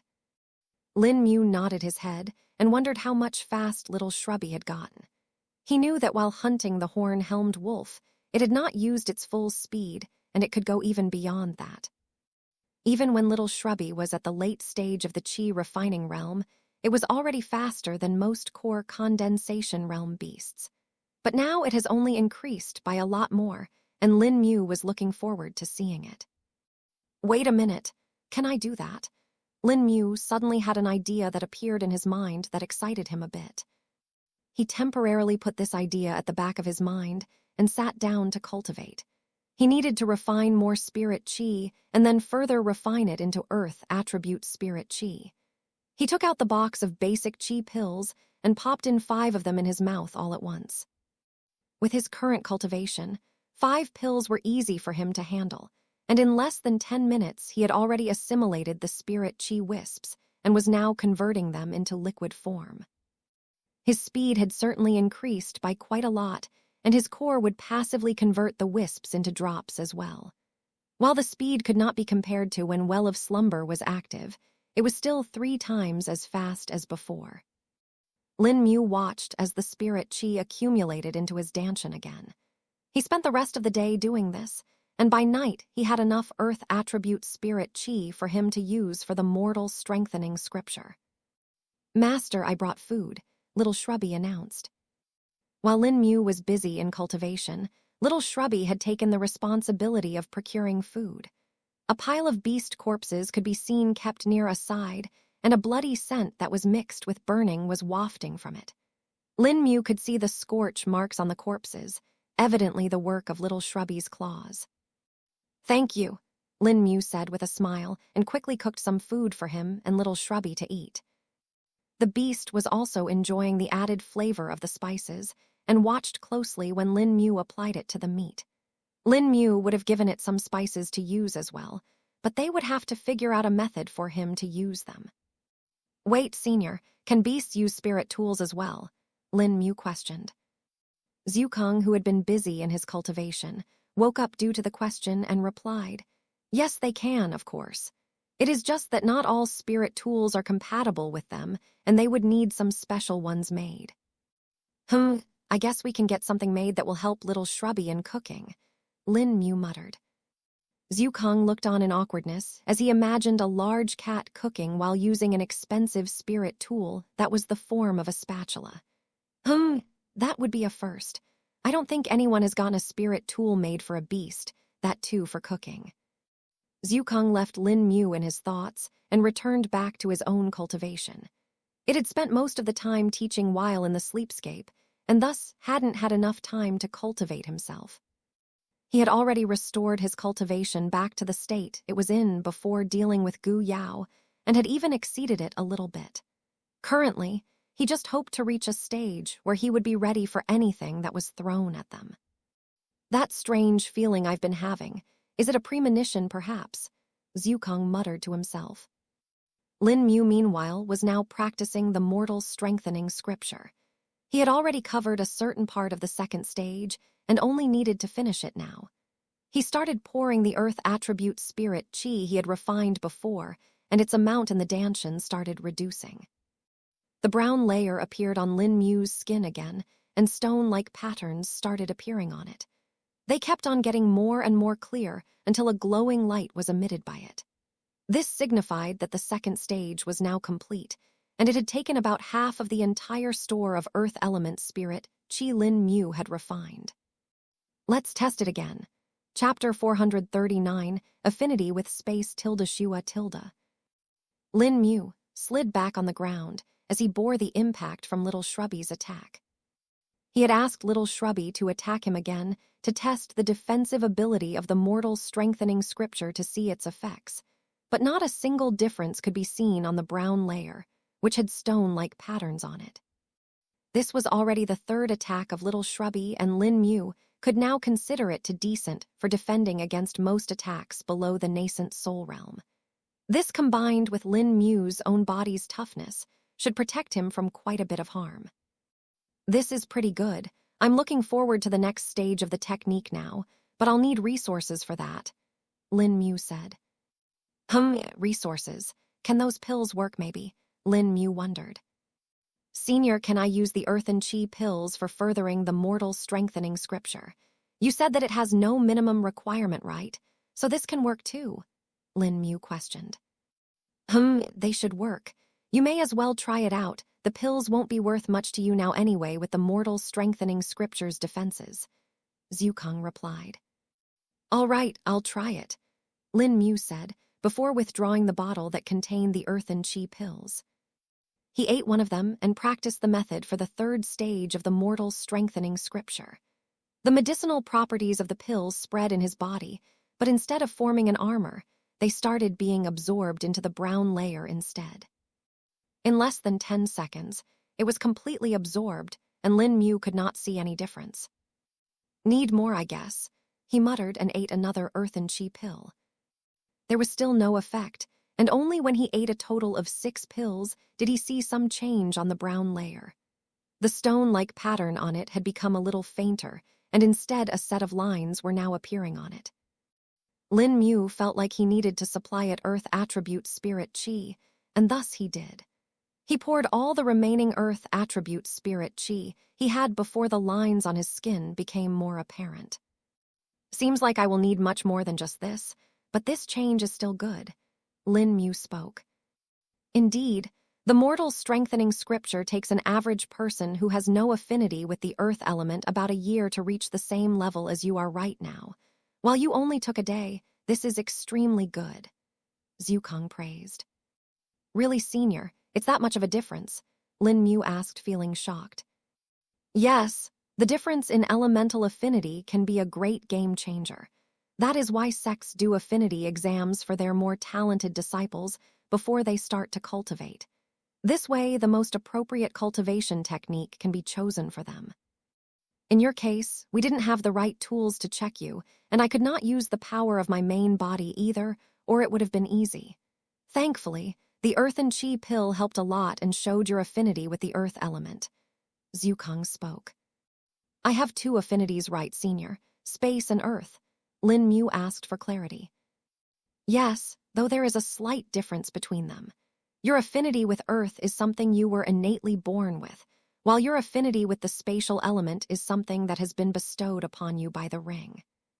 Another part is that your affinity with the spatial element is still growing, and currently it cannot be said to be at an acceptable level, Zhukang replied. It's not at an acceptable level, Lin Mu said with confusion. Indeed, cultivators who have an innate affinity for the spatial element would also have spatial sensing abilities.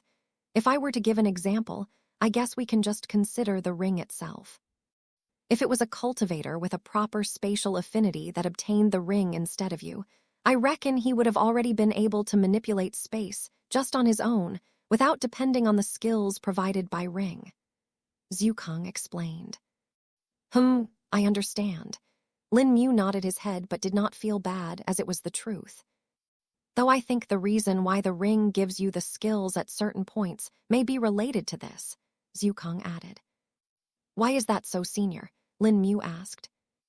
It It is like the ring is giving you skills that are usable at that specific cultivation base.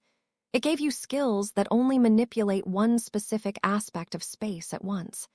This allows you to gain a better understanding as you can observe it better. This may be the way the ring is teaching you and increasing your proficiency of the spatial element. I think the latter goal would be so that you are able to manipulate space on your own without depending on the ring. Of course, this is just my hypothesis, Zhukang explained. Lin Mu was lost in thought after hearing Senior Zhukang's words and found them to be quite logical. Lin Mu then remembered one of the abilities of the ring, which was not actually a skill. Wait, Senior, does this relate to how I can open the spatial rifts? I mean, it is not actually a proper skill that was given to me by the ring. It's just something that I automatically knew, Lin Mu said, feeling unsure. Yes, that is indeed a good example. If you can do that, you should be able to do a lot more things once your proficiency with the spatial manipulation increases. The fifth skill, meld, should help you in this aspect, as it seems to have a lot of applications that I can think of, Zhukang answered. I see, Lin Mu spoke after hearing Zhukang's words. After a while, he laid down on the ground and slept, appearing in the sleepscape while the well of slumber activated automatically, and spirit chi started stirring in his body. Chapter 440. A speedy ride morning came, and Lin Mu woke up with the prodding of Little Shrubby. The sky was rather gloomy today, and thick clouds could be seen. Lin Mu stood up and stretched a bit before being pulled by Little Shrubby to cook. Little Shrubby had already gone out beforehand and hunted some beasts for them to eat. Well, this will save us some time, Lin Mu said before beginning to cook the meat. Soon they finished the breakfast, and Lin Mu got prepared to leave. Today would be the first time he would be returning to civilization in a long time. He had spent a lot of time in isolation, and even with Senior Zhukang being there, he now desired to see some other humans. Though he knew he would hobby to be a lot more cautious, as there was no saying what was going to happen out there. Lin Mu was now sitting on the back of Little Shrubby and tightly holding onto his fur. You ready, Master? Little Shrubby asked. Yup, let's go, Lin Mu answered. This was the idea that Lin Mu had gotten yesterday. He had seen now Little Shrubby was faster than the spirit sword, and how it could carry heavy beast corpses in his mouth and run at the same pace with no problem. This led Lin Mu to believe that he may be able to ride Little Shrubby and travel that way. He thus asked him about this a few minutes ago, and the beast agreed right away. Start a bit slower and speed up as I tell you, Lin Mu added. He knew that if Little Shrubby started sprinting from the very start, he would be sent back flying due to the momentum. He needed to hold on tight so as to be safe. Lin Mu watched on as the trees around him became a blur and wind assaulted his face. Tilda whoosh tilde. His hair fluttered in the wind as Little Shrubby ran through the forest. It jumped from tree to tree, traveling in a straight line. Lin Mu leaned a bit forward so as to reduce the wind resistance and squinted his eyes to see ahead. The incoming wind had made it hard for him to see, but soon he got swayed to it. WHO, this is amazing, Lin Mu cried out in joy. A few minutes had passed, and by now Lin Mu had gotten habituated to the current speed of Little Shrubby. You can go faster now, Lin Mu said. Okay, Little Shrubby replied before speeding up. The wind tore as Little Shrubby leaped over the trees, its red fur shining under the rays of sunlight that escaped from the gaps of clouds. Beasts were scared as they felt him approach and made way for it. While running like this, Little Shrubby's aura was in full display and waves of spirit chi were emanating from his body as well. It was evident that it was now using spirit chi to amplify its strength further. Even his spirit sense was extended out to catch the incoming obstacles before it could see them. His spirit sense is actually the same range as mine, Lin Mu thought. You should refine your spirit sense further. I think you should be able to increase it by multiple folds by now, Zhukang reminded. Ah yes, Senior, Lin Mu responded. He couldn't refine his spirit sense when he was in the sleepscape, and thus it had stayed the same length as it was before. Lin Mu knew it would be much easier than before to refine his spirit sense further due to the progress in his cultivation base. Currently, Lin Mu was heading in the eastern direction and was not going to the northern town directly. He didn't know what the situation would be like there, and it also had a higher chance of having cultivators there. Thus, the choice he had made right now was to head to the villages in the eastern part of the region. They were much smaller and mostly farmed for grains. Lin Mu knew there would be less security here, relatively speaking, and the best choice for him right now. If Lin Mu were traveling normally, even with his increased cultivation base, it would have taken him about 3 days to reach the village. But now, with little Shrubby, the entire journey of hundreds of kilometers was reduced to a single day. By the time night fell, Lin Mu could already see the farms on the horizon. "You can stop here," Lin Mu said. "Okay," little Shrubby replied before slowing down and eventually coming to a halt. Little Shrubby had learned to slow down and not abruptly stop when he was carrying Lin Mu, as when they had done this before in the afternoon, Lin Mu had been launched ahead into a tree. He definitely did not want a repeat of that, and thankfully little Shrubby was able to stop properly. Lin Mu got down from his back and jumped on his short sword to fly up, so that he could get a clear look at the village. It was night time, so the area was mostly dark and barely any lanterns could be seen. Because the grains had been planted, there was always a danger of the crops being burned due to an accident. Because of this, they would avoid keeping lanterns or any fire sources out near the farms. At the center of the village, where the houses were more densely packed, Lin Mu could see more light. "I should start from there," Lin Mu muttered to himself and got down. "You stay here for a bit, I'll call you if I need you," Lin Mu said. "All right," little Shrubby replied. Lin Mu was just about to leave, but then a thought made him stop. He looked back at little Shrubby and spoke, "Oh, and no cooking. I don't want to give out our location to them." "Okay," little Shrubby replied with a slightly disappointed face. Lin Mu nodded his head and went to the village. With each step, he sank into the ground and then disappeared. Chapter 441 Wanted. Lin Mu's spirit sense was spread around in the area as he checked the houses for the villagers. Most of them were sleeping by now, while some were still awake and doing miscellaneous tasks. Overall, Lin Mu couldn't find anything strange here, just an average village.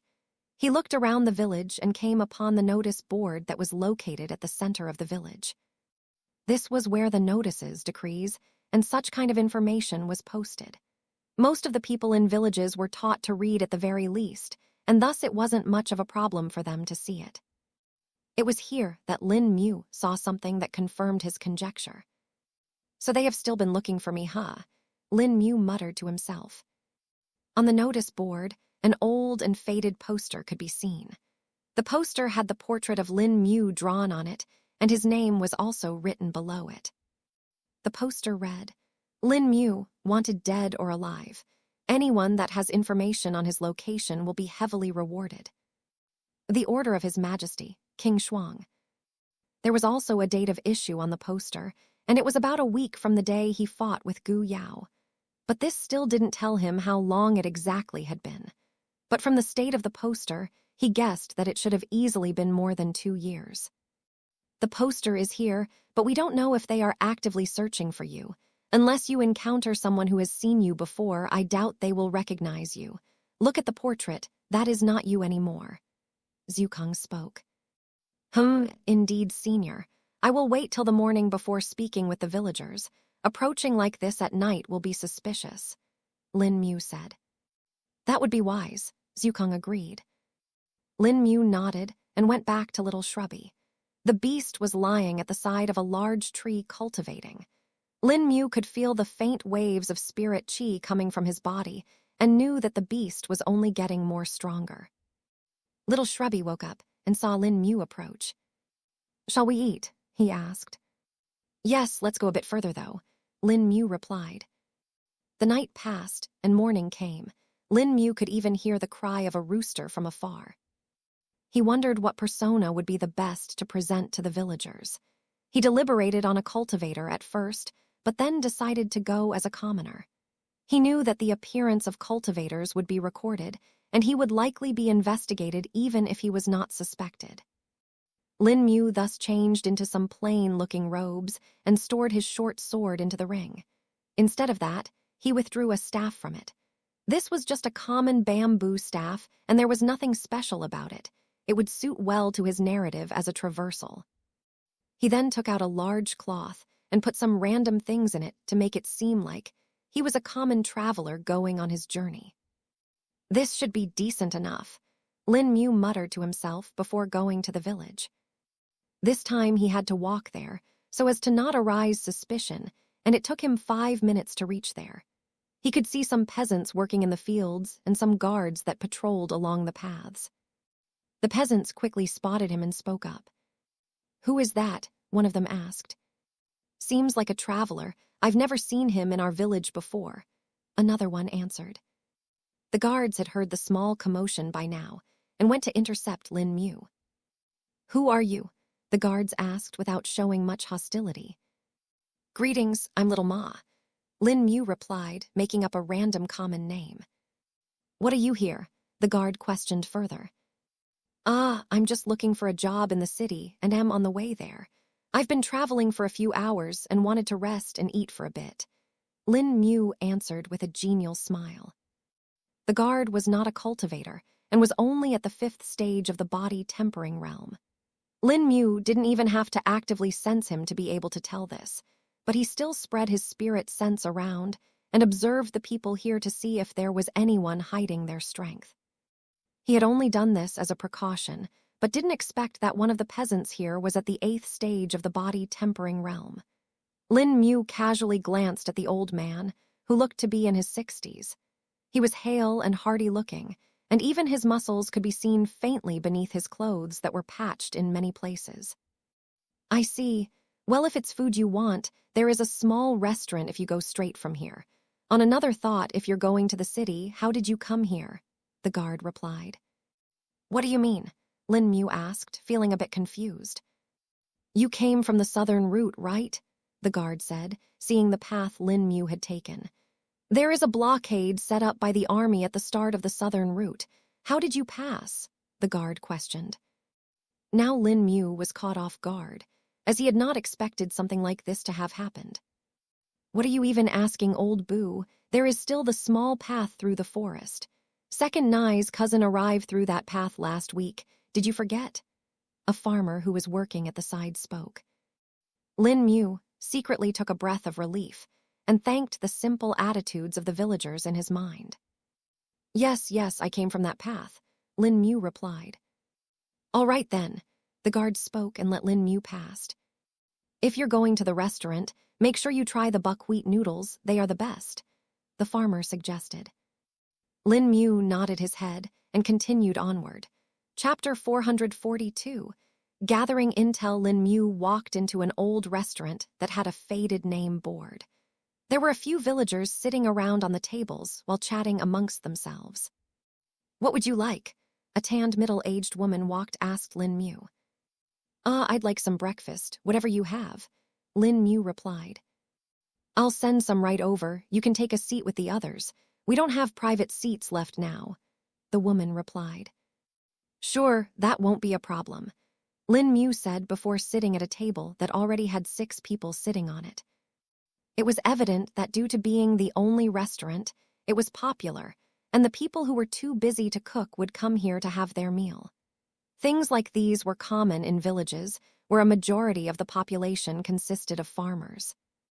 They would need to work on the farm most of the time, thus often wouldn't have time to cook. Those that had families wouldn't have to do the same as their wives would cook for them.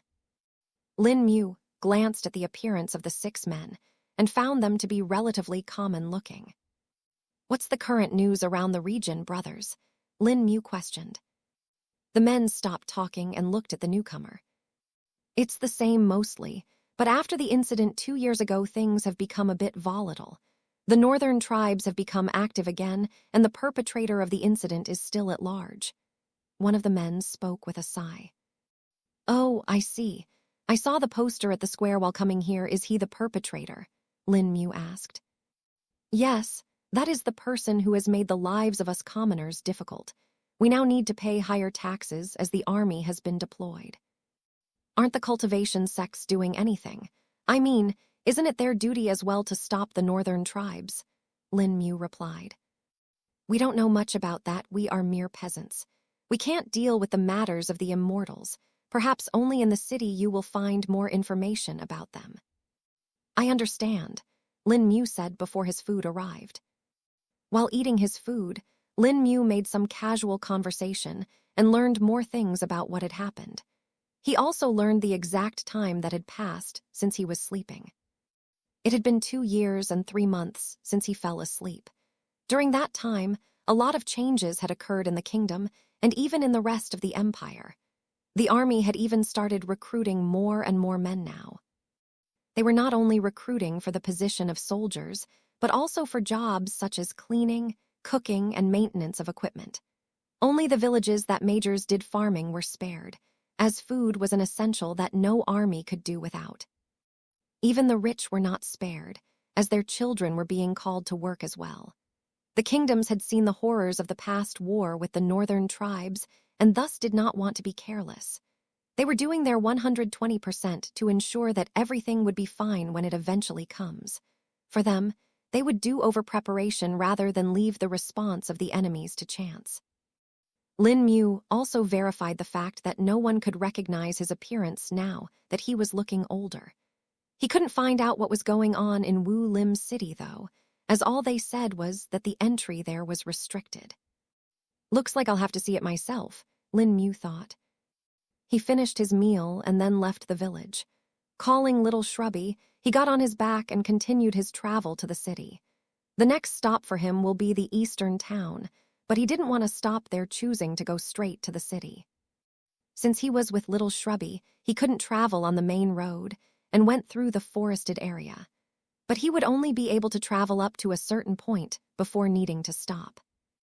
After reaching the part near the eastern town, the rest of the way was open plains, and if he traveled with Little Shrubby, he would be easily spotted. Wait here, I'll be back in 2 days at the very late, Lin Mu instructed. I can't come, Little Shrubby asked. No, you're too big now, Lin Mu replied. But I can fight, Little Shrubby said with excitement. I know you can, but I am not going to fight there. At least not now, so wait here and stay out of sight. You can cook to pass time if you want to, Lin Mu explained. Okay, I'll wait, Little Shrubby agreed. Lin Mu flew away on the short sword and reached the Wu Lim city after an hour. He would have been able to reach it even earlier had it not been for the multiple outposts that had been set up in multiple perimeters. It would have been fine if it was just normal soldiers, but there were cultivators mixed in there too. Lin Mu couldn't tell which sect they belonged to, though, as all of them were wearing the same kind of uniform. He avoided them by taking longer routes, or where he couldn't do this, he used Fade to travel for short distances. But when he had reached the border of the city, Lin Mu found himself to have triggered a formation array. What is this, Senior? Lin Mu asked, feeling anxious. It's a tracking and marking formation array. It is used to tell how many people are currently going in and out of the city and who is around it as well, Zhu Keng answered. This just gets more and more complicated, Lin Mu muttered. It was evident that the formation was recently set up while he was gone. Lin Mu didn't know if it was done under the directions of Gu Yao or the kingdom, but whatever it was, it had only caused trouble for him. Lin Mu came to an isolated corner of the city wall and phased through it to enter the city. He knew he was already discovered the moment he stepped into the formation array's range, but he was betting on the fact that they will not be tracking each and every person closely. Besides, even if he was found out, he was simply going to escape after that. Entering the city, Lin Mu could see the increased security everywhere. There were even checks at the entrances of the different districts. Lin Mu simply crossed them by either phasing through the ground or blinking past the guards. His destination was the ancestral temple, which was the main site of the incident. But upon reaching there, Lin Mu found the area to be cordoned off, and there was even a strong barrier formation surrounding it. Lin Mu spotted some Tri-Cauldron Peony sect disciples guarding the area. Lin Mu knew that he wouldn't be able to cross the barrier without causing a lot of commotion, thus avoided it for now. He changed his aim and went to the mayor's manor instead. He also wanted to check up on Wu Hai, but reckoned going to the manor would be better for now. Lin Mu knew it was likely that Wu Hai had been controlled too, as there was no way Gu Yao would leave his nephew alone. Appearing at the manor, Lin Mu discovered it to be empty. There were only some servants and guards left there. Lin Mu spent some time gathering more information and learned that they all had moved from the city. The mayor was now in the capital and was given a high position due to his contribution of preventing the red tide incident from spreading further. The red tide is what they were calling the human-controlling blood curse now, but they had been misled and made to believe the red tide was made for just killing, as the commoners that were affected by it had been killed. The mayor claimed that he and his family managed to suppress the red tide caused by Lin Mu. The claim gained support from the Tri-Cauldron Peony sect and a few other minor sects as well. The shocking thing was these sects were none other than the ones that had participated in the tournament. Seems like they managed to get the sects over to their side as well, but to what extent are they being controlled, that is the question. Lin Mu muttered to himself. From what I've seen and analyzed, I doubt Gu Yao can control so many people like this multiple times. He is probably going to only control the stronger cultivators like the Supreme Elder. He didn't want to waste his power in controlling the commoners and thus killed them. This also allowed him to make a narrative of the curse being used for killing instead. Zhukang said, Chapter 443, New Alliances. Lin Mu felt furious in his heart that Gu Yao had killed the innocent. He recalled the memories of the townsmen dying due to the plague, but then steeled his heart. Nothing would come out of his mindless anger. Rather, if he wanted to avenge them, he needed to be smart. He needed to have a plan that would hurt them where it hurt the most. Lin Mu also knew that he couldn't just start killing the people straight away, as most of them were being controlled by Gu Yao and weren't necessarily at fault. Senior, will the people be freed if Gu Yao is killed? Lin Mu questioned. That is a hard thing to answer. There are a few different possibilities that can happen. Theoretically, Gu Yao shouldn't be able to control that many cultivators that are at the Dao Shell realm himself. And if he wants to control those that are at the Dao Treading realm, I believe it will be impossible if he's not at the Dao Treading realm himself. We know that he is controlling the Tri-Cauldron Peony sect, and their strongest cultivator is at the nascent soul realm. It is likely that the other sects that are cooperating with them have been controlled too, or rather their higher-ups are. Just from this, we can assume that the number of Dao Shell Realm cultivators that are under his control is around 10. Not to mention the disciples and other elders that will follow their commands. You will have to fight a huge number of people, strong people. Going straight ahead will not work. You will need to weaken them first. Zhukang answered. Lin Mu nodded his head and thought to himself. For now, he couldn't come up with anything concrete and realized that he needed more information before creating a proper plan. I'll gather more intel in the city and see what else I can find. Hopefully by day after tomorrow, I get enough for the next stage. Lin Mu muttered to himself. With this, he sank into the ground and went to spy on the disciples. Lin Mu also went to check on the underground chamber where he had fought Gu Yao, but it had the barrier surrounding it as well. This one was even stronger than the one that was set up around the temple, and he couldn't find any way to break it himself. He knew he could force his way in using the ring by opening a portal, but there were risks to it. By now Lin Mu had understood the implications of using the ring, and was worried the star-catching formation may detect it. Even if Zhukang was able to restrict the passive spatial fluctuation coming from the ring, he wouldn't be able to stop something that direly affected the world's barrier. Lin Mu spent a day spying on the disciples and listening to their conversations. He even stole some documents and letters from their quarters that helped him a lot. He found out that the top 10 sects were in a time of upheaval and that new alliances were being created. The Sky Precepts sect had been the number 1 for a long time, but there was now a chance their position may be threatened. About 6 of the top 10 sects were now forming alliances. There was the Zither Wind Alliance and the Long Cloud Alliance. Only the top 3 sects were staying independent, while the sect that was ranked at the bottom, the 10th in number, was being fought over by the 2 alliances. Whichever alliance was able to convince the last sect to join them would become the dominating one. It was a game of numbers, and the competition was only getting tougher as the days went by. The smaller sects were not left unaffected either, and were now making alliances of their own. The empire had become alarmed, and suddenly the emperor had fallen sick too. The royal physicians were unable to help him, and they were now thinking of asking the Rainbow Pills sect for help. But it was likely the Sky Precepts sect and the Centennial Sword sect would not allow something like this to happen. They could guess that the Rainbow Pill sect would likely put the empire in their debt, which in turn would push them to the top. Though Lin Mu heard another news that surprised him. The alliance ceremony for the Tri-Cauldron Peony sect, the Autumn Valley sect, the Cloven Sea sect, and the Zither Wind sect will be held in the coming month. As soon as he heard of this, Lin Mu understood what was actually happening. That damned Gu Yao, this is all his doing, isn't it? Pitting the sects against each other while the northern tribes mount their offense. Lin Mu uttered with rage. Perhaps the emperor getting sick may be due to him as well. There are many ways he could accomplish it if he has people being controlled in the palace too. There are far too many things we missed out on in these 2 years.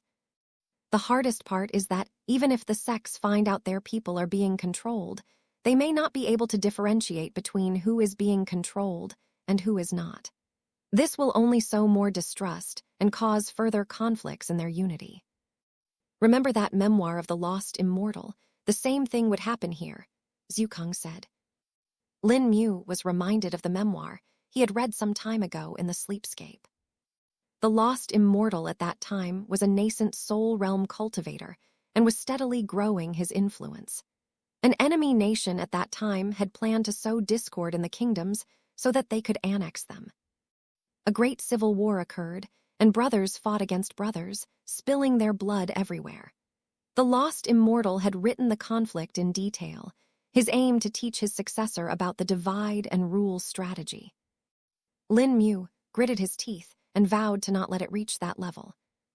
That's it, Lin Mu uttered, as an idea suddenly came to his mind. I just need to dismantle their efforts. Chapter 444, A plan to end the conflict. The sects forming the alliances may not be totally bad. Maybe they will have better preparation for the war with the northern tribes. But Gu Yao must be stopped, Lin Mu said with determination. His eyes glowed with valor as he faded away. A minute later, he was already outside the Wu Lim city. He started flying towards Little Shrubby's location, and Zukang spoke to him at this time. So what are you going to do now? Zukang questioned. First, we head to the capital city of Shuangqian Kingdom. I need to see what the mayor is up to, and I can't leave Wu Hai like this either. I'm pretty sure the mayor is an important trump card for Gu Yao and definitely has access to vital information. On the other hand, Wu Tang is the son-in-law of the Peak Master Yi Deng and will be the official link between Kingdom and the Tri-Cauldron Peony sect. If we can gain control over them, we may have a chance at starting early. Besides, we also need to figure out where Gu Yao is currently. The most obvious location that I can think of is the Tri-Cauldron Peony sect, but that may be wrong too. Like you said, Senior, if he wants to control the higher-ups of the sects, he needs to have a higher cultivation base. And will be looking to increase it, for which he will need resources, tons of resources. He may be getting them from the sects that are currently under his control, so that is where we need to start, Lin Mu explained. Of course, if you can figure out where the resources are being sent to, chances are Gu Yao will be there too. Also, his mind was damaged by me too, so he probably is unstable even now. Zukang replied. Him, unstable? That will be a wild card as it will be hard to guess his actions. But it may work in our favor too. If he is not thinking clearly, he will make mistakes and will be reckless. Lin Mu analyzed. You will need to find out how he is communicating with the northern tribes too, though. Right now, he is the main thorn in our path, but if more of his allies from the northern tribes come here, it will only become more difficult. After all, we know some of them are already here in the kingdom, as little Shrubby told us, Zukong said. It would have been good if we had old man Jiang Wei help us with this. He has lived long and knows more about the northern tribes. He also has experience with the sects, and thus could have guided us. Lin Mu said, feeling a bit sad. Don't worry. If I have grasped their character well, I'm pretty sure they will not let this happen either. As long as they have not been unaware of all these happenings, they are likely to intervene, Zukong assured. I hope so too, Senior. Plus, we still have the threat of the invader hanging on our head, Lin Mu added. About the invader, I think if you will be able to find out about them from the northern tribes too. If they are the ones who called that merchant here, they must have a way to let outsiders into this world. There should be a teleportation formation for that. If we can find that, you may be able to trace the location of the invader by using that formation. I will guide you in formations till then. You will need to be proficient with them in order to do something like that, Zukong said. I will do it diligently, Senior. Since we are heading to the capital, we may as well get some supplies to make formations there too, Lin Mu suggested. Or, since this is a difficult time, we can ignore certain rules, Zukong said after thinking for a bit. Oh, what kind of rules, Senior? Lin Mu questioned. Do you know what is the fastest way to gather a fortune? Zukong asked. You mean to say, we should just steal them? Lin Mu replied. Yes, we do not have the liberty of time. We will need to act quick, and this will be the best method. After all, this is for the benefit of the people. You will be saving them, Zukong stated. Lin Mu thought about it for a bit and found it to be reasonable. While thinking of the plan, Lin Mu eventually reached Little Shrubby, who, as he had expected, was cooking some more meat. Though this time the beast was a common beast at the 6th stage of the body tempering realm. I'm back, Lin Mu said. Master, come eat then cook more, Little Shrubby said. All right, I guess a little rest is in order, Lin Mu said, knowing that he needed to rest his mind, which had become distressed. He reckoned that if he got some rest, a new solution may automatically pop up in his mind. After all, a chaotic mind will only give rise to disorder. Little Shrubby went out to hunt a few more beasts, while Lin Mu meditated while chanting the calming Heart Sutra. After that, they cooked some delicious food, which helped Lin Mu stressed even more. What now, Master? Little Shrubby asked. Now we head to the capital city. We have a lot of things to do now, and perhaps even you will get to participate, Lin Mu answered. Yay, I want to fight someone that can actually fight back too. All the beasts I fight only run away now, Little Shrubby said, feeling happy. Lin Mu raised his brows as he realized he was not without allies, either. Little Shrubby was formidable in his own way, and his speed was the key. Wait, his speed. I can use it like that, can't I? Lin Mu thought as a better idea formulated in his mind. It was on this day that the beast every cultivation sect would dread was born. Chapter 445. Preparations for tribulation. Lin Mu was on his way to the capital city of Shuang Qian Kingdom. The distance was of about 10 days if one went on a horse, but for cultivators that went there flying on their spirit weapons, it would take them 3 to 4 days. But Lin Mu was gonna reach there much earlier than that. He didn't have an exact estimate since he had never been to the capital city, but judging from the distance it took Little Shrubby to travel previously, he was guessing a day or 2. Little Shrubby had monstrous stamina and could maintain his full speed for at least 12 hours before he had to rest for a couple of hours. Still, this was greater than a cultivator flying on their spirit weapon, as depending on their cultivation base, they would have to rest after every couple of hours or risk depleting their spirit chi too much. Only adult-stage nascent soul realm cultivators could fly for long periods of time on their own and were faster than Little Shrubby. But compared to an infant stage or even a child stage nascent soul realm cultivator, he was already faster. Lin Mu had gotten a map long ago from Wu Lim City and thus didn't need to ask anyone for directions. Not to mention that there were signboards that showed the path to the capital city everywhere on the road. The capital city was located slightly south of the center of the kingdom. It was the largest city, of course, and had a lot of people living in it and around it. There was a military base located a short distance from the city and a smaller one within the city itself. These were important points for Lin Mu, as he needed to know them if any conflict were to occur. Entering the city itself wasn't going to be difficult, and he would be able to enter just by showing his identity as a cultivator or paying some tax as a commoner. Unlike Wu Lim City or other major cities of the kingdom, here cultivators were rather common and as such had more liberty. Though Lin Mu didn't know if they will be recording identities here as well. He was leaning on the likelihood of it, and as such would just sneak into the city if it so came to it. Thankfully, with the ridiculous amount of money he had, gathering information in the city would not be that difficult. The first stop in the city will be at the Mercenary Union's branch then. They should have an information supplying section where I can pay to get it. I don't know how much confidential information will be available, but it should help me with the overall situation of the cities. And if this contains the information about trades and shipments, I may even be able to figure out the location of Gu Yao. Lin Mu muttered to himself. Lin Mu looked in the distance and saw another city there.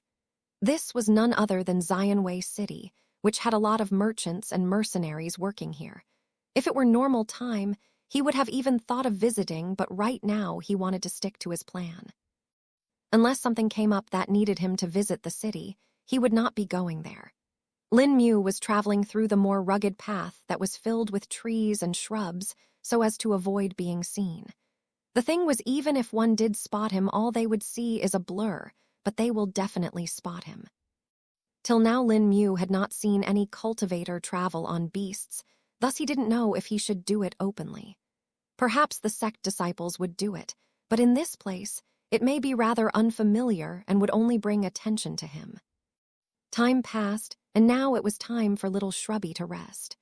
They stopped near a hill that had a few villages nearby and prepared some food while watching the people working in the distance. Lin Mu had already gone past the area where the winters were considered to be strong, and thus the number of villages here was much higher than in the north.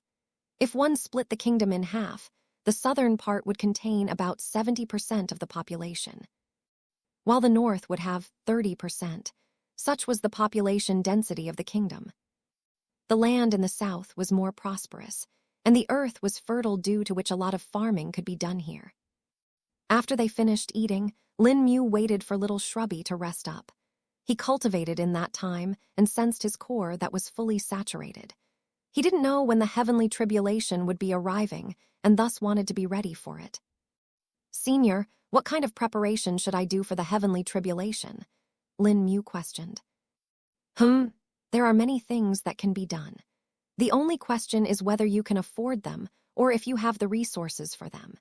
If we take the example of a common sect disciple that was about to undergo heavenly tribulation to break through to the nascent soul realm, they would have elders acting as their dharma protectors, defensive treasures that can reduce the impact of the tribulation lightning and supportive pills as well. Some sects may even have tribulation platforms set up for their disciples. Tribulation platforms allow the cultivators to observe the person undergoing the heavenly tribulation safely without risking the chance of inviting the wrath of the tribulation themselves.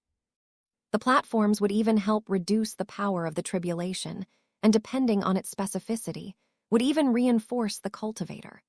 But string up such tribulation platforms is expensive for smaller sects, and most of them are specific depending on the cultivation technique the cultivator uses and are destroyed during the tribulation, thus becoming a single-use disposable. There are multiple-use ones that can be used by nearly cultivator despite their cultivation technique, but those ones are immensely difficult to set and require the support of formation masters, alchemists, and even spirit tool refiners to set it up. Zukong explained. Chapter 446, Blockade. Lin Mu knew that a tribulation platform was out of the question for him since he didn't even have a chi cultivation technique.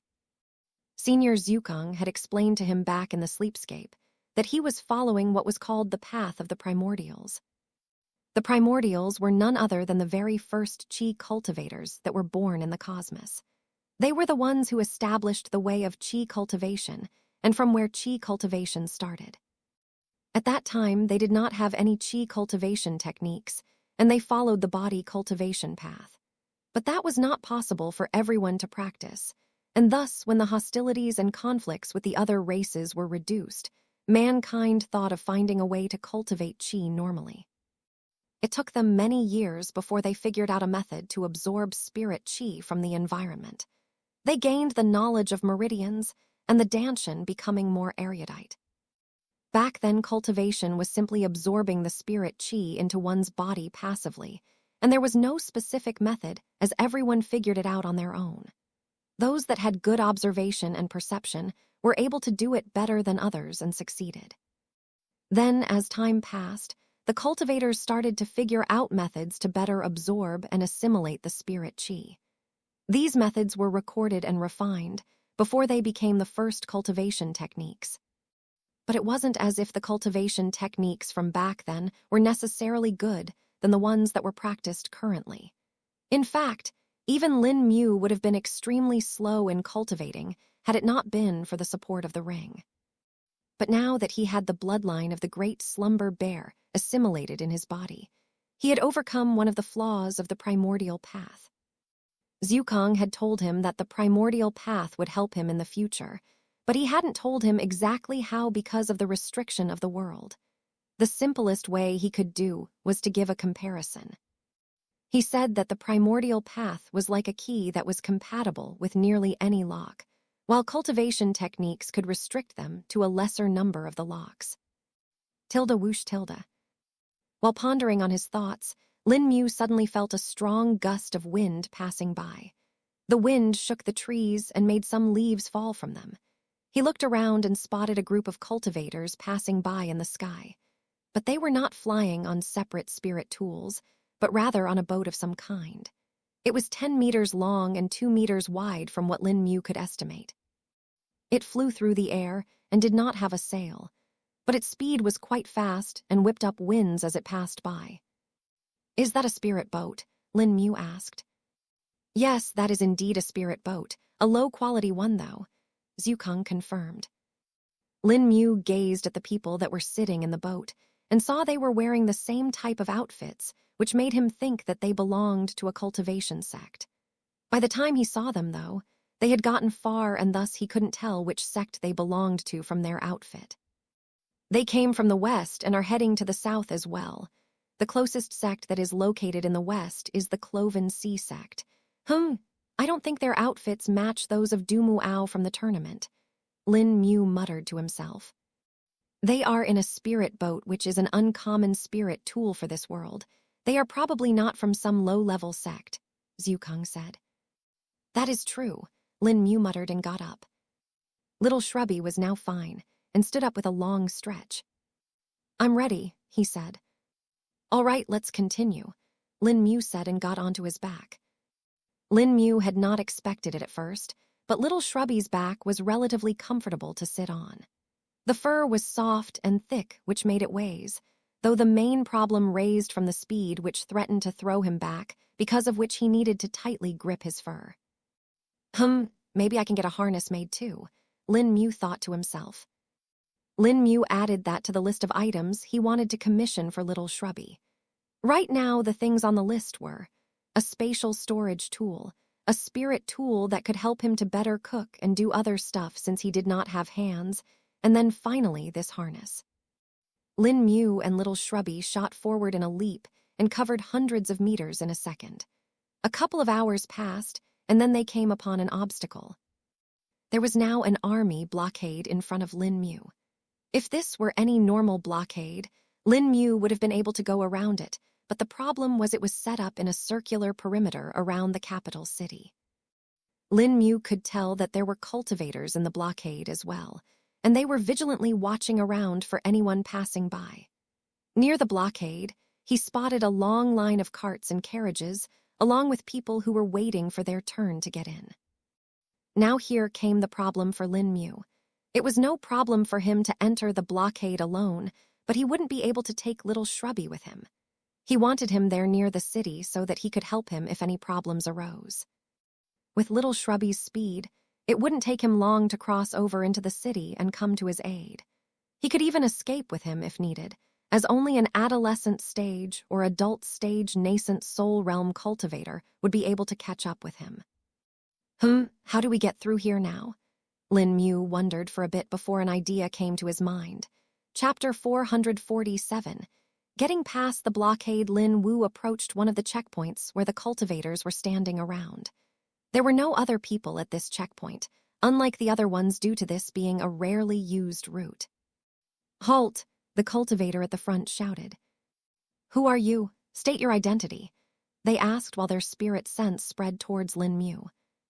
Lin Mu could tell that one of these cultivators was at the core condensation realm, and that was the one who was using his spirit sense. "Greeting, I am Wu Lion, a wandering cultivator," Lin Mu said, giving a fake name. The core condensation realm cultivator sensed his cultivation base, and a serious expression appeared on his face. "He's at the peak stage of the core condensation realm," he whispered to his companions. They too showed similar expressions and became even more alert. "What is your business here?" they asked. "My business? Oh, it is just," Lin Mu said and started chanting. A second later, the eyes of all the cultivators went dull, and they entered a daze. There were 10 cultivators here, but all of them had been affected at the same time. Lin Mu had used nothing but the Severing Heart Sutra. He had not seen its effects after he reached the peak stage of the core condensation realm, and thus had expected it to be much stronger than before. And that was exactly what happened here. "Go ahead, little Shrubby," Lin Mu said through his link. In the next moment, a blur passed by them, but they did not notice it. Lin Mu glanced and saw that little Shrubby had already gone far enough and stopped chanting the Severing Heart Sutra. "I'm here to visit the city and buy some things. I need to get spirit tools and also sell some of the resources that I do not need anymore," Lin Mu continued. The cultivators felt a bit strange for a moment and looked around. "Is there a problem?" Lin Mu asked with a friendly smile.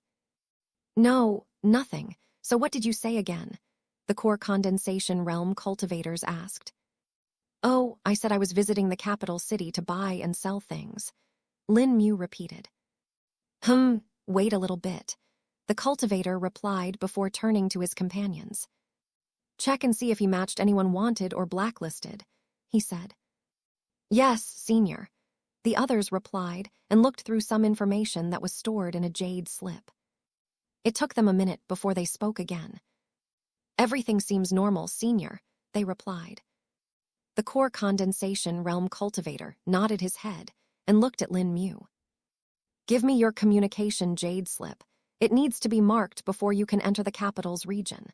Entering and exiting the city will require this mark, and if you lose your jade slip, you will have to pay a fine and may even have to go through a trial if any convictions are found to be made against you," he explained. "All right, that will be fine," Lin Mu said before handing him his communication jade slip. The core condensation realm cultivator took it and placed it on a small table that was kept to the side. The top of the table was made of metal, and some carvings could be seen on it. Some runes appeared from the table before embedding themselves into the jade slip. After that was done, the core condensation realm cultivator picked up the jade slip and handed it back to Lin Mu. "Can I go ahead now?" Lin Mu questioned. "Yes, you can," the core condensation realm cultivator replied. Lin Mu nodded his head and jumped into the air, where a short sword appeared below his feet. He flew past at a great speed, leaving the cultivators behind who finally lifted their serious expressions. "Senior, who was that? Have you heard of any wandering cultivator that is at the peak stage of the core condensation realm?" one of the junior companions asked. "From the name he told us, Wu Lion, I can't recognize him. If my memory serves right, there isn't anyone that is in any of that tame in the cultivation sex either, so he is telling the truth about being a wandering cultivator," the core condensation realm cultivator answered. Shouldn't he have been a bit more famous? It's like he never existed. From his appearance, he looks young too, probably in his 40s. Another disciple said. That is true. Though now that we have this information, we can update the sex about it. The core condensation realm cultivator stated. I'll do it right away, senior. One of the juniors replied before talking out a commutation jade slip and holding it. He closed his eyes for a few seconds and then opened them. I've sent the information ahead. Lin Mu landed after going a sufficient distance away from the cultivators. He soon spotted little Shrubby, who was waiting in a small patch of trees. Let's go ahead, Lin Mu said and got onto his back. Lin Mu had to circle around the perimeter of the blockade till he found a checkpoint where there were fewer people guarding. He didn't want there to be additional public, as his plan would have probably not succeeded then.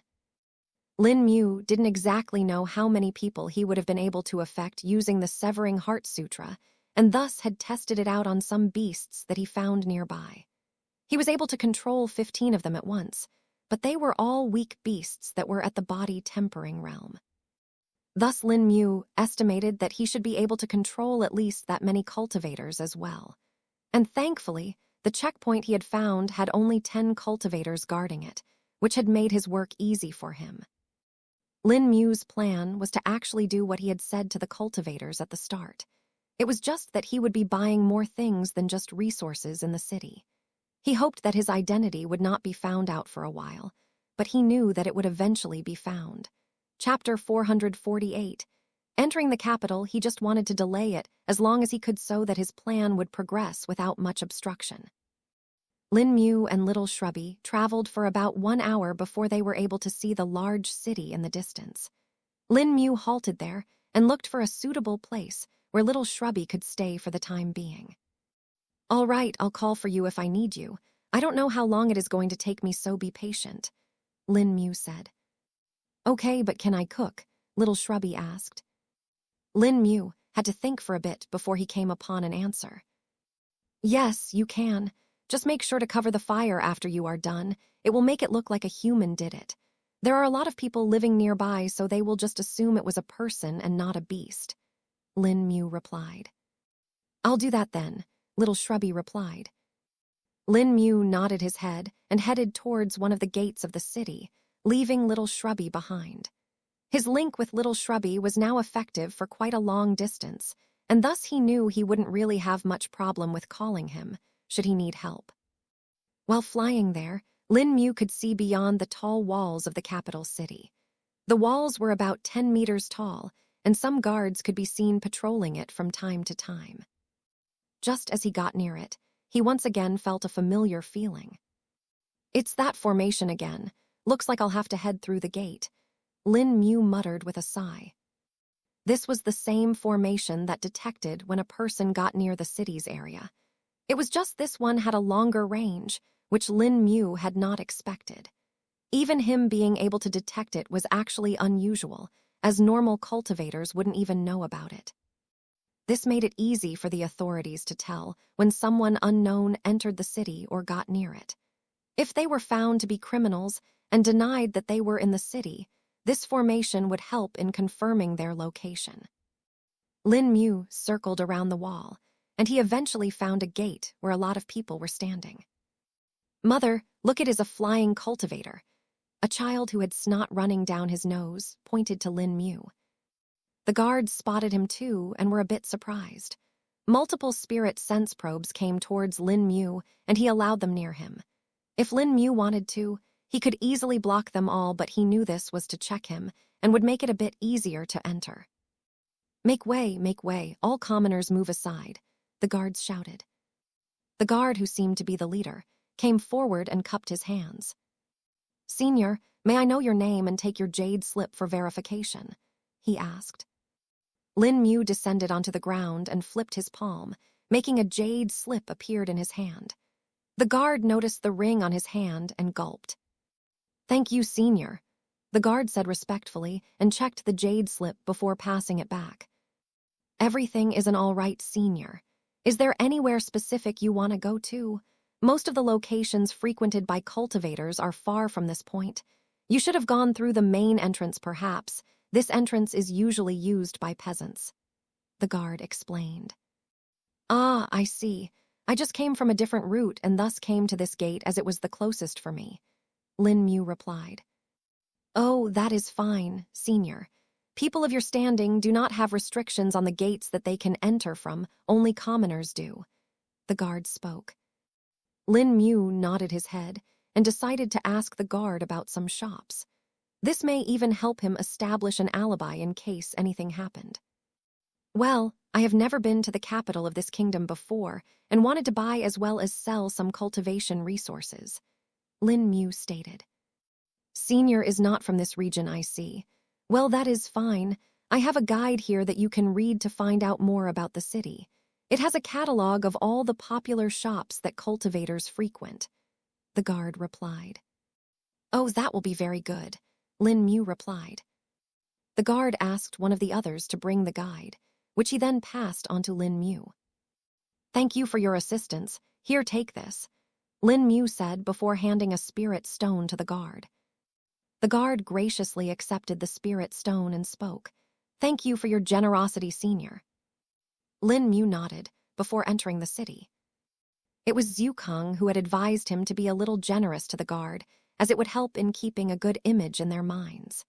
If any trouble arose, and these guards were questioned, they would subconsciously assume that Lin Mu was not the one to do it. Such was human psychology. And a little tip worked a long way. Lin Mu looked through the guide and quickly found a few places that aroused his interest. The first place was none other than the branch of the Mercenary Union, which was located in the south of the city.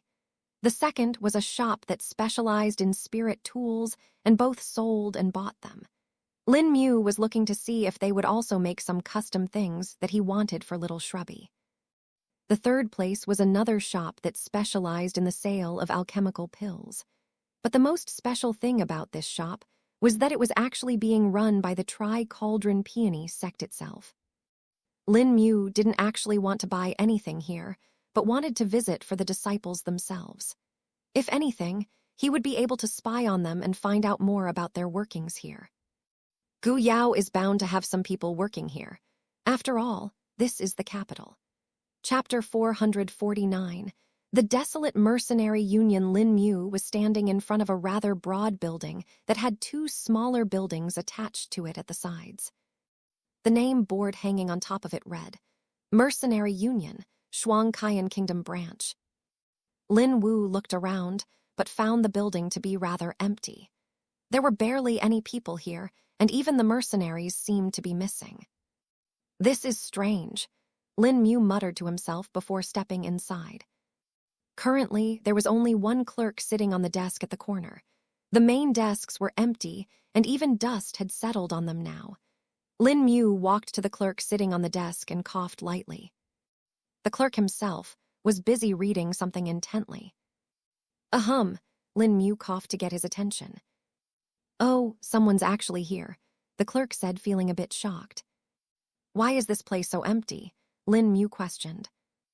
Upon hearing this question, a frustrated expression appeared on the clerk's face. Are you here to make fun of us? The clerk replied.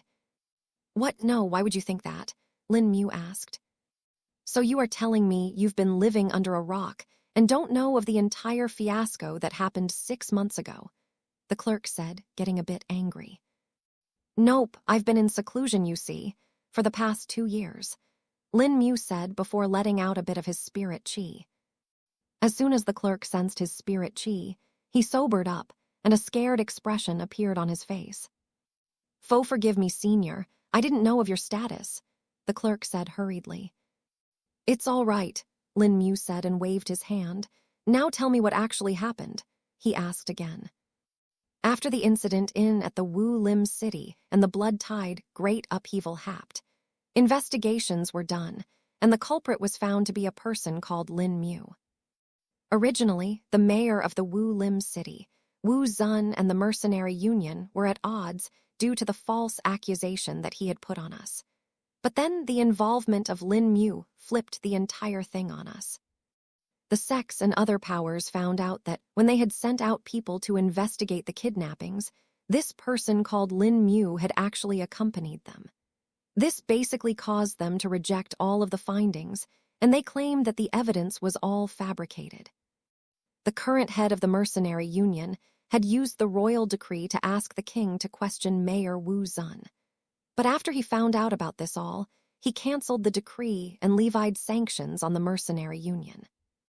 Ever since then, the reputation of the mercenary union plummeted, and people started accusing us of being traitors, although they had no proof of it. Little by little, most of the mercenaries left the union, and a majority have even left Shuang-Kaiyan Kingdom itself, the clerk said. Lin Mu's eyes went wide as he had not expected there to be such a story behind this, and even in this somehow his involvement was there. But soon, anger appeared in his heart too, as he could imagine why Gu Yao or Wu Zun must have done this. He was getting rid of thorns in his path. By discrediting and framing an inflectional power such as the mercenary union, he removed one of the parties that were opposing him. Lin Mu inferred. But he didn't show any expression on his face, as it would only cause the clerk to feel weird. "Why are you still here then?" Lin Mu asked curiously. "I'm still here for the few mercenaries that are still left in the kingdom. If they come to me, I'll assign them some other jobs in places where they won't be as infamous. Or if they want to resign, I take their resignations as well," the clerk answered. Lin Mu nodded his head in understanding. "So what did you want, Senior?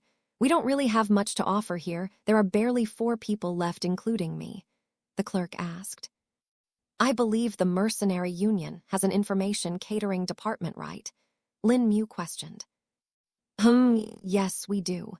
It's one of the few departments that are still active here, though there is only one person running it," the clerk answered.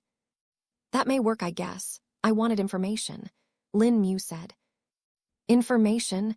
We can give you some, but it is likely to be outdated as we don't have much intel coming now due to a lack of people.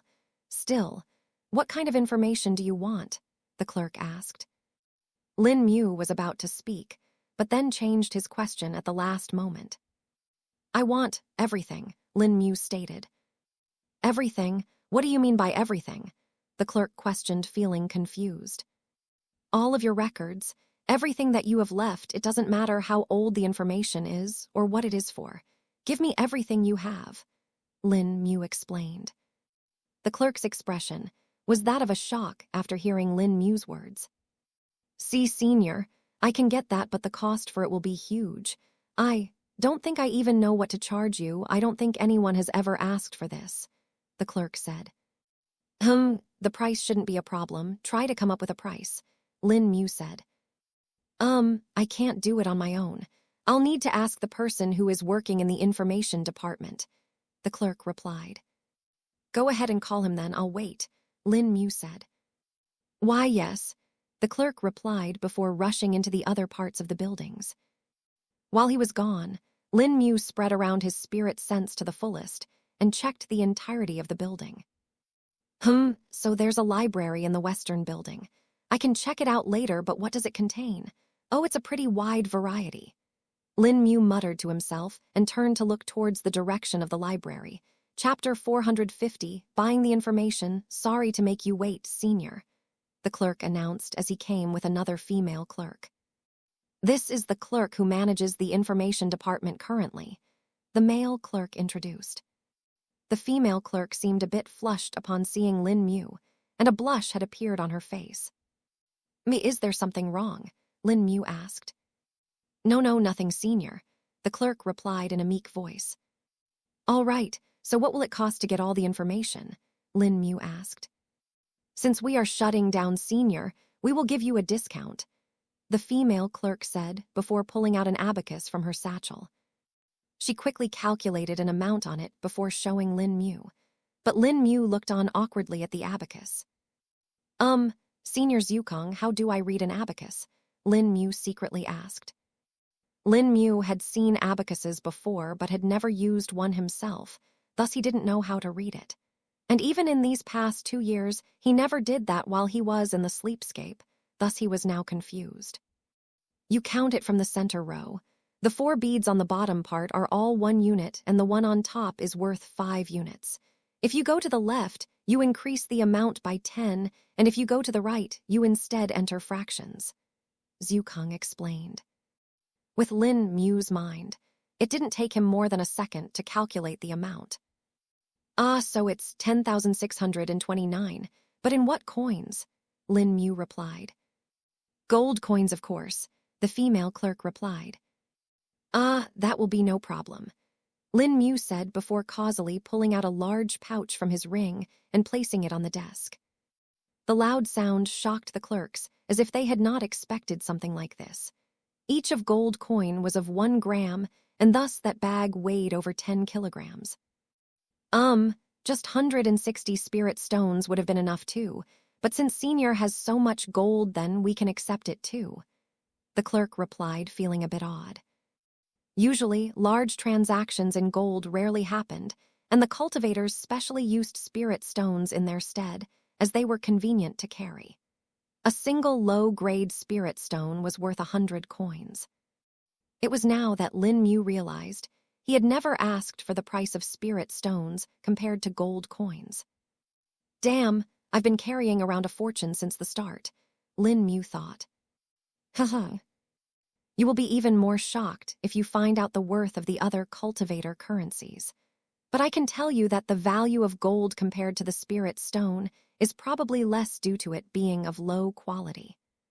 Cultivators can further refine ordinary metals such as iron, copper, silver, and gold into higher quality forms that are then minted into coins to be used by them, Zhukang said. Oh, is that what the green gold that old man Jiang refined was? Lin Mu asked. Yes, that's correct. The higher refined forms of these metals can be used for various things such as forging of spirit tools and weapons, Zhukang replied. I see, Lin Mu replied. The female clerk was rummaging through a set of registers that she had brought along with her. It took her about 10 minutes before she was finally done. So, in what form do you want the information to be in Senior? The female clerk questioned. The best would be if it's in a jade slip, Lin Mu said. That may be difficult, the male clerk said. Oh, why so? Lin Mu questioned. With the amount of information there is no way a normal jade slip will be able to hold it. You will need a mid-grade jade slip for it, the clerk said. Will this one work? Lin Mu asked, showing the jade slip that he had been using. Oh, it's a mid-grade jade slip, the clerk exclaimed. She took the jade slip and held it for a second before her expression fell.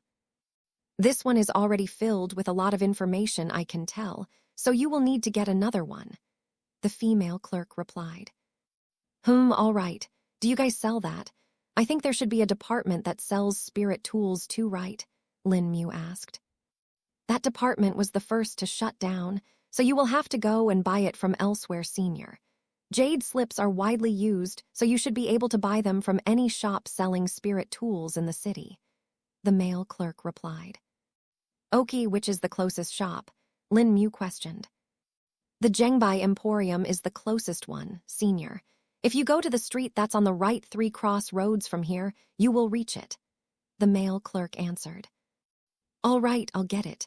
Oh, and I also wanted to ask if you have a library here, Lin Mu said. Yes, we do. Do you want to visit it, Senior? The female clerk asked. Yes, how much will be the charge for it? Lin Mu questioned. Since you've already paid so much, you do not need to pay, Senior. You can stay in the library as long as you want. It's free for you to use, the clerk answered. Ah, that is perfect, Lin Mu said, feeling pleased. He nodded his head and left the Mercenary Union's building, heading towards the shop that the male clerk had told him about. It took Lin Mu about 10 minutes to reach the shop, which was decent looking. There was a large board on which its name was written in elaborate calligraphy. Welcome to Zhengbai Emporium. What would you like, customer? The shopkeeper immediately greeted Lin Mu upon seeing him stand in the door. While Lin Mu's clothes were that of a commoner, the shopkeeper could easily identify a cultivator.